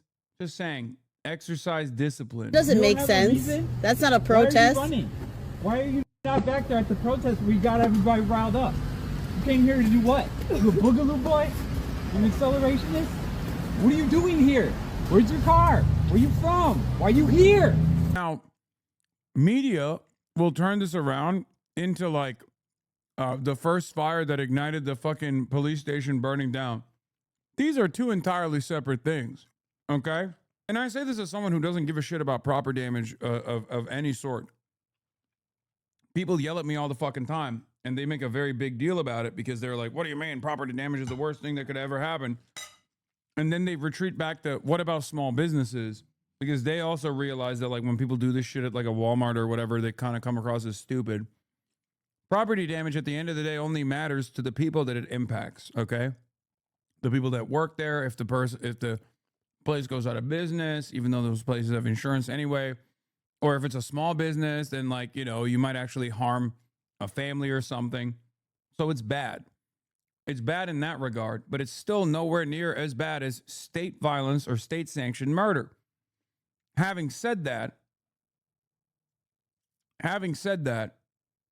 you know, we can have a little bit of nuance in this discussion, no? Like, the reason why this person is actually breaking those windows is so that people in this chaotic environment actually go in there, and then it gives cops the opportunity to say that they're protecting the businesses and they're actually engaging in they're actually stopping theft. It actually opens up a lot of those comrades into significant legal repercussions. That's the reason why this guy's a fucking Fed. And if you still don't understand this after many, many years of protest coverage, I don't know what to tell you. Okay? You can sit there and say, well, is this justifiable that the cops are engaging in this? Or we can talk about the efficacy of protest turning into riots. But the reality of the matter is, the whole purpose of this, and the reason why I say it's a fucking Fed or an agent provocateur, is because, and I see them, we have seen them in different protests as well.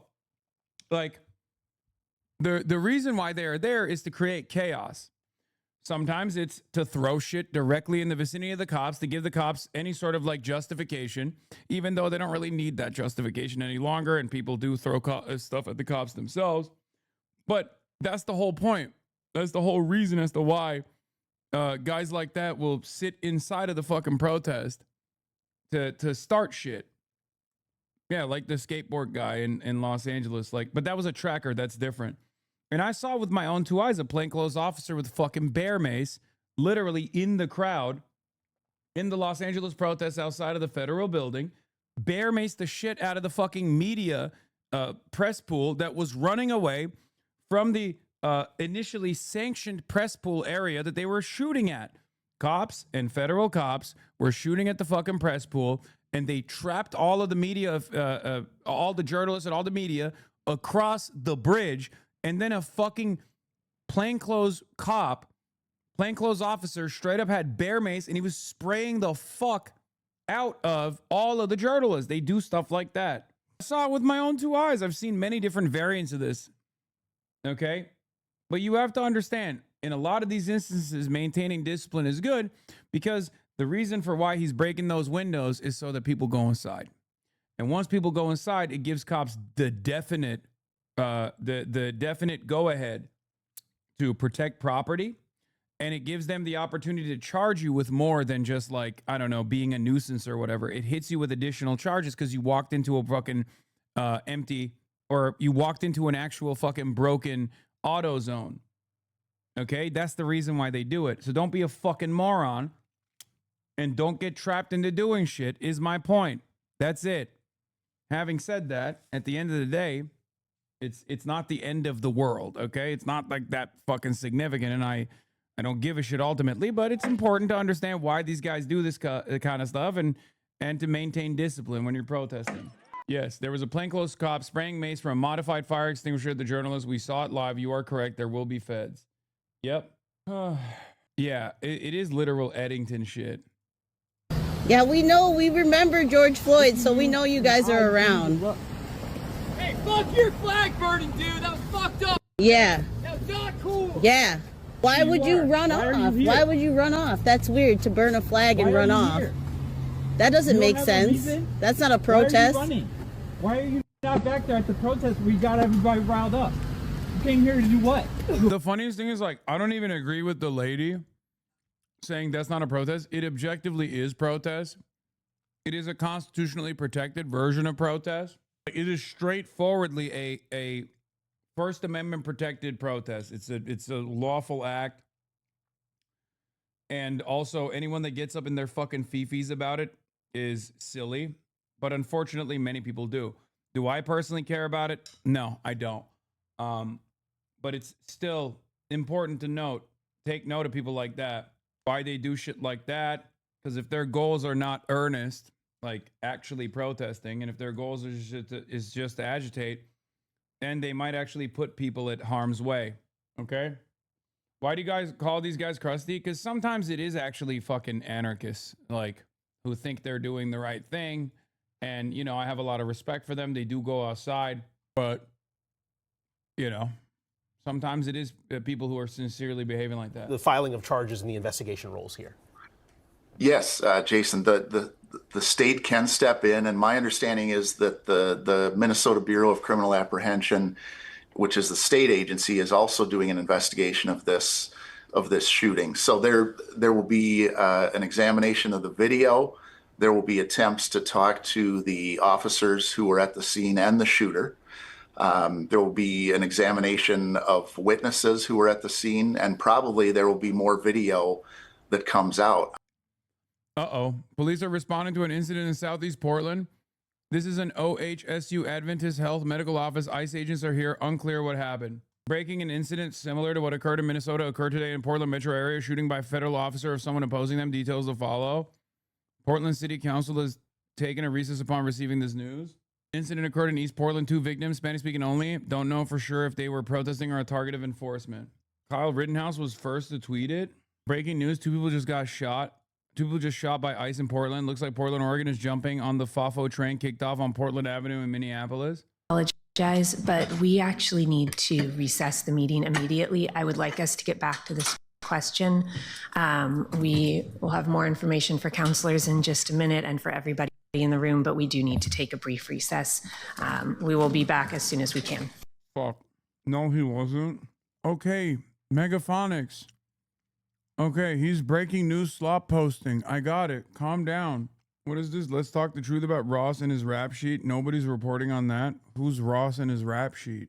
This is your chatter of the year? Yes, it's a... What is this guy spamming? Oh, Jonathan Ross? We did talk about it already. We talked about the ICE Nazi already. I thought this guy was like genuinely spamming about like Aiden Ross or something. I'm sorry, chatter. Oh, I saw this. Can someone tell me how Asmongold is at the very top of Twitch at the moment? Honestly, it's hatred, vitriol, racism, and misinformation. How do so many people watch this every day? This is why. Genuine takes and actually funny and relatable. Let's compare him to Hassan, who time and time again gets called out for lying to his audience and declared that he's a propagandist. Yeah, he has the wildest takes, but those are his own. Hassan's takes are obviously biased. Yeah, I know. Guys, I know we can't really get him on anything, so why don't we just like make up a bunch of shit and go along with it? I'm not sure that there is going to be body cam video from the ICE agents because I don't know that they're wearing it. That's an interesting question, one that everyone would like answered. It would be odd if they have their body cameras on while at the same time trying to conceal their identity in some ways by wearing the masks.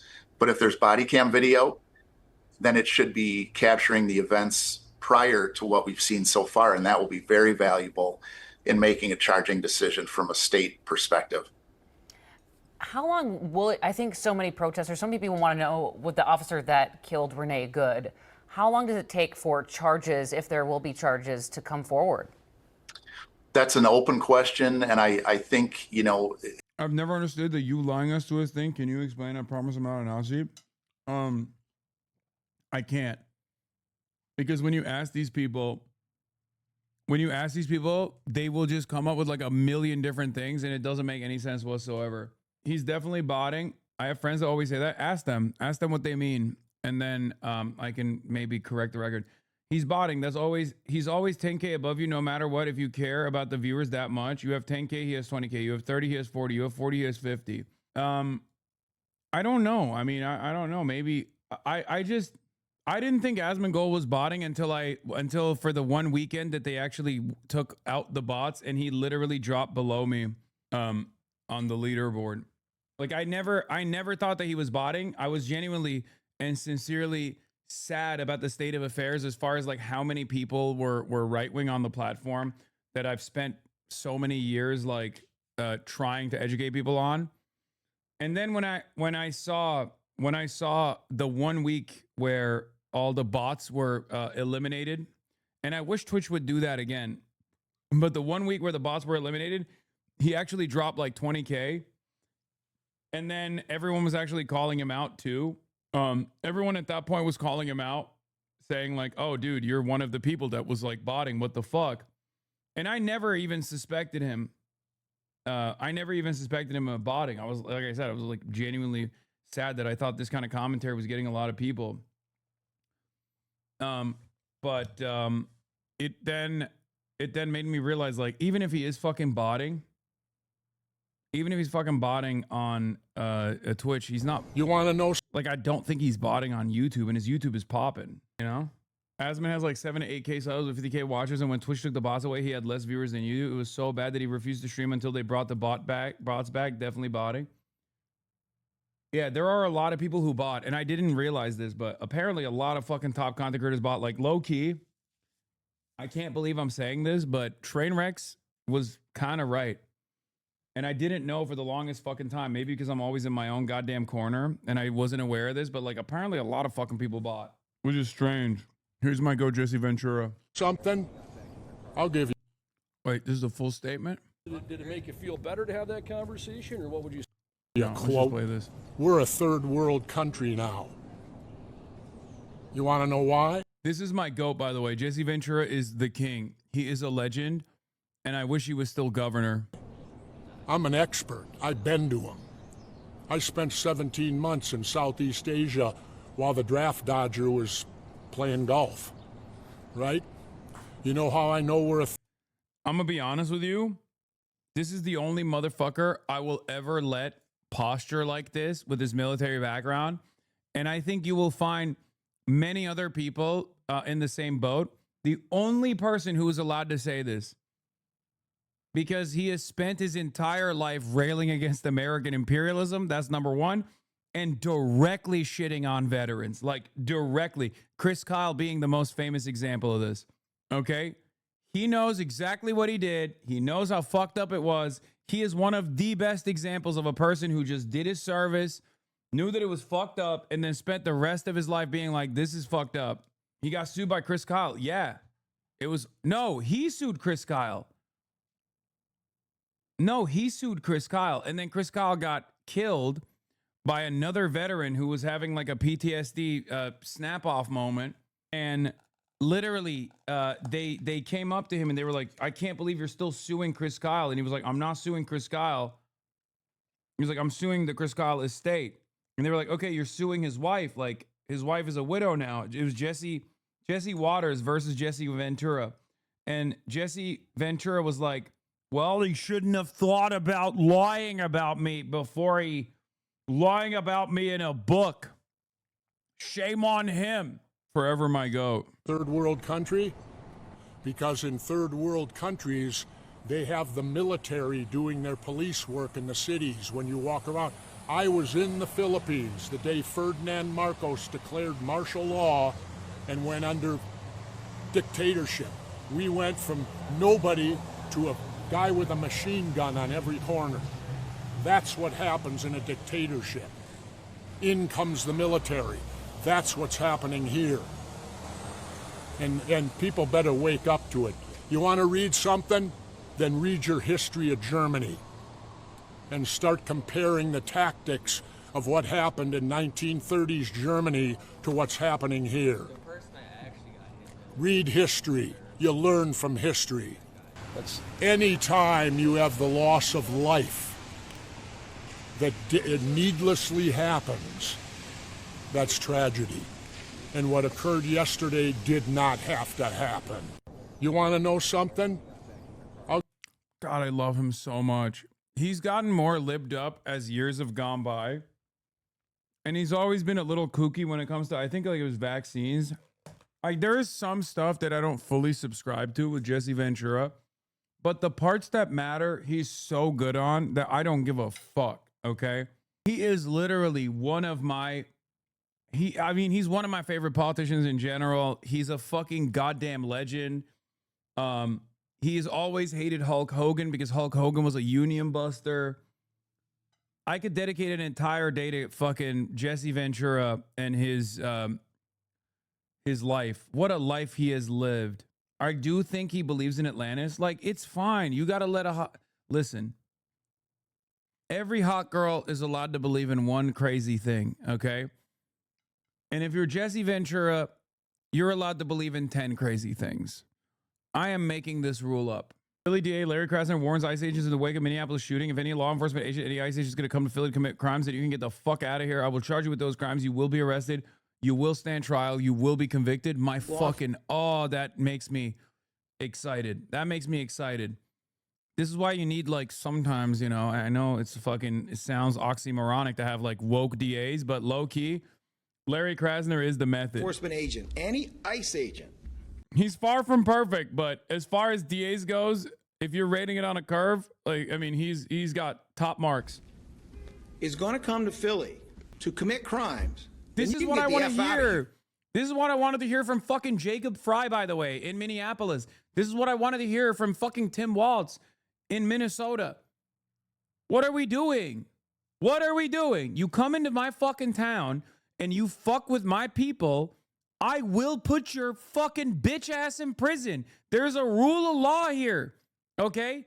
Take your fucking nasty ass back to Florida if you want to do whatever the fuck you want to do in a goddamn red state with red mayors and red governors who don't give a fuck about their people. This is Minnesomalia, bitch. That's what I wanted to hear. Go Birds. What the fuck are we doing? This is what you need to hear. This is actually what you need to hear from every fucking, like, well, the mayor did say get the fuck out. No, I know, but like, get a fucking DA to actually say you're gonna prosecute people. Get the police chief to come out and be like, my job first and foremost to protect the citizens of my hometown. And if there are outsiders coming here to start up trouble, we will punish them. We will hold them to account. I'm serious. This is the DA. So when he says this, there's a lot of power here. Because if you do that here, I will charge you with those crimes. You will be arrested. You will stand trial.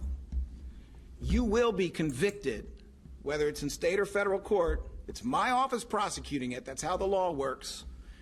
And you will do your time because Donald Trump cannot pardon you for a state court conviction. Do you hear me, ICE agents? Do you hear? Bro, go Birds, go Birds, go Birds, go Birds, go Birds, go Philly. National Guard, do you hear me, military? Oh my God, oh my God. You're going to jail if you commit crimes in the city of Philadelphia. You will be accountable. The law applies to all of you. And I know that there are honest, decent, moral law enforcement officers out there by the bushel, including in ICE. This is not for you. Boom. Bro was farming Aura and had to bring it back. He was doing Aura edits, dude. He was having me say, go Birds, over and over again. God damn it. This is for any one of your colleagues who thinks they are above the law. The Nick Fuentes fan would cut the clip at 1 minute to post on a liberal account. Yeah. Conviction. Yeah, this is like, yeah, this is where you would end it. Exactly at 1 minute. Exactly at 1 minute. With fucking distortions, cap cut edits, zooming in and out, goes into B-roll, goes into, you're also against law enforcement? Buddy, this guy is a literal top cop. I'm over here talking about how much aura the goddamn Philadelphia district attorney has. Fuck you mean? What do I always say? I want cops to do their fucking jobs. Okay? I want cops to do their fucking jobs. Cops are in this country. I mean, ICE agents are even worse somehow, so it's like kind of crazy. But cops are some of the biggest babies in this goddamn nation as far as any job goes. They are constantly complaining. They constantly want respect. They never do their fucking jobs. There is no other industry with the exception of like CEOs. Okay. There's no other job, and CEO isn't a fucking job. Like it's where you get to in your place of business. It's not like a specific industry, but it's just like cops and landlords and CEOs are the only people in American society that just can constantly demand more and be the biggest babies of all time. And they never have to do their jobs. They never have to do whatever the fuck they have to do. It sucks. It's so goddamn annoying. FBI Portland's investigating an agent-involved shooting that happened at approximately 2:15 p.m. near the 10,000 block Main Street in Portland, involving Customs and Border Patrol agents in which 2 individuals were wounded. This remains an active and ongoing investigation led by the FBI. Please follow this thread for updates regarding this matter. Local news stream. Police Bureau that scene happened. So I guess this is it, right, huh? Provided you a little ways away from. I guess this is it. Like, if you don't fucking push back, they're just gonna literally send ICE everywhere to just start murking people randomly, you know, as we called. Urging calm. We'll come back to you guys, and we'll be here waiting and getting as much information as we can. That's great, in the meantime. man. This seems to me like a normal way to operate. A tweet saying FBI Portland is investigating an agent-involved shooting that happened at approximately 2:15 near the 10,000 block of Main Street in Portland, involving Customs and Border Patrol agents, in which 2 individuals were wounded. This remains an active and ongoing investigation led by the FBI. Follow this thread for updates regarding the matter. And as you can see with Christina and Jen, Portland police have that scene locked down at 146th and Burnside. They tell us they also have officers at that original shooting scene near 100th and Southeast Main. The police chief, Bob Day, has released a statement saying, "We are still in the early stages of this incident. We understand the heightened emotion and tension many are feeling in the wake of the shooting in Minneapolis, but I am asking the community to remain calm as we work to learn more." You are taking a live look once again at that scene near 146th and Burnside. Jennifer Singh is there. Go ahead, Jen. Yeah, again, we are at 148th and Burnside, again, the tail end of where the scene is closed off. I'll let you take another look. Again, this is closed off between 145th and 148th on East Burnside. The westbound lane, is closed off. And just to reiterate, this is not where we're told the shooting happened. This is where we're told the 2 people who were reportedly injured were found. Again, according to Portland police, just before 2:30, officers received information that a man had been calling for help in this area, and they responded, found a male and a female with apparent gunshot wounds. Again, police and officers on scene worked to give people medical aid during this incident before they were transferred to area hospitals. Again, their conditions right now are still unknown. And as you can tell, this is right at one of TriMet's MAX trains. That train is still running, as we have been seeing while we're out here. But again, we are still waiting on more information. Traffic is slow moving in all directions besides the closed lane. But again, neighbors here are urged to use caution in the area. So we will be sticking out here, of course, getting more information. Most of the neighbors are on the other side of where this is all blocked off, but this gives us a big view of what's going on here. Now, again, Deb, I will let you guys know that we still, again, do not have much information at this time. The FBI are investigating, and we'll be sure to keeping on top of things and letting you know as soon. Am I misunderstanding this? Did ICE shoot these 2 people allegedly, and then they fucked off, and then the cops found them? Am I understanding this correctly, or are they misreporting the incident? I mean, it might be. They might be misreporting it. I like that we're looking at yet another instance where ICE just shot people. This time potentially undocumented migrants, and you're going, "See, we have trains. Come visit, please." No, dude, I'm not going to fucking Portland. Well, I might actually end up having to go to Portland if this is, you know. Oh, it was Customs and Border Patrol, not ICE. Oh, sorry, my Get some bad. people to that original shooting scene.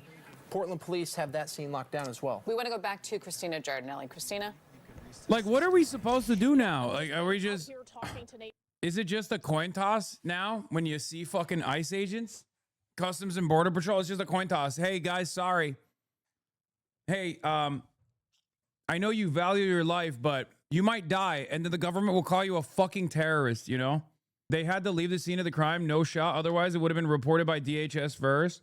We have heard that they've been transported to the hospital at this point. So we're just doing our due diligence, trying to check in with the Portland Police Bureau, who hopefully will give us a little bit more answers. It sucks that the federal law enforcement that's supposed to be tasked with like figuring out if there was any wrongdoing is the FBI, and it's led by Kash Patel, and it's so obviously, so transparently a biased fucking law enforcement apparatus that I don't even know what to say. Like, what are you supposed to do in this situation? You have to catch him with the local police.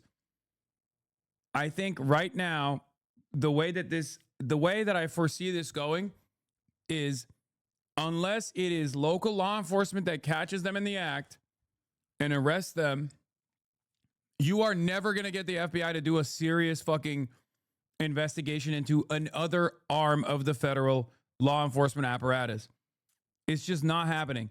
At most, you can expect him to be incompetent and then accidentally, I guess, do a due diligence based good investigation. But I don't think that Kash Patel is actually going to conduct a serious investigation into ICE, especially at a time when like Trump very clearly loves weaponizing the agencies. Would you say you're a hood vegan or a light-skinned cheerleader? I don't even know what that, I don't know what any of those things mean. What? Probably hood vegan for me. Nice bathroom. I can't tell what this person is saying, but it kind of feels like it's black people's business. But it's most likely a white person that is doing this meme.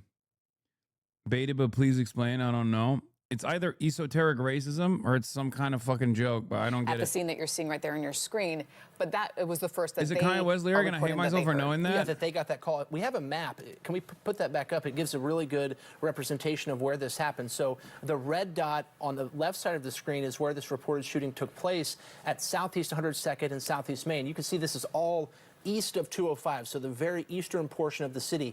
That red dot on the right side along Burnside is where those two people who were shot went and called for help. Portland police responded to that scene. They say they applied first aid treatment before they figured out what happened. They have officers at both scenes. We're told the Portland Police Bureau's public information officer, which could maybe give us some more information, is headed to Adventist Health, which is right next to where that shooting took place. We want to go back out to Thanvi Varma, who's at City Hall right now with a counselor at this moment. So I'm with Counselor Green right now. Dunphy, I'm so sorry. It's been a day. I'm with Counselor Dunphy right now. Can you please tell us a little bit about what your reaction is to the news? I'm absolutely furious and heartbroken right now. I'm needing to stop what I'm doing here and rush out to my district. What is this? Asman thinks it's illegal to say his name. Why isn't this gay R word banned? Everyone in the post calling for my arrest and wait, what? Banning for posting Jonathan Ross? They're claiming that I doxed him. Wait, what? Why would he get banned? It's not illegal to fucking... He's a public servant, you fucking idiot. The fuck? Dude, what is this like constantly going, mods,